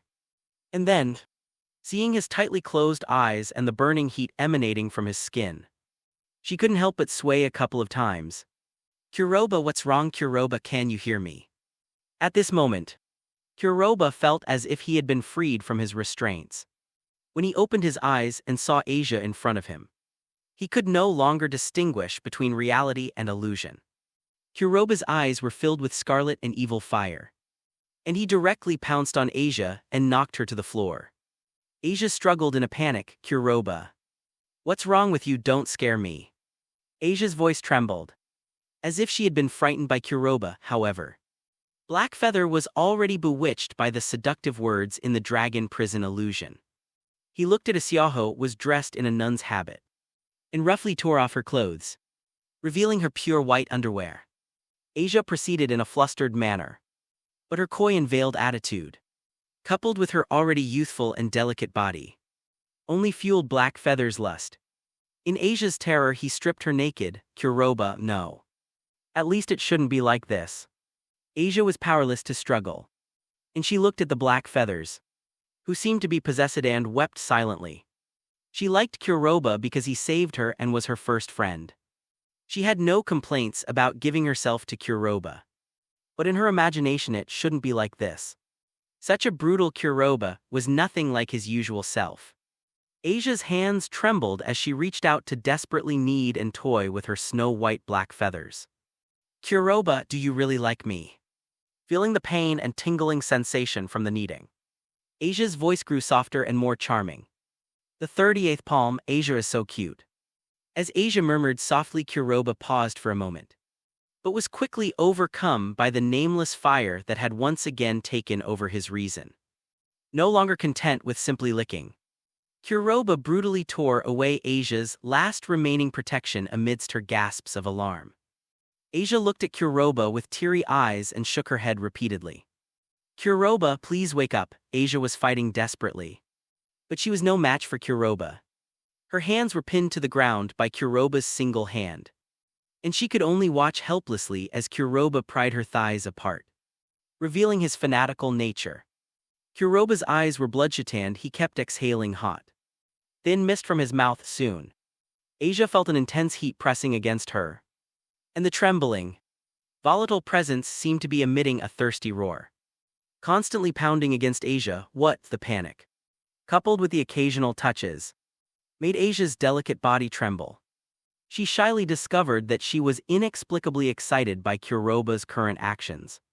Seeing the welcoming opening and closing, Kuroha could no longer restrain himself and forcefully and roughly entered her. Ouch, that hurt so much.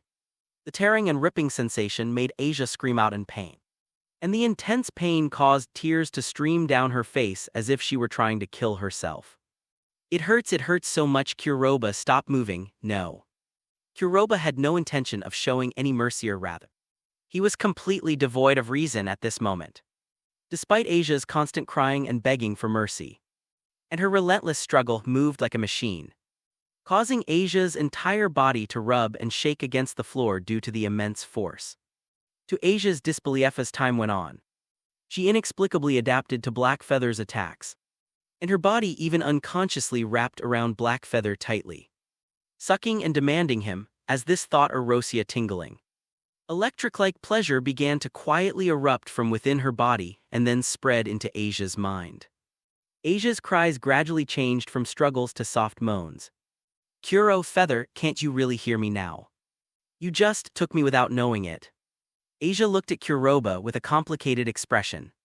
Her face flushed with dissatisfaction, resentment, and pleasure from the friction. At this moment Kuroba, having found an outlet for his emotions, began to gradually regain control of his rationality through constant activity. Although he couldn't control his body yet, he inexplicably discovered that a green magical energy was slowly merging into the angelic magic within him. This power, Kuroba sensed something and then suddenly opened his eyes. Asia! With a loud shout, Kuroba's eyes regained their clarity. He stared blankly at Asiaho, looked tormented, and at the two of them who were still closely connected. He was shocked. What have I done, Kuroba? Have you finally regained your senses? Kuroba looked up at Asia, who was staring at him with teary eyes, and then quickly released her hands, which were still bound by his restraints. Then, Black Feather suddenly withdrew, and the intense emptiness made Asia let out a soft, seductive moan. Asia. I'm sorry, I didn't mean to. Asia took a couple of deep breaths, then gently shook her head. I can see that. But was it really okay to pull it out so roughly? Asia looked at Kuroba with a hint of resentment. She slowly approached the retreating Kuroba with her limbs, her slender hands and feather waist, and the snow-white skin that fell due to her posture were all reflected in Kuroba's eyes. Asia. Asia came to Kuroba and placed her delicate little hand on Kuroba's chest. Kuroba, do you intend to shirk responsibility after treating me like this? How did I treat it? I think I did it. But I have no memory of it at all. It's impossible for me to shirk responsibility. But I feel like I'm the one who's being taken advantage of. Although I didn't know what happened just now, I saw it myself, so I will definitely take responsibility. Kuroba lowered his head slightly, looking somewhat remorseful. After receiving Kuroba's reply, Asia's eyes lit up with joy. That's enough. I like Kuroba a lot too, so I don't regret it. As Asia spoke, she quietly climbed onto Kuroba's body. Hey Kuroba, even though I'm inexperienced, being stuck in this limbo is really uncomfortable. As Asia's seductive voice faded, Kuroba felt himself enveloped in a warm embrace. Asia too blushed with joy at the regained fullness. Kuroba, now that you've regained your senses, you shouldn't be so rough anymore. Looking at the mottled red marks on Asia's body, Kuroba couldn't help but feel a little ashamed. Was he subconsciously a sadist? He reached out and embraced a Sabeginning to reciprocate. Asia is so cute, how could I bear to part with her? Asia gave Black Feather a charmingly disdainful look. That's not how you did it just now, As if trying to escape, Kuroba thrust hard, causing Asia's tone to become melodious. In their mutual affection, the two were incredibly passionate, their sweat and bodily fluids soaking the entire floor. Asia lay panting on the floor, turning her head to avoid Kuroba's gaze. It's really because I'm too embarrassed by my body's reaction. Feeling the wetness of the floor where she was lying, Asia felt a wave of embarrassment, but Asia gently touched her body, then put a little bit of the white fluid in her mouth. It's packed full. Asia's eyes were filled with a dreamy and satisfied pleasure. At that moment, Kuroba stood up and picked Asia up in his arms. Kuroba, what are you doing? Kuroba smiled and glanced at Asia. We can't just lie on the floor forever, can we? If I don't go to bed, it will get dirty. I finally managed to clean it, wash it clean. Kuroba glanced at the sheets. They did indeed look like they had just been washed. And if you smelled them carefully, you could even smell a faint fragrance. So it was all done by Asia. Why would she do something like that, Asia? Can you tell me why you're here? Why? Kuroba, what nonsense are you asking? It's because I live here. Asia shifted her body uncomfortably. Kuroba. Could you put me down before we talk? Your hands are too hot. Only after Asia reminded him did Kuroba realize that his hands were wet. Looking at the beautiful woman before him, whose delicate and alluring appearance made Kuroba's mouth water. Whether you collect it once or twice, it's still the same thing. I won't be polite, Kuroba Atilde. Chapter 39, The Phoenix Family. After enjoying Asia's gentle and considerate changing service, Kuroba looked at Asia curiously. Asia, what time and what day is it now? Today is the 6th day. Even if you hadn't shown up just now, we would have gone to find you later. Because we heard our opponents are arriving tonight. Tonight, does that mean I know Ria-senpai again? Kuroba felt something was off. I don't know the specifics either. But we'll be going there soon. Okay, I see. Sigrun has taught at the Iceland University of the Arts as a part-time lecturer since and was dean of the Department of Fine Art from. She held a research position at Reykjavik Art Museum focusing on the role of women in Icelandic art. She studied fine art at the Icelandic College of Arts and Crafts and at Pratt Institute, New York, and holds BA and MA degrees in art history and philosophy from the University of Iceland. Sigrun lives and works in Iceland, late at night. In the club, Ria sat elegantly on the sofa with her legs crossed, sipping tea while all her familiars stood behind her. Ria wasn't surprised that others were like this. But Kuroba was. What, Kuroba, aren't you going to sit? Are you afraid of me? Hayu shook his head. No. I just think it's better to show some respect to your opponent. Ria-senpai, since we're about to have a match, otherwise people might say you're familiar as being inconsiderate. Ria's paused for a moment, then let out a sweet, bell-like laugh. Well, don't be so nervous, although. Before Ria's could finish speaking, a dazzling light shone in the center of the club. And with the sudden appearance of the light, a magical pattern different from that of the Gremory family appeared. With a gentle smile on her face, Junai quietly explained on behalf of Kuroba and the others. Our opponent this time is Lord Rasa Phoenix, an adult demon of the Phoenix family. He is a pure-blooded high-ranking demon and also the third son of the long-established Phoenix family. Because Kuroba didn't know much about these things, he thought his title was very long. But the others suddenly tensed up and became a little nervous. As Junai gave her brief explanation, the magic circle began to ignite. A bird-like creature began to circle around the magic circle, and a male figure stood in the flames. He simply waved his hand, and the surrounding flames immediately disappeared. Yo, Riaz, it's been a long time. Lysa was wearing a red suit, but the buttons on his chest were still fastened, and even his shirt underneath wasn't properly worn. He had a wicked smile on his face, giving off a carefree and unruly vibe.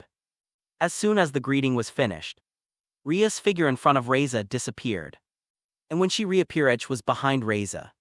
She simply raised her foot and kicked out hard. You're finished if you burn down my club. To everyone's astonishment, Lessa only staggered for a moment before regaining her balance. He looked at Riaz with a wry smile. How could that be? As a demon who controls wind and fire, I wouldn't make such a basic mistake. Watching the two bicker, everyone on the scene except for Junai looked strange. However, given the current situation, they cannot ask. However, after exchanging only a few words with Riaz, Reza began to look around when he saw Kuroba. His eyes lit up and he walked straight toward him. Oh my, you must be Kuroba, right? Come, let's talk in private. As soon as he finished speaking, Lessa felt a chilling, killing intent coming from behind him. He turned his head stiffly. Don't worry, we'll just chat for a bit. Only after he finished speaking did Lessa feel the murderous intent disappear. Kuroba was bewildered as he was led aside by Reza.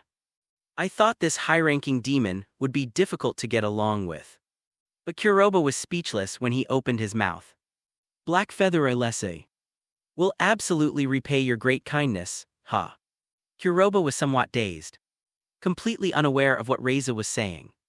Seeing Kuroba's stunned expression, Rasa was also somewhat taken aback. Huh, you didn't know? Why, what? This riddle left Kuroba somewhat bewildered. Lessa glanced back at Riaz almost imperceptibly. Never mind if you don't know, thank you anyway.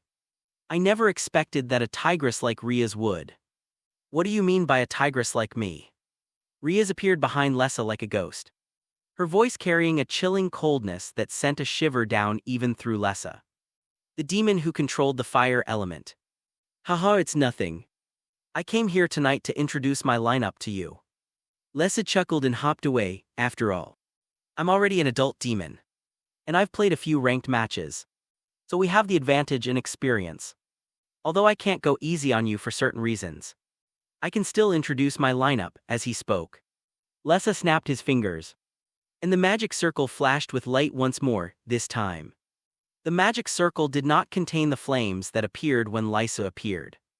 Instead, it contained only Phoenix's unique emblem. Figures began to appear in the magic circle, and they walked out one after another. In the end, a total of 15 people emerged from the magic circle and surrounded Lessa. These are my lovely servants, Lysa chuckled wickedly. Kuroba was somewhat astonished by what he saw. Because all 15 of them were girls, their positions could be easily identified by their clothing. Most importantly, Reiza's team is at full strength, more than double the number of Ria's team in terms of sheer numbers. 16 people in total, including the king. It looks quite spectacular. Kuroba couldn't help but sigh. Riaz gave him a strange look. She didn't expect that Kuroba would remain unmoved when he saw that the other side was full of girls. This was unlike him. Kuroba, have more confidence in yourself. You were the one that took 8 of my pieces to transform. Sometimes quantity is important, but quality is just as important. Riaz patted Kuroba on the shoulder, offering him a simple word of comfort. That's all I can show you. Lessa casually pulled over a girl, put his arm around her waist, and said in a somewhat nonchalant manner, "Ugh. Does this kind of trash really need all of us to go through the trouble of fighting a match? How could he possibly be worthy of Riaz Nichin? Although Reisanea is just as much trash as he is." As soon as Lessa finished speaking, a girl with golden hair tied in pigtails and wearing a princess dress in his camp glanced at Hayu disdainfully and then said, hearing the insults directed at him, Kuroba expected to be very angry but unexpectedly. His emotions were not affected in the slightest by the girl's mockery. He just smiled slightly. Although I don't know what you're talking about. If you insult Ria Senpai and my comrades, then I will drag you down with me in the competition, even if it costs me my life. Seeing this unfold, Lessa helplessly buried his head in the chest of the girl in his arms, acting as if no one could control him. Testimonials. It will be available for purchase in half a month. To be honest, this is really making my liver hurt. Thank you to all the generous donations from our bosses. The remaining 9 chapters that I owe will be released as quickly as possible after the release. For those bosses who are capable, please select Customize. I make a living this way, and this way you can watch it anytime. Furthermore, the rules for bonus chapters after the book is published remain unchanged. 1 bonus chapter for every 3,000 donations. I welcome all the bosses to work me to exhaustion. Given this opportunity, I would also like to share some of my thoughts and questions. This book is undoubtedly very controversial. Even my former readers have told me that the male protagonist's personality and behavior are not likable. I know this myself, but I still hope to continue writing at the original pace. The male protagonist's growth path is not very drawn out. In fact, it has grown a lot in these tens of thousands of words, but it has not been fully shown yet. Next up is the first ranking game, where we should be able to see a different side of Kuroba. Right, perhaps at the same time, I am also very grateful to the bosses who have read this far. Thank you for your support. Without further ado, let's start with a big update after it's released. It's not that I haven't been updating frequently these past few days, but rather that the book is progressing too fast, a bit beyond my expectations. I'll release all the drafts after it's published. This is a rare opportunity for me to know the plot an hour earlier than you guys. Finally, bosses, please watch an ad and subscribe. Let me eat a little something, haha. Chapter 40 Rebel's Provocation. Hearing Kuroba's neither humble nor arrogant rebuttal, the blonde girl bristled as if she had been stepped on a cat's tail. You think you can drag me down with you? I am Rebel Phoenix, a member of the Phoenix family.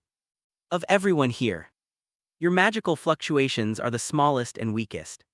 How dare you spout such nonsense? I really don't understand, Rebel Phoenix. He's also a member of the Phoenix family. So what's his relationship with Lessa? After a brief moment of stunned silence, Kuroba took a step forward. The smile in his eyes vanished completely, and he looked at Rebel with a very serious attitude. I am Kuroba, a soldier under Ria's Gremory. Regardless of the bet with Lord Surzech's or your disdain for me just now. In this match, I will prove to you that I will fight to the death to achieve victory. Kuroba. Ria's never expected Kuroba to stand up and say such a thing. These words made her heart flutter, and a warm current quickly spread throughout her body, her heart beating at an extremely fast pace. This caused a slight smile to unconsciously appear on Ria's lips. Unexpectedly, Kuroba, whose mind was always filled with lewd thoughts, has also begun to grow up. Although his figure wasn't particularly imposing from behind, it inexplicably gave Ria's a sense of security, as if he were someone she could rely on. Just as Rebel was about to say something, Lysa appeared from behind her and pressed down on her head. Yes, that's enough if you keep talking. It will be your provocation against Ria's. I won't care if she gets angry, just wait to recover slowly. Ria's shrugged indifferently, thanks to Rebel. She was able to witness such a heartwarming scene, so she didn't harbor much resentment towards Rebel. It's been a long time, Rebel. Whether we're worth your all-out effort, we'll find out tomorrow. Rebel, hearing this, naturally couldn't say anything more. She glared coldly at Kuroba, snorted, gave Ria's a brief greeting, and returned to her camp sullenly, snapped. Lysa snapped his fingers. All right, since that's the case, I won't waste any more time here.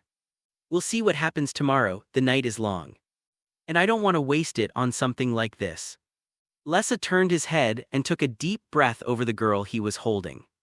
The girl's body trembled instantly, her face flushed, and she let out a soft moan. With that soft chant, the magic circle lit up brightly, and Lessa and the others disappeared from the room.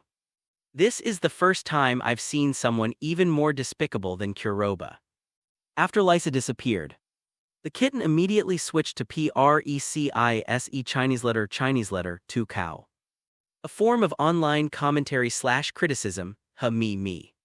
Kitten. Kuroba asked a question without realizing it, but no one responded. Only Akino giggled. Rias chuckled and tapped Kuroba's head. Leza is someone I've known since I was a child. He's always been that kind of person, not a bad person at heart, and we can get along well as friends. Upon hearing this, Kuroba looked at Rias as if he had remembered something.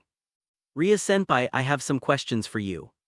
Leah nodded with a sweet smile. Just now, Lessa said he wanted to thank me, acting like he was finally free from suffering.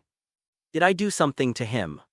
Rias was taken aback by what she heard, and clenched her fists tightly. Leza, Rias-senpai. Looking at the curious Kuroba, Rias blushed and stammered, unable to say anything. Leza. He was originally my fiancé. Rias' words were completely unexpected by Kuroba, but he immediately noticed something was wrong. Original. Rias glared at Kuroba with annoyance. This guy is usually so slow-witted. Why is he suddenly so perceptive at a time like this?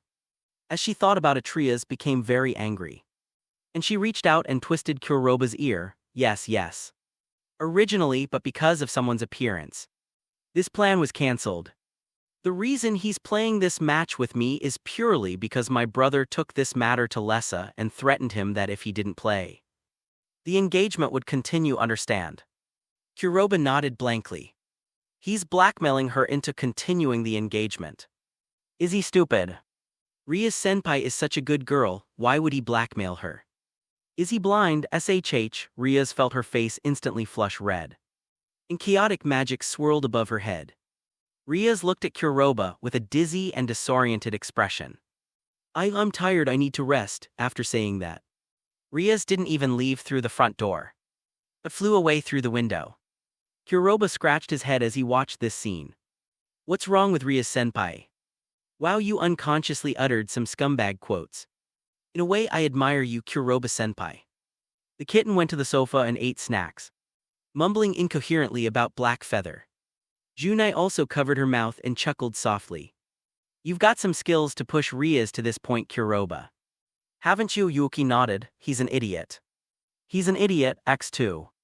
Even Yuuma and Asia stared at Kuroba in shock. Huh. What's wrong with me? Kuroba felt somewhat confused. Wait, someone's appearance.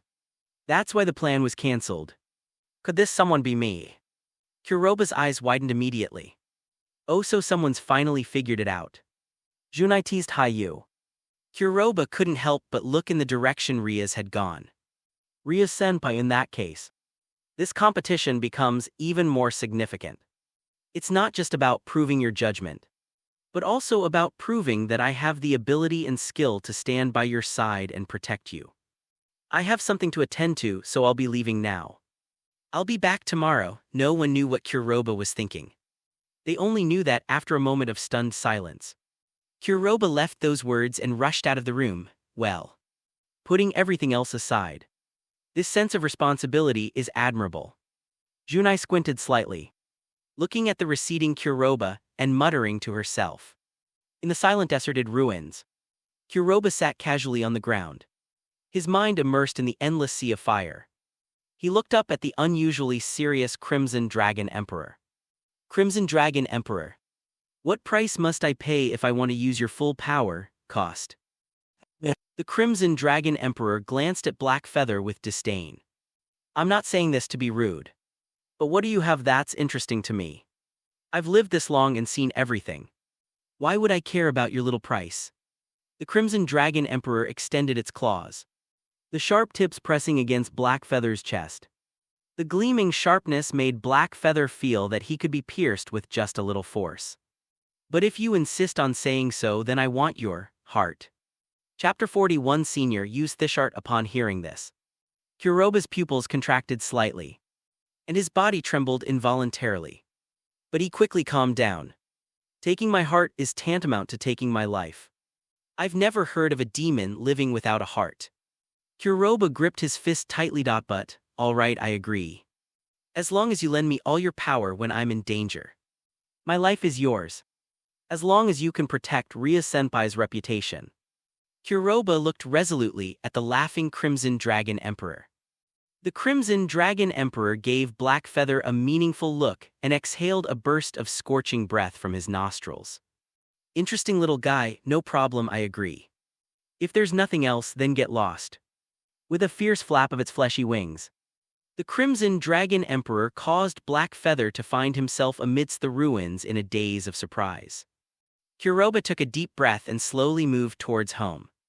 Little did he know that inside his body, the Crimson Dragon Emperor was laughing strangely. Seemingly unaware of the reason. It's been so long since I've met such an interesting little guy. I'm already looking forward to seeing what tomorrow will bring. Back home, Kuroba felt sticky all over, so he decided to take a shower. Thinking about tomorrow's fierce battle, he was somewhat dazed and didn't notice the alluring and large bra in the locker room. Wow, when Kuroba pulled open the bathroom door, the red-haired figure inside also turned around in astonishment. Staring directly at Kuroba, Ria-senpai, I'm sorry. I was thinking about something and didn't notice. Kuroba hurriedly tried to leave and closed the bathroom door. Stop, come back. Kuroba stood frozen in place, his back turned, unsure whether to go forward or backward. Looking extremely awkward, but with his sharp ears and eyes. He heard footsteps behind him and then a large soft mass, warm with hot water, pressed against his back. Are you avoiding me or blaming me? Behind her, Rias almost murmured. Murmurs could be heard. Why should I blame Ria-senpai? Kuroba looked up at the lights in the locker room, his tone sounding somewhat strange. Because I not only hid a lot of things from you, but I also added a lot of pressure to you. It seems that I have completely messed up your life. Ria's voice sounded inexplicably low, which was different from the cold and decisive Rias that Kuroba remembered. That's absolutely not true, Senior. If you hadn't saved me, I might not even have a life anymore. Right as my savior, you gave me a new life. So it's only natural that I work hard for you, isn't it? Kuroba spoke these words with the utmost optimism. Is he just your savior? Is there no other kind of feeling involved? Rias gripped Kuroba's hand tightly, her tension increasing with the urgency of his answer. As if she dared not hear it, Kuroba took a deep breath, made up his mind and turned around. Seeing Ria's surprised and slightly pitiful expression, Kuroba couldn't help but reach out and gently stroke her cheek. Of course it's more than that. Senior, you've taken such good care of me all this time. With such a beautiful woman by my side every day. How could I not have any other thoughts? I like you, Senior. Having received a satisfactory answer, Ria smiled gently as she nestled against Kuroba's chest, listening quietly to his heartbeat. Kuroba used this position to stroke Ria's beautiful red hair. That's why is your first debut battle. I can't possibly let you down. Just like what I said in the Klubevan, if it costs me my life, I will make sure you win. I know I'm weak, but I want to protect you and my friends' smiles with my own hands. Don't push yourself too hard. If you really die, you'll lose everything. As a demon, you can't be resurrected. Rias took Kuroba's words as mere encouragement and didn't really take them seriously. Kuroba simply smiled and offered no explanation. The bathroom fell silent instantly, neither of them spoke. But Ria's face grew increasingly flushed. While Kuroba's words were indeed touching this guy, Rias felt the thing trembling and growing larger in her lower abdomen. And she couldn't help but feel a little aroused. Kuroba was naturally aware of his situation. But there was nothing he could do. He simply couldn't control it. It would be strange if he didn't react when a stunningly beautiful woman with a delicate and graceful figure was pressed naked against him. That they both spoke at the same time. Senior, I'd better go out first, you can go wash up first. Kuroba scratched his head, awkwardly looking quite uneasy. Ria seemed to have returned to normal, her expression regaining its usual slightly teasing and playful quality. She reached out and gently grasped the handle of the black feather that was trembling incessantly. Hey, do you really think so? It seems a little unwilling. As the gentle touch enveloped him, Kuroba inhaled sharply. Ouch, Senior, that's foul. Seeing Kuroba's reaction, Rias couldn't help but giggle. This isn't the first time I've treated you like this. So how can it be considered a foul besides? As my lovely familiar, seeing how hard you've worked lately. As your master, I should give you a reward. As Rias spoke, she alluringly helped Kuroba squat down. And when she saw the trembling figure, she couldn't help but lick her lips. Just as Rias was about to open her mouth to take it in, her chin was hooked by Kuroba. Senior, since it's a reward, can I choose the method myself? Rias glanced at Kuroba in surprise, then gave him a charmingly disdainful look. Alright, what kind of bad idea are you thinking of now? Kuroba boldly reached out and grasped Ria's snow-white breasts, feeling the soft, supple touch that slipped through his fingers. Senior, use this. Leah looked at Kuroba with a blush rising in her eyes, and after a long whileish nodded slightly. I really lose to you. You're always thinking about such nonsense. Isn't that because my senior loves me? Kuroba smiled faintly when he felt that warm touch enveloping him. Kuroba couldn't help but gasp. I felt surrounded by warmth, with soft touches all around me. I wonder if I'll have another chance to experience this after tomorrow. Let me be unrestrained just this once, Rias-senpai. Chapter 42, Pre-Match Preparations, Bonus Chapter for Donations. After the ceremony to reward Kuroba ended in the middle of the night, Rias disappeared. It's said that they were discussing plans with Senior Junai for tomorrow's competition.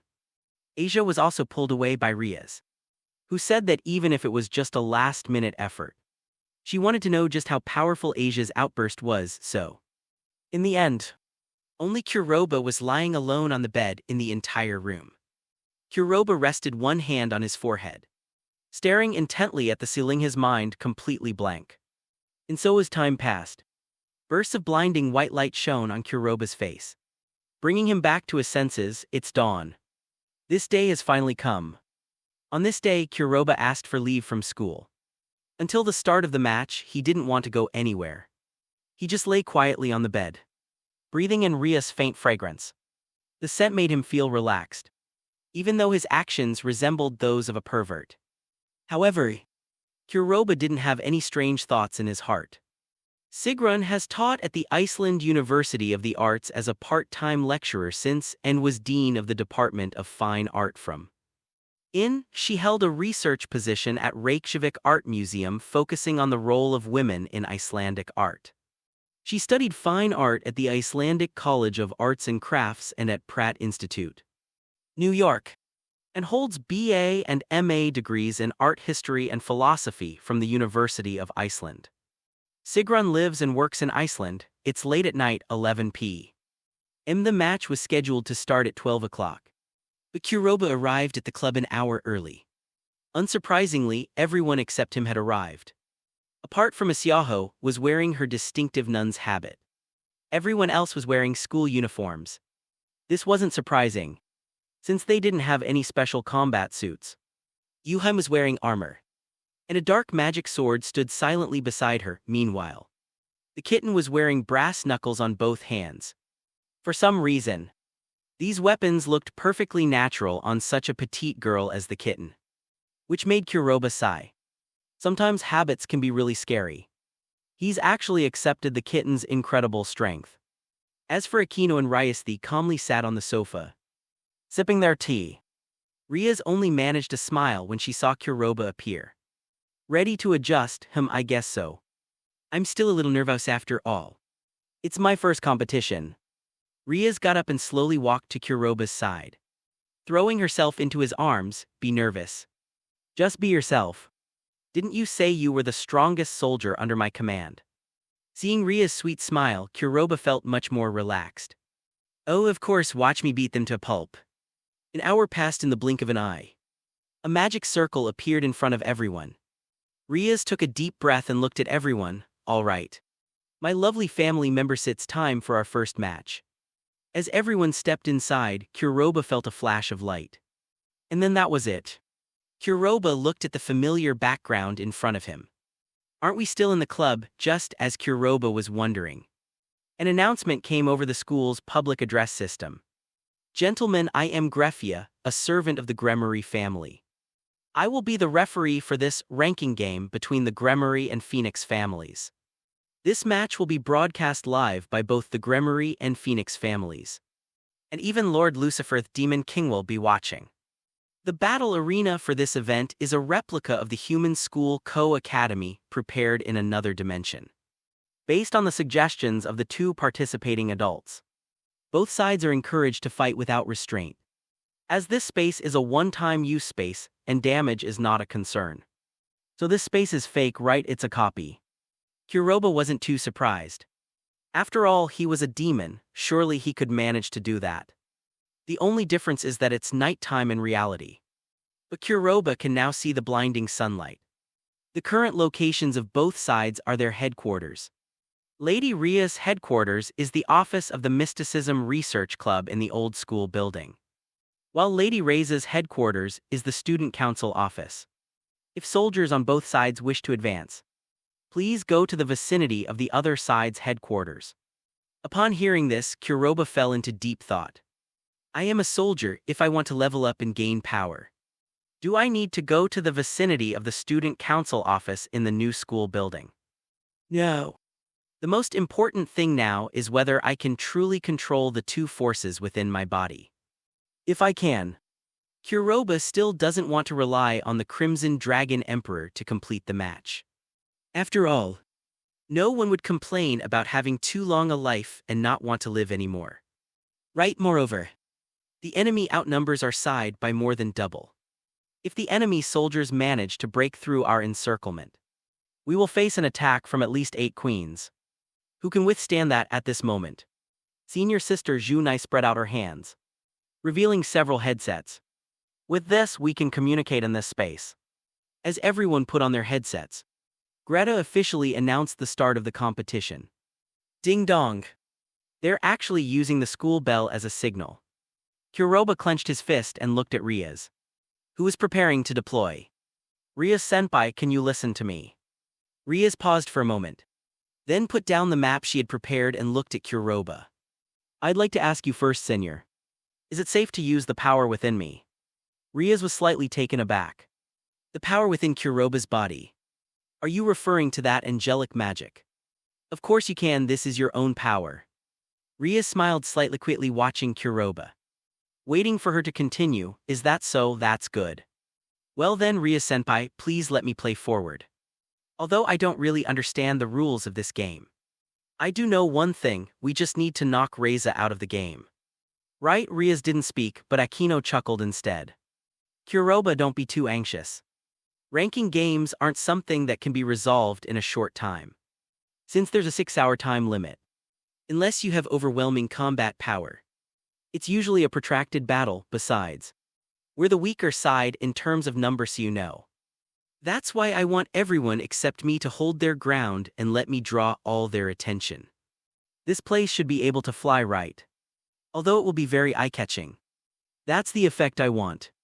If Rias-senpai allows me to use the power within me. I think I can do it. Akino wanted to say something more, but Rias stopped her. She slowly walked to the sofa and patted her legs. Kuroba, come here. Kuroba walked over in confusion. And then Rias pulled him to lie down on her lap. Senior. Time is of the essence right now, isn't it?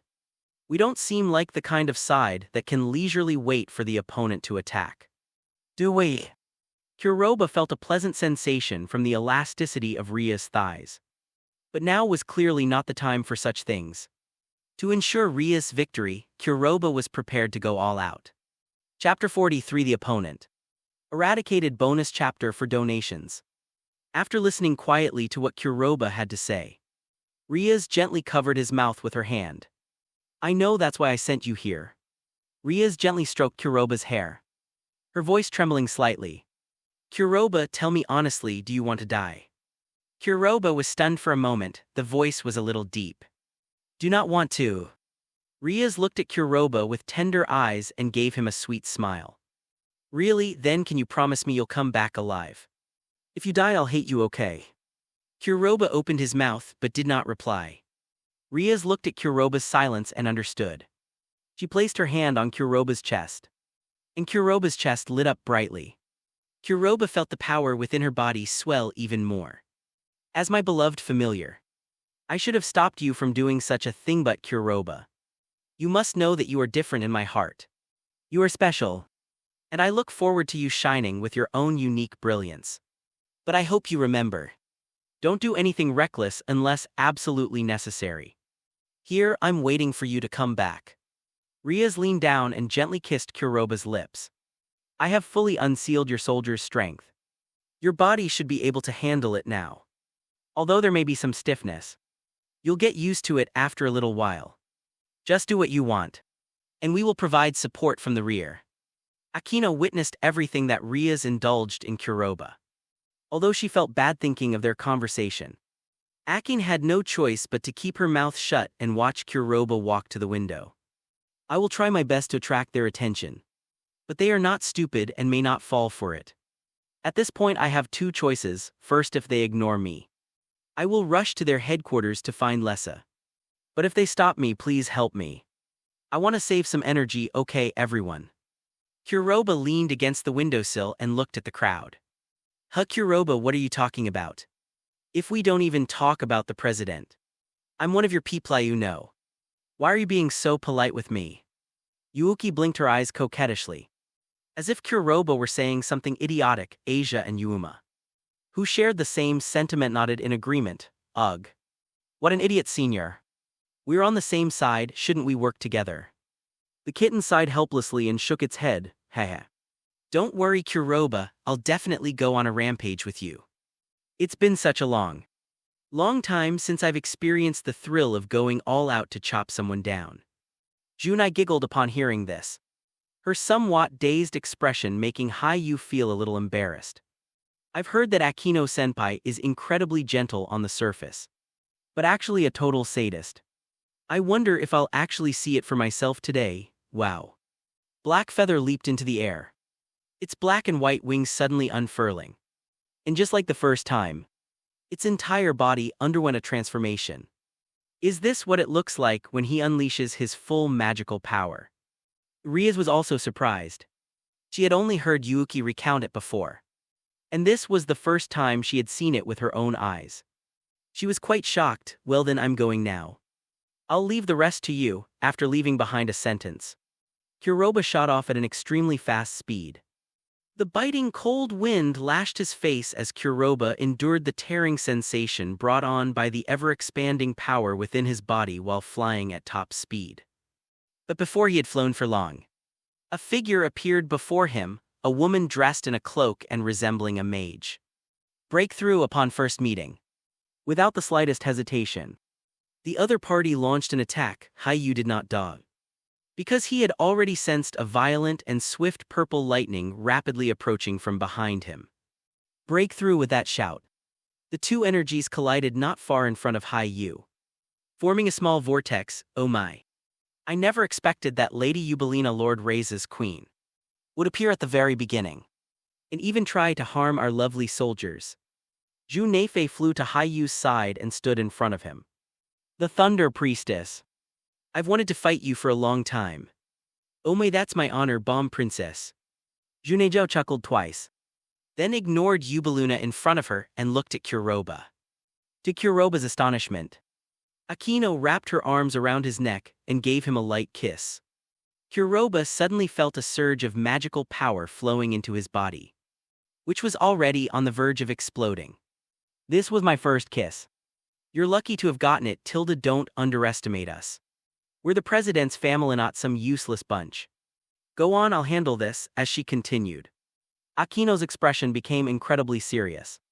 A seriousness that Kuroba had never seen before. Okay. Please help me, Senior Junai. Now is not the time for sentimentality. After agreeing, Kuroba flew away immediately. Alara, please let me enjoy this, Miss Eubelina. Junai's lips curled into a strange smile. Then he flicked his finger, and several bolts of purple lightning as thick as tree trunks fell in response. Kuroba turned around and, seeing the dazzling light behind him, quickened his pace. A little blood had already seeped from the corner of Kuroba's mouth, which made him give a helpless, bitter smile. It seems my body still can't handle it. Along the way, Kuroba could see his companions fighting hard against their opponents. However, the disadvantage of having fewer people also became apparent at this point. After looking at everyone in the distance except for Bishop Rebel and King Rasa, Kuroba's speed increased instead of decreasing. Blackfeather was surrounded by distinct black and white colors on both sides, and his entire body was enveloped in a dazzling light. At the same time, a crimson dragon spear appeared in Blackfeather's hand. Blackfeather narrowed his eyes and murmured something to himself. Since they are adversaries, then eliminate them. The people flying opposite Blackfeather saw Blackfeather approaching with immense force. They wanted to dodge, but panic appeared on their faces. How is this possible? I can't move my body. His voice trembled, and his pupils were filled with endless light. Blackfeather gripped the dragon spear, drawing a line in midair, and a bright red arc flew directly towards the group of people, silently piercing through their bodies. Bang, bang, bang. Only after the Blackfeather flew far away did the continuous explosions come from behind. In the student council office, Rebel watched this scene, and the teacup in her hand fell to the ground. They are all wiped out. Chapter 44, the Phoenix bonus chapter for donations. Rebel's panic had no effect on Lyce. Instead of panicking, he even put on a strange smile. Things are getting interesting. Come on, Kuroba, I'm waiting for you here. Although Kuroba was trying to remain calm, the immense magical power he had just gathered made his internal organs feel as if they had been displaced. He swallowed the blood in his mouth and smiled bitterly to himself. These two magical forces are far too domineering. Forcibly combining them will create a powerful force, but my own body might collapse first. Kuroba is still unable to fully utilize these two powers properly.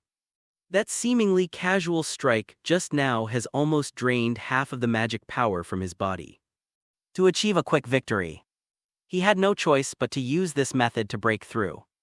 A protracted war was not his forte, because Kuroba had already dealt with most of the people, while the remaining people were being held up by Yuuki and the others. So for a while Kuroba had a smooth journey. even when he heard the announcement about the disappearance of his own people. Kuroba still felt a pang of heartache. Even though it's just a game, I'm still not strong enough to protect everyone. Kuroba bit her lip tightly, her face turning pale as she exerted force almost there. The outline of the new school building had already appeared before Kuroba's eyes. He could even see Reza with enormous fiery wings spread above the roof, and Rebel standing on the roof. Upon seeing Kuroba's appearance, Rasa calmly opened her arms. Hey Kuroba, you got here faster than I expected, however. Kuroba no longer had time for pleasantries with Reza. He conjured a dragon spear in his hand and thrust it fiercely toward Lysa. Lysa showed no sign of panic, simply letting Blackfeather pierce through his body. Blackfeather pulled out the dragon spear, creating a large hole in Lysa's body. Kuroba looked at Reza in surprise, who neither dodged nor flinched. But he soon noticed something strange: blood. Why is there no blood, moreover? Lysa's expression did not change at all, as if she did not feel any pain. At that moment, Lysa burst into wild laughter. His body emitted incredibly hot flames, forcing Blackfeather back. Blackfeather stared wide-eyed as he watched as Lysa's body, which he had just pierced, began to heal. How can it be? Although he didn't use magic, Kuroba knew that he had definitely plunged the dragon's spear in. And with his current strength, it was impossible for it to emerge unscathed. The flames gradually disappeared, and Reza appeared unharmed in front of Kuroba. Kuroba, it seems you don't know much about the Phoenix family. Kuroba trembled upon hearing this. Phoenix. The Phoenix, Ria-senpai said that. Is this the Phoenix's regenerative ability? It's truly domineering and unbeatable. Hey Kuroba, you don't look too good. Are you already struggling to maintain your power? To be honest, your outburst just now really startled me, but a strange smile crept onto Lysa's lips. But that's all there is to it, because you can't hurt me. Lysa casually snapped his fingers, looking at Kuroba with an air of composure, as if the outcome was already decided. Perhaps it really is as you said, there is no hope of victory. Kuroba clenched his fist, looked up at Lysa, his eyes filled with defiance. But for Ria's sake, I will win this match no matter what. Blackfeather wielded the dragon spear, from which a burst of crimson flames erupted. The flames then coalesced at the spearhead, while the entire spear was enveloped in black and white magic. Blackfeather could no longer bear it. He coughed up a mouthful of blood, feeling that his body was exhausted, with all his magic power concentrated on the dragon spear. At this moment, dragon spear radiated boundless light, and the oppressive aura containing immense magical power was fully transmitted to Lysa's senses. Lysa was taken aback when he sensed the magical fluctuation. Then a sinister smile crept across his face. Come on, Kuroba, I'll show you what despair truly is. Phoenix is invincible. Endless flames erupted from Lysa's body, enveloping him completely. Behind him, the phantom of a phoenix appeared, with a cry. Lysa charged straight at Blackfeather, arriving first despite being behind. Kuroba struggled to suppress the trembling in his hands, took a deep breath, and went to meet the rapidly approaching Lysa. Bang! The moment the two collided, a deafening roar erupted, and a towering burst of flames exploded directly from the two of them. Even Riaz, who was far away, could see the towering flames. Kuroba, Riaz immediately cried out in alarm, unable to remain calm in the club room any longer, and flew towards the area of the explosion. The intense flames lingered for a long time. The violent explosion caused the announcements of eliminations to continue incessantly. Even Rebel, who also possessed the power of the Phoenix, was eliminated directly due to the explosion. Unlike her brother, she had neglected her training and was not capable of withstanding such severe damage. The aftershocks of the explosion finally subsided. Lisa's body looked completely shattered, but he still had a wicked smile on his face. He looked at Kuroba, who was falling to the ground from exhaustion, and burst into wild laughter. Kuroba, you really gave me a big surprise, but it's such a pity you can't defeat me. As he fell, Kuroba squinted at Lysa's direction and noticed that although Lysa was severely injured, his body was constantly repairing itself, and the repair speed was visibly fast. Kuroba was extremely unwilling, He clenched his teeth, but he had no strength left so far. There has been no news about their queen being eliminated. On the contrary, an Akino Senpion of their own has been eliminated just now. Kuroba can sense that Rias is rushing over here. But she's facing the Phoenix and its strongest. There's no way she could possibly be a match for them. I'm not reconciled.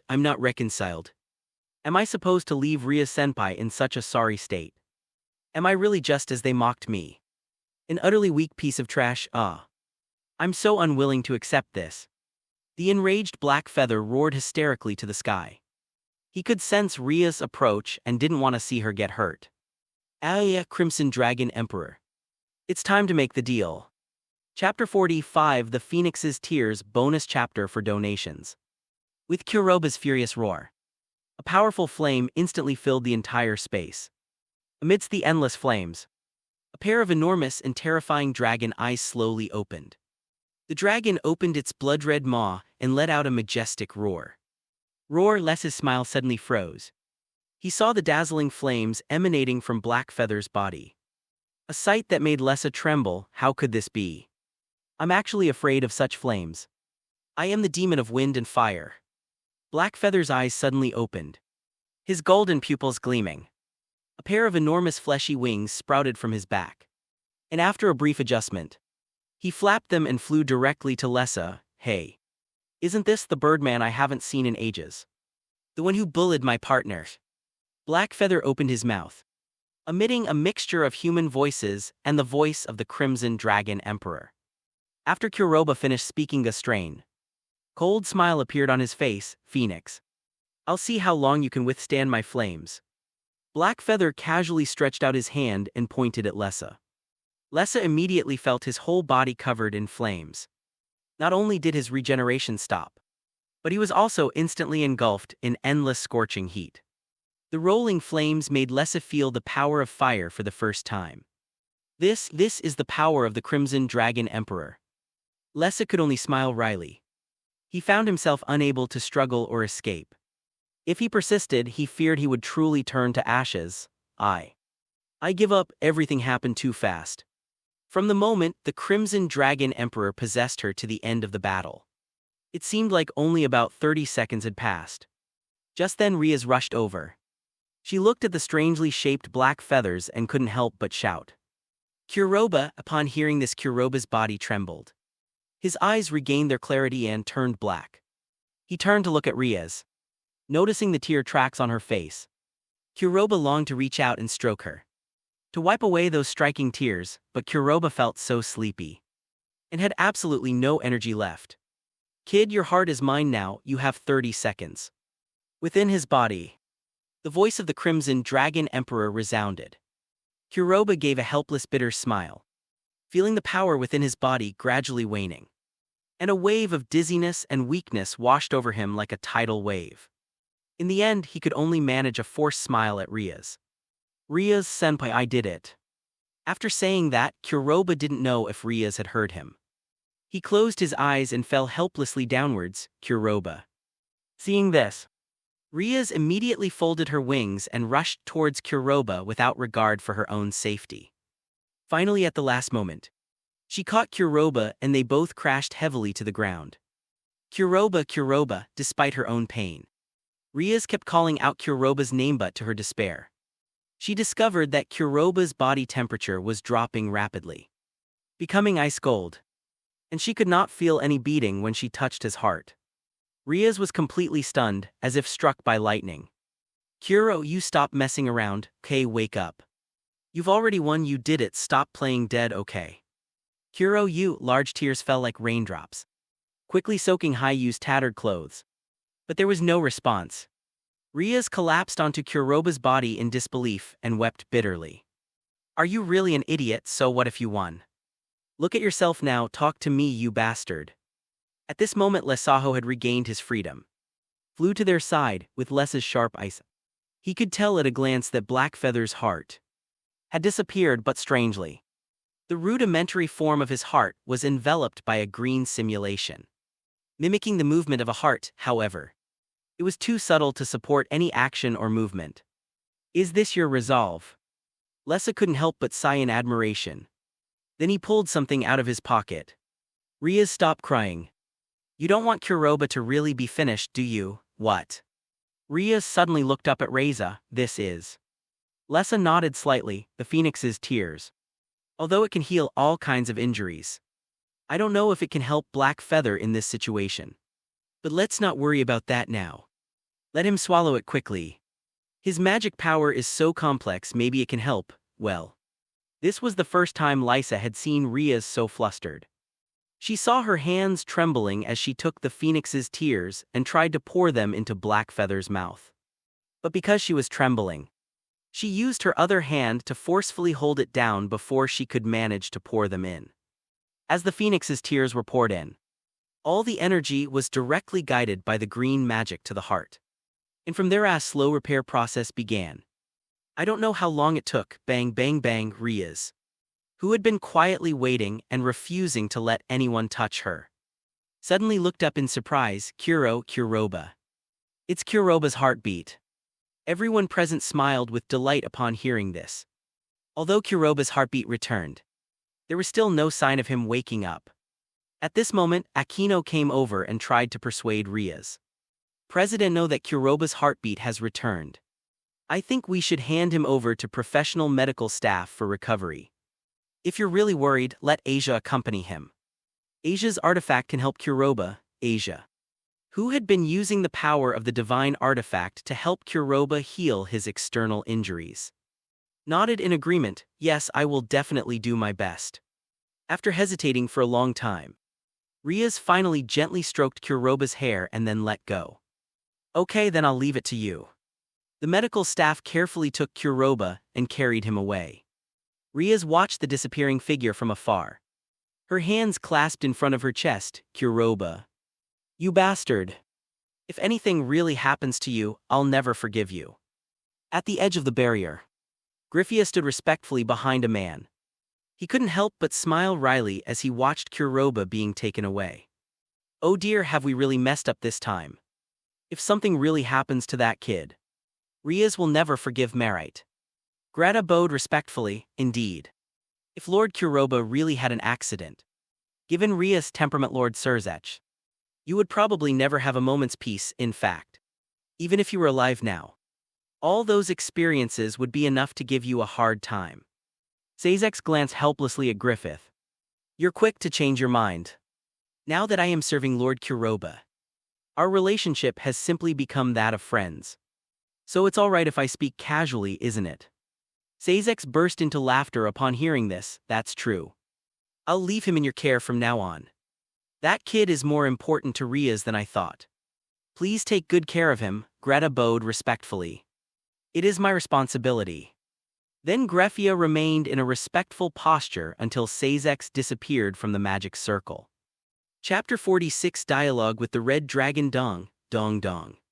A thunderous heartbeat filled Kuroba's ears. Kuroba felt that he had opened his eyes, but the boundless darkness covered his senses. Where am I? Kuroba tried to move his body, but the clanging of iron chains echoed as he was tightly bound and unable to break free. How did I get trapped? Countless questions swirled around Black Feather, but the boundless darkness offered him no answers. Hey little guy, you're awake. Just then, a cluster of firelight appeared beside me, its brilliance particularly striking in the darkness. Haiyu turned his head with all his might, looking in the direction of the firelight, and found that the Crimson Dragon Emperor was standing beside him. Most of his body was blended into the shadows of darkness, and only the head of his dragon head, illuminated by the firelight, was visible in front of Haiyu. Crimson Dragon Emperor, where am I? I remember. I should be dead, right? The Crimson Dragon Emperor casually lay down in front of Black Feather and picked his teeth with his dragon claws. Ah yes, your heart is already in my hands, is that so? I see you won the match, right? The Crimson Dragon Emperor let out a strange laugh. Yes, we won, but with a casual wave of his massive, fleshy wings, a projection appeared before Black Feather's eyes. Kuroba was stunned when he saw the projection of Riaz holding him in pain. Riaz senpai. Kuroba wanted to reach out and stroke Riaz's face, wanting to wipe away her tears. However, The heavy iron chains made it impossible for him to move. No matter how hard he tried, Red Dragon Emperor let me go. Ria-senpai is so sad, I want to comfort her, at first. Kuroba's tone was very domineering, but the more he spoke, the weaker he became, even with a hint of pleading. Red Dragon looked at Black Feather in front of him and sighed helplessly. Hey, why would they like a coward like you? Why do you think you can protect them, if you ask me? Since your heart is already in my body, you might as well just die and be done with it. Stop hurting others. You need my power to fight even a birdman, a weakling like you. No matter how much time you're given, you'll never get stronger, right? You're just a piece of trash, do you understand? Upon hearing this, Kuroba laughed self-deprecatingly. Ha ha ha ha, it seems you're telling the truth. But so what, I admit I'm a good-for-nothing. But I'm not willing to be one forever. I won't make excuses for my incompetence. However, I want to correct one of the issues you raised. Black Feather looked at the Crimson Dragon Emperor with anger in his eyes. Oh. The Crimson Dragon Emperor looked at Black Feather with a mocking expression. Without uttering a word, I didn't approach them with any malicious intent. Whether it's Ria-senpai Amano Yuuma Asia Yuoki, or even Kaneko and Akino-senpai, I genuinely felt their care. I truly wanted to become stronger to protect them. I won't allow you to insult my feelings. The Crimson Dragon Emperor burst into laughter as if he were watching a clown, his laughter echoing throughout the dark space. Kids, stop joking with me. The sentimentality of the weak is always so weak and powerless. What good are your sweet words if you don't forget that you're dead now? Accept reality. Red Dragon, is everything you're saying true? Kuroba murmured softly as if questioning. Or perhaps talking to himself, what? A crazed smile crept across Kuroba's lips. I said, am I really dead? If I'm dead, who am I talking to? Why are you trying to make me accept the fact that I'm dead? Or rather, you can't control the current situation at all. Right? Kuroba began to struggle violently, the chains binding her body making a clanging and grating sound. Answer me, Crimson Dragon, why are you binding me? You've already taken my heart, so why are you still afraid? Tell me. As Kuroba struggled, a faint green light began to appear from his right atrium. This abrupt green light magnified in Kuroba's pupils and began to take on a human form, revealing the appearance of Asia. Then it immediately disappeared, and the green light began to fade, transforming into a dazzling white light. A hazy human figure was visible within the white light, and Kuroba squinted and strained to see it. I saw a gentle smile. By that, Kuroba called out a name that had already disappeared in astonishment. Amidst the light, Yuno also appeared somewhat taken aback, but she simply smiled faintly. Kuroba, do your best. The light gradually faded, and the chains binding Black Feather snapped with a crack. Black Feather stood up, enormous white wings unfurling behind him, their pristine white feathers fluttering gently and dancing in the air. As the white feathers fell to the ground, the darkness began to dissipate, replaced by the familiar endless fire domain. The Crimson Dragon Emperor watched all this without any intention of stopping it. In fact, he was quite interested in it. A glint of light flashing in his fierce dragon eyes. Dong. Dong dong. The heartbeat that Kuroba had just heard sounded again. But this time it wasn't just a faint echo. It was actually beating inside Kuroba's body. Ha ha ha ha. Hai Yu looked at the Crimson Dragon Emperor's inexplicable laughter with some confusion. Why are you laughing? The Crimson Dragon Emperor looked at Black Feather with great interest.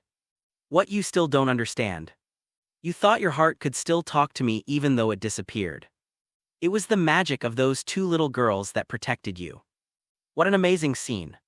One person's magic formed the prototype of the heart, and the other person's magic made the reconstructed heart radiate vitality again. Hey, that really surprised me. The Crimson Dragon Emperor suddenly flapped his pair of fleshy wings, and the darkness before his eyes vanished instantly, replaced by an endless sea of fire, from which even Black Feather could feel the scorching heat. For a moment, Kuroba didn't know how to react to this situation. The Crimson Dragon Emperor sighed helplessly. Kid, I've been dormant for far too long. All your previous hosts were trash when I saw you. I thought you were just another piece of trash. But you've shown me something different. You're very interesting, including yourself and the power within you. I'm quite intrigued. How about we make a deal, trade? The Crimson Dragon Emperor let out a strange laugh. From now on, within your means, you can use my power as you please. But you must become stronger. I want the 3 realms to tremble at the mere mention of my name. How about it? Are you interested in this deal? Upon hearing this, Kuroba shook his head. No. The Crimson Dragon Emperor's eyes widened in fury. What? Don't be so ungrateful. A smile appeared on Kuroba's face. Chapter 47. You're hard. With a sinister smile, Kuroba also made a sound. No. If there ever comes a day when they tremble at the mere mention of a name, it can only be the name of Miyamoto Kuroha that makes them tremble. Ha ha ha ha, what an interesting kid. I agree, ha ha ha. A deafening dragon roar echoed throughout the fire domain. A large contract magic circle lit up between the human and the dragon. And the magic circle split in 2, with each part being engraved on the head of the 2 people. As the engraving was completed, the pure white wings behind Black Feather suddenly dissipated, forming white light that poured into Black Feather's eyes. With this immense magical power injected, Kuroba's right eye turned completely whitey flawless. Pure white. The Crimson Dragon Emperor pondered for a moment. It seems you can't use the angel's magic for the time being, until you find a way to unseal it. It will probably remain in your right eye. Kuroba reached out and gently touched his right eye. You know. I don't know whose clone you are yet, but thank you. I will definitely find you. And then we can play games together again. The Crimson Dragon Emperor exhaled breath from his nostrils. I don't have time to watch you 2 being all lovey-dovey here. Get lost. He extended his dragon claw and slapped it directly at Yu, who was so surprised that he suddenly opened his eyes. Fuck.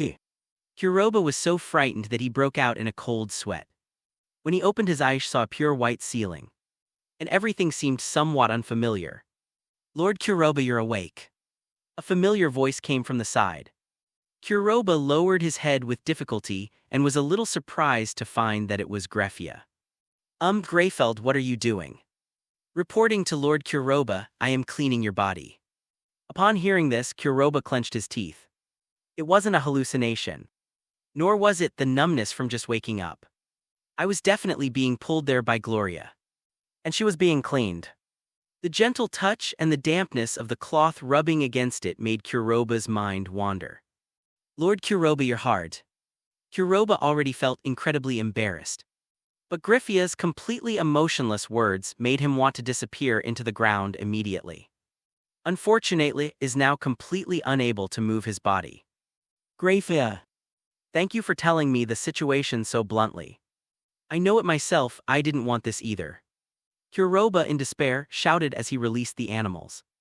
At that moment, Grefia's face came close to Kuroba's. No, it's all right, Lord Kuroba, actually. You could order me to strip naked and stand in front of you to do all sorts of services for you right now. After all, I've become Lord Kuroba's personal maid. I won't resist whatever you ask me to do, even though I'll think you're a beast in my heart. Kuroba's lips twitched involuntarily. He discovered it.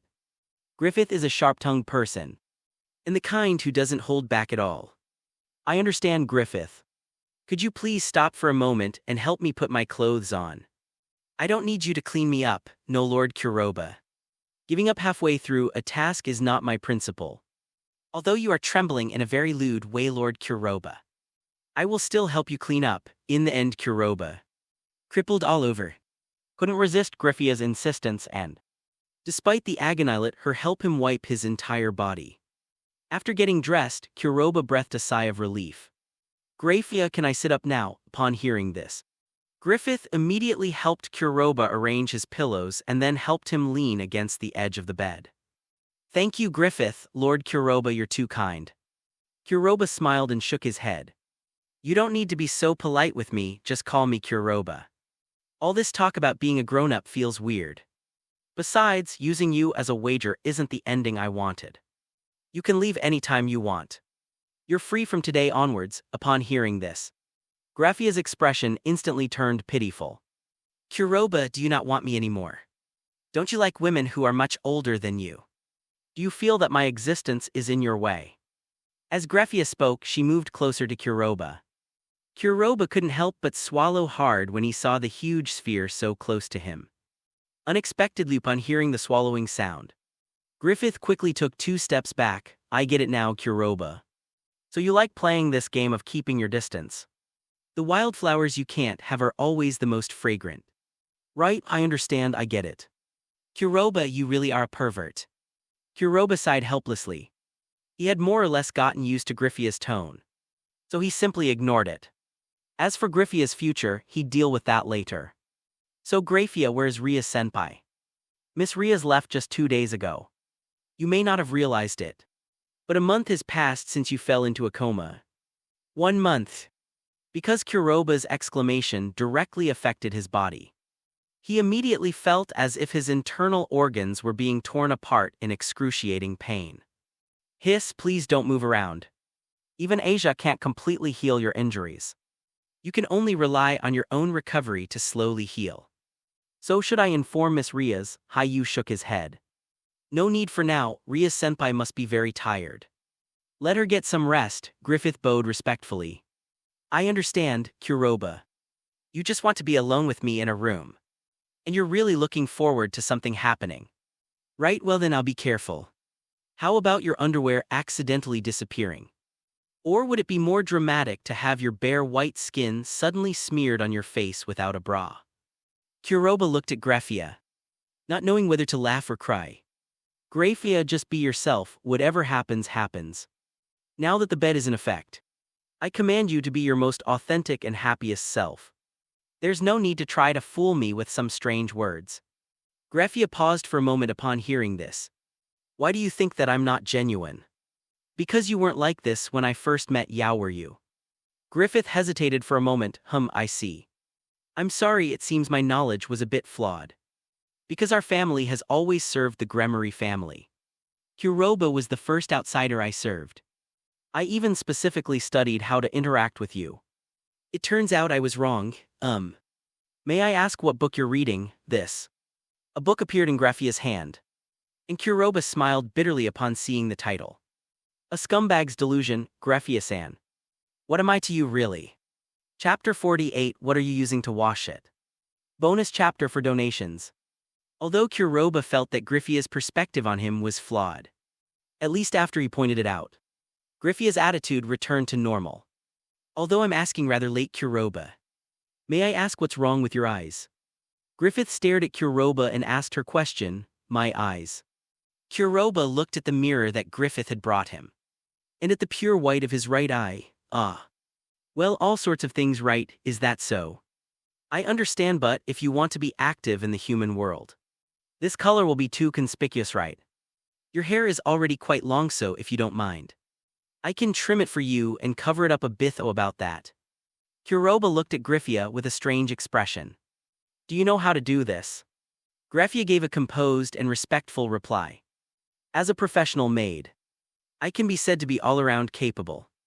In that case, thank you for your help, Griffith. A smile appeared on Kuroba's face. It's my pleasure.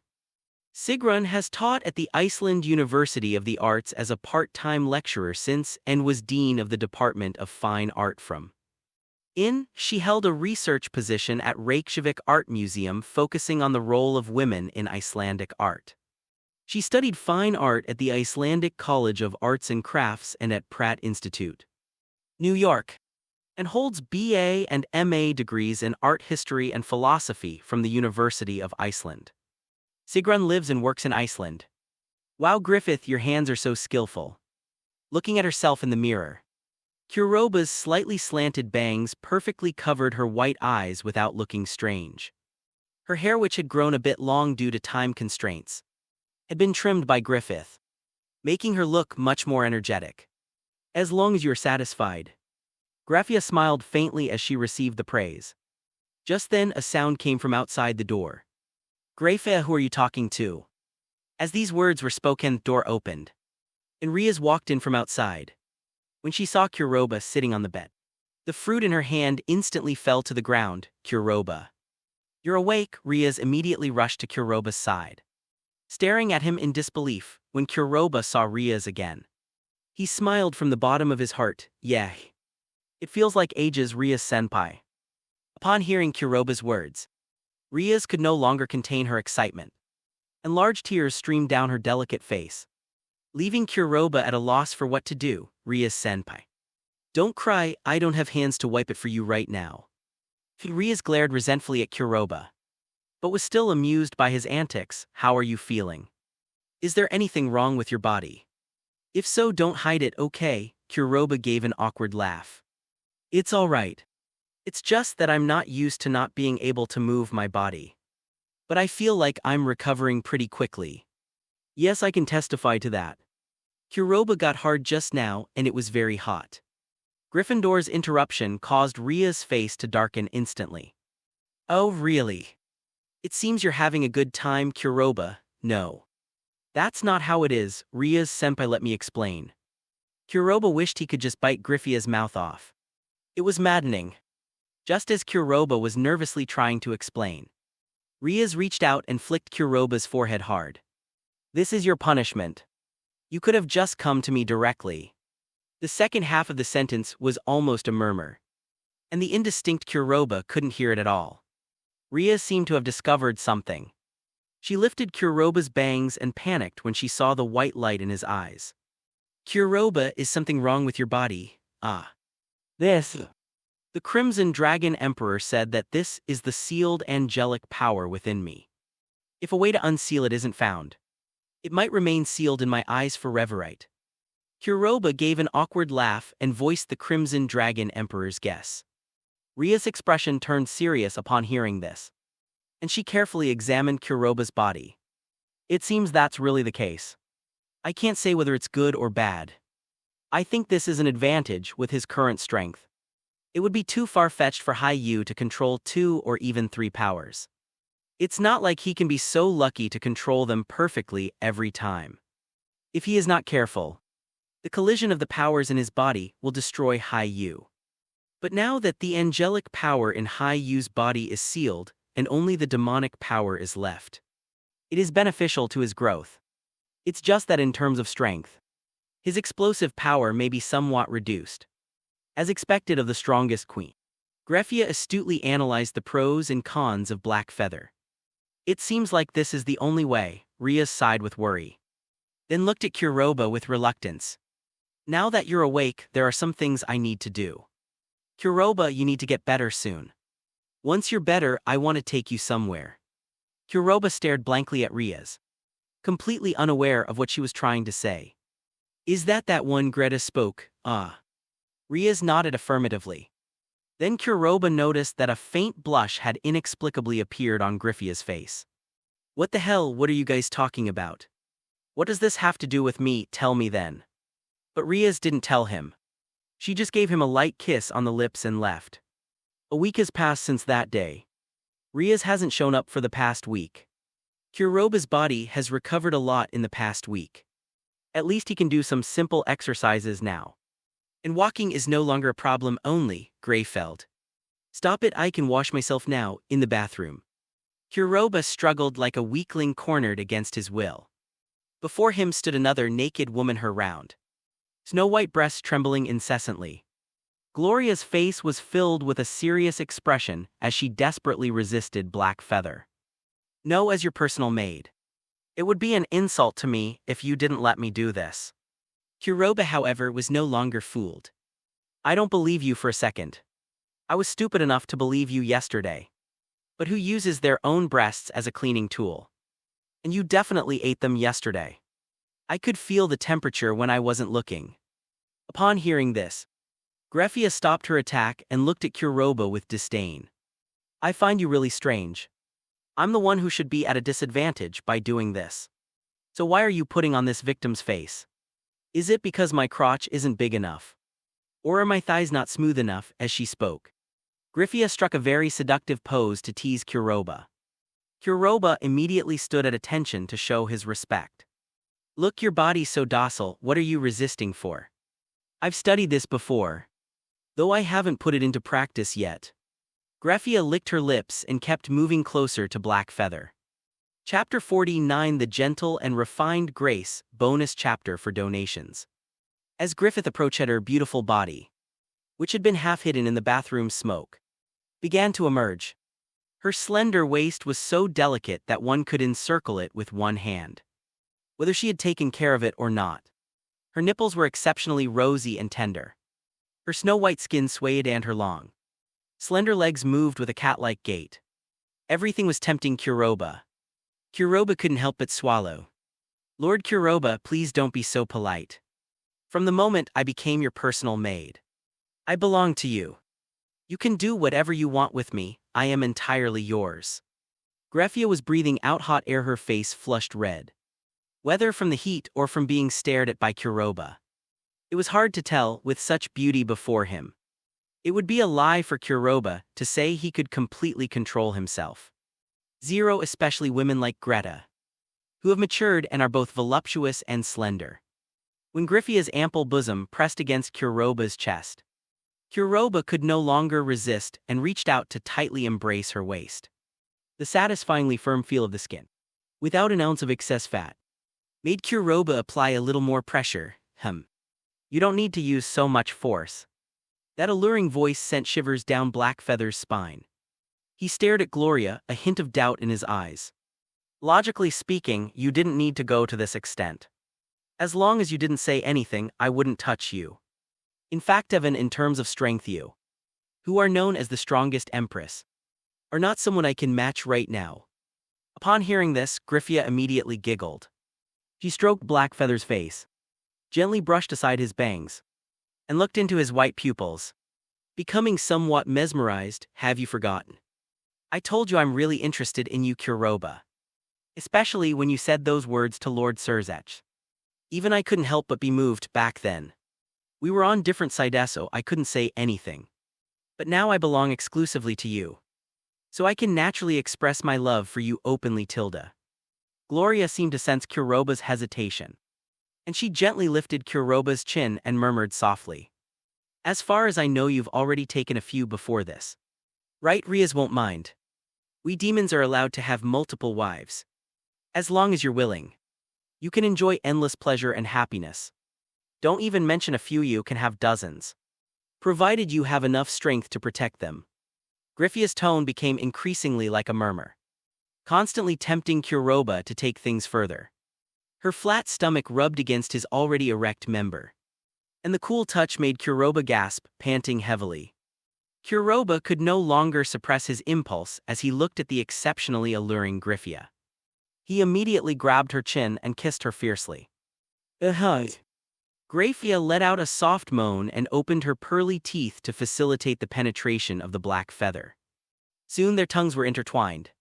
Kuroha felt that Griffia's technique was rather clumsy, but she quickly seemed to have mastered the skill and kept plundering the saliva from Kuroha's tongue, as if their kiss acted as a catalyst.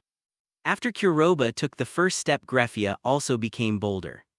Kuroha felt Griffia's slender hand reach directly to the center and gently grasp it. The contrast between his burning body heat and the coolness of her hands made Kuroha feel very comfortable. "Kuroha, this is much harder than last time. I guess I still have some charm after all." A layer of moisture had already risen in Griffith's eyes, and the smile that came from her beautiful alluring eyes, like crescent moons, made her exceptionally captivating. "Graifa, I'm a man too. If I don't feel anything for a beautiful woman in my arms, then that's even stranger." Kuroha gave a helpless, bitter smile. He was completely unable to resist Griffia's teasing. "Is that so? How about this then?" As Blackfeather heard Griffia's words, he immediately felt a surge of pleasure throughout his body. Griffithia actually started to slowly wriggle around, holding onto herself without stopping her hands. She wrapped her arms around Hayu's neck and pressed her red lips to his. Her tongue teased Hayu's mouth hand with each suck. Strands of saliva appeared and hung around her lips. After a long while their lips parted, and Griffia licked the saliva from the corner of her alluring mouth. Then, after glaring at Kuroha, she slowly began to kiss down Kuroha's neck, following the chest down the waist, until it reaches the hideous presence. A glint of light flashed in Griffia's eyes. She smacked her lips greedily, then parted her lips slightly and took the food in completely. "Well." Hot breath emanated with alluring muffled sounds. and Kuroba felt Kuroba sucking hard at her, as if trying to squeeze her completely dry. The intoxicating sucking sensation and technique caused Kuroba to grab Griffia's head and forcefully thrust inside. Well, Griffith's pupils widened suddenly. The choking sound caught her off guard. But she didn't struggle. She simply tried her best to accept and adapt to it. The pleasurable sensation made Kuroba tremble slightly before he released Griffia. Cough cough as soon as she was released. Griffith could no longer hold back and started coughing. You've gone too far, cough cough cough. Griffith's voice was a little hoarse. Probably from her earlier actions, which made Kuroba feel a little embarrassed. I just did it on a whim, I'm so sorry. Gloria glared at Black Feather with her beautiful eyes. And before he could react, she pushed him into the bathtub. While water splashed everywhere, and Kuroba fell into the bath in a disheveled state. Griffia stepped inside and immediately stopped Kuroba from getting up. You did something wrong and you want to run away. You don't need to apologize to me. Just experience what it feels like. Kuroba's eyes widened suddenly as he watched the pinkish hue draw closer and closer. The slowly dripping liquid clearly imprinted in his vision. Ooh. Kuroba felt as if something was blocking his way. And everything in front of him was pitch black. So he couldn't see anything. The only things he could hear were the soft, jade-like touch and a faint fragrance lingering around his nose. Ah, this feels so strange. Kuroba, your lips are so hot. Gloria couldn't help but shiver. It's embarrassing, but it feels so good. Chapter 50. What you still want to eat. It tasted sweet upon entry, slowly dripping down the side of her lips into Kuroba's mouth. Kuroba couldn't help but swallow, the unforgettable taste immediately stimulating his senses. He tentatively touched her lightly and felt Griffia's delicate body tremble suddenly. Oh my god, why is this happening? This feeling is so strange. Griffithana's hands tingled with pleasure and excitement, involuntarily grabbed Kuroba's hair, her soft, seductive tone amplified high-use stimulation to the maximum. He could no longer remain at a superficial level and instead plunged in to explore the mysteries he had never encountered before. Waves of intense emotions caused Griffia's body to tremble uncontrollably. She pressed her hand firmly against Blackfeather's head, as if trying to bury him in it. This is strange, Don't do this, as Blackfeather sucked. Griffia's body began to sway unnaturally, the gentle twisting of her waist adding to her allure. These teasing whispers tantalized Blackfeather's senses. He leaned out, took a deep breath, and pulled Gloria into the water, with a soft gasp. Griffia nestled into Blackfeather's embrace. Blackfeather's one hand accurately grasped Griffia's snow-white breasts, which were too large to be held in one hand, while his other hand quietly reached down to her tender flesh and began to linger on her skin. Ah no, this is too much torture for me. As her enormous, snow-white breasts changed shape at will in Blackfeather's hands, Griffia was completely aroused. The crimson on her face could no longer be concealed, and her entire body radiated an astonishing heat. A pinkish-red hue shone through her originally snow-white skin. Gloria's body trembled slightly as she endured the attacks from both sides. She could only put her fingers in her mouth and bite them gently to suppress the shameful sounds she was making. She felt like she was a toy in Kuroba's hands, being played with at his will shamefully. She was actually excited about it, and even looked forward to Kuroba treating her even worse. Kuroba, I can't take it anymore. Griffia breathed out a fragrant breath, her alluring eyes curving as she looked at Blackfeather. Her gaze filled with passion and a pleading expression that seemed to have been relieved of her urgent desire. Seeing this, Kuroba immediately lowered the water level in the bath slightly and then had Griffia lie horizontally in the bath. Should it be here? There was a hint of surprise in Griffith's tone. If you don't want to, I'll carry you out. Griffith quickly shook her head. I just didn't expect you to be playing such a complicated game. Kuroba, feeling the increasingly hot breath approaching. Griffia blushed. She looked at Kuroba with expectant eyes and held his arms tightly with both hands, because she had heard it would be very painful. The kind of pain that's unbearable. Kuroba clearly noticed Griffia's nervousness, which surprised him. Griffia, who always presented a mature demeanor, would actually show such a nervous girlish expression. Gloria seemed to have read Kuroba's mind and couldn't help but act coquettishly. No matter what, it's my first time. It's perfectly normal for me to be nervous. This is my first time interacting with a boy. Blackfeather suddenly realized, and then buried his head and gently picked up the crimson dogwood. Well, I'll do my best, hey. Kuroba, don't talk like that while you're biting. A strange stimulating sensation washed over her once more, making Griffia even wetter. The burning heat tightly guarded the entrance, and Griffia could feel herself opening and closing as if she were about to swallow it whole. While Griffia was distracted by various sensations, Kuroba slowly began to penetrate her. Griffith's pupils widened instantly, and a look of pain inevitably appeared between her brows and eyes. It hurts, it's so swollen, Kuroba. Even for someone as experienced in combat as Griffia. This was the first time she had encountered such a situation, and the lingering pain brought tears to her eyes.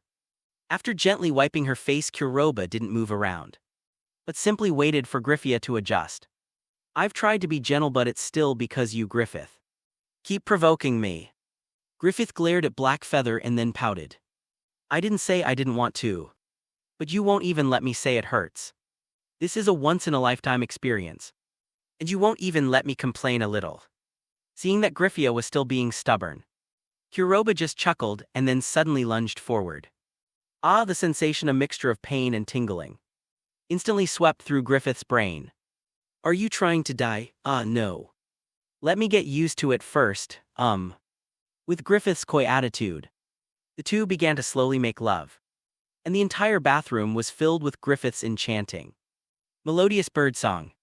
Because Kuroba's body had only recently recovered, Griffia was also trying her best to extract as much as possible using all her physical abilities. It might not take long, but it had to be pleasurable even so. It was 2 hours later when the two of them came out of the bathroom. Kuroba helped Griffia to the bed. Griffiths pouted and looked at Kuroba, a rare sight for her. It's one thing to go all the way in, but it's all swollen up. Didn't you just recover? How come you have so much energy? Kuroba scratched his head and chuckled awkwardly. Unsure how to respond, Griffia looked at Kuroba, who was silently forcing a smiling sigh. She didn't know what else to say, after all. The man in front of her had become the man who possessed her, and the one she would have to serve in the future. Rather, you could say that Kuroba is actually quite cute. On the bed, Griffia propped herself up on her thighs and barely managed to look at the swollen area. She couldn't help but glare resentfully at Blackfeather before unleashing a burst of magical light. Visible swelling began to dissipate, eventually returning to its pinkish appearance. Griffia looked up at Kuroba, who was staring intently and swallowing, and couldn't help but giggle. What do you still want to eat? Griffithia thought Blackfeather would refuse, but to her surprise nodded, yes I do. Griffith was stunned for a moment, then spat out a mouthful of saliva. Pa. Don't even think about it, it's almost time. Miss Riaz will be here soon, although this is permissible. How Miss Riaz treats you is none of my business. Kuroba immediately laughed it off and didn't want to bring up the matter again. The task is arduous and the road ahead is long. Chapter 51, Junai's little teasing as expected. Just as Griffia had finished tidying up Kuroba's appearance, Riaz pushed open the door and walked in. Kuroba, I'm coming in. Riaz's arrival was expected, but Kuroba was surprised to find that she was followed by all her familiars. How come they're all here? Wah, Kuroba, I'm so glad you're all right. No one answered Kuroba's question. Instead, there were several big hugs. Kuroba suddenly felt a little suffocated, surrounded by the friction of collagen. So blissful she almost fainted, but after the happiness, seeing the tear stains on Yuuki, Asia, and Yuuma's faces, Kuroba couldn't help but feel guilty. In the end, he hadn't thought things through. I'm sorry. I made you worry. Upon hearing this, Yuuma immediately snorted coldly. Who's worried about you, you idiot? You're risking your life in a ranking game. You're such a complete moron. Normally, Asia would step in to mediate in situations like this. But today she joined forces with Yuuma and Yuuki to launch a campaign against Kuroba. Riaz remained indifferent to this scene, as she herself harbored many grievances. But she was simply holding them back instead. It was Senior Junai who clapped her hands and stepped forward. Alala, is it really okay to waste time here? If we keep dragging this out, we'll be late. This statement completely baffled Kuroba. Can't make it. Where are we going? Riaz rolled her eyes at Kuroba. Underworld, huh? Why are we suddenly going to the underworld? Kuroba was taken aback by what he heard. Riaz gave Kuroba a complicated look. Then brushed aside his bangs. Because of your health, I want to conduct a more comprehensive investigation. So I asked my brother for help. At this moment, everyone noticed Hayu's white right eye and exclaimed in surprise. But they quickly calmed down. They all knew more or less about Kuroba's situation. At the same time, your active performance has promoted the cooperation between our Gremory family and the Phoenix family. As a member of this family, it is only natural for us to show up. There was so much information that Kuroba felt like his brain was about to explode.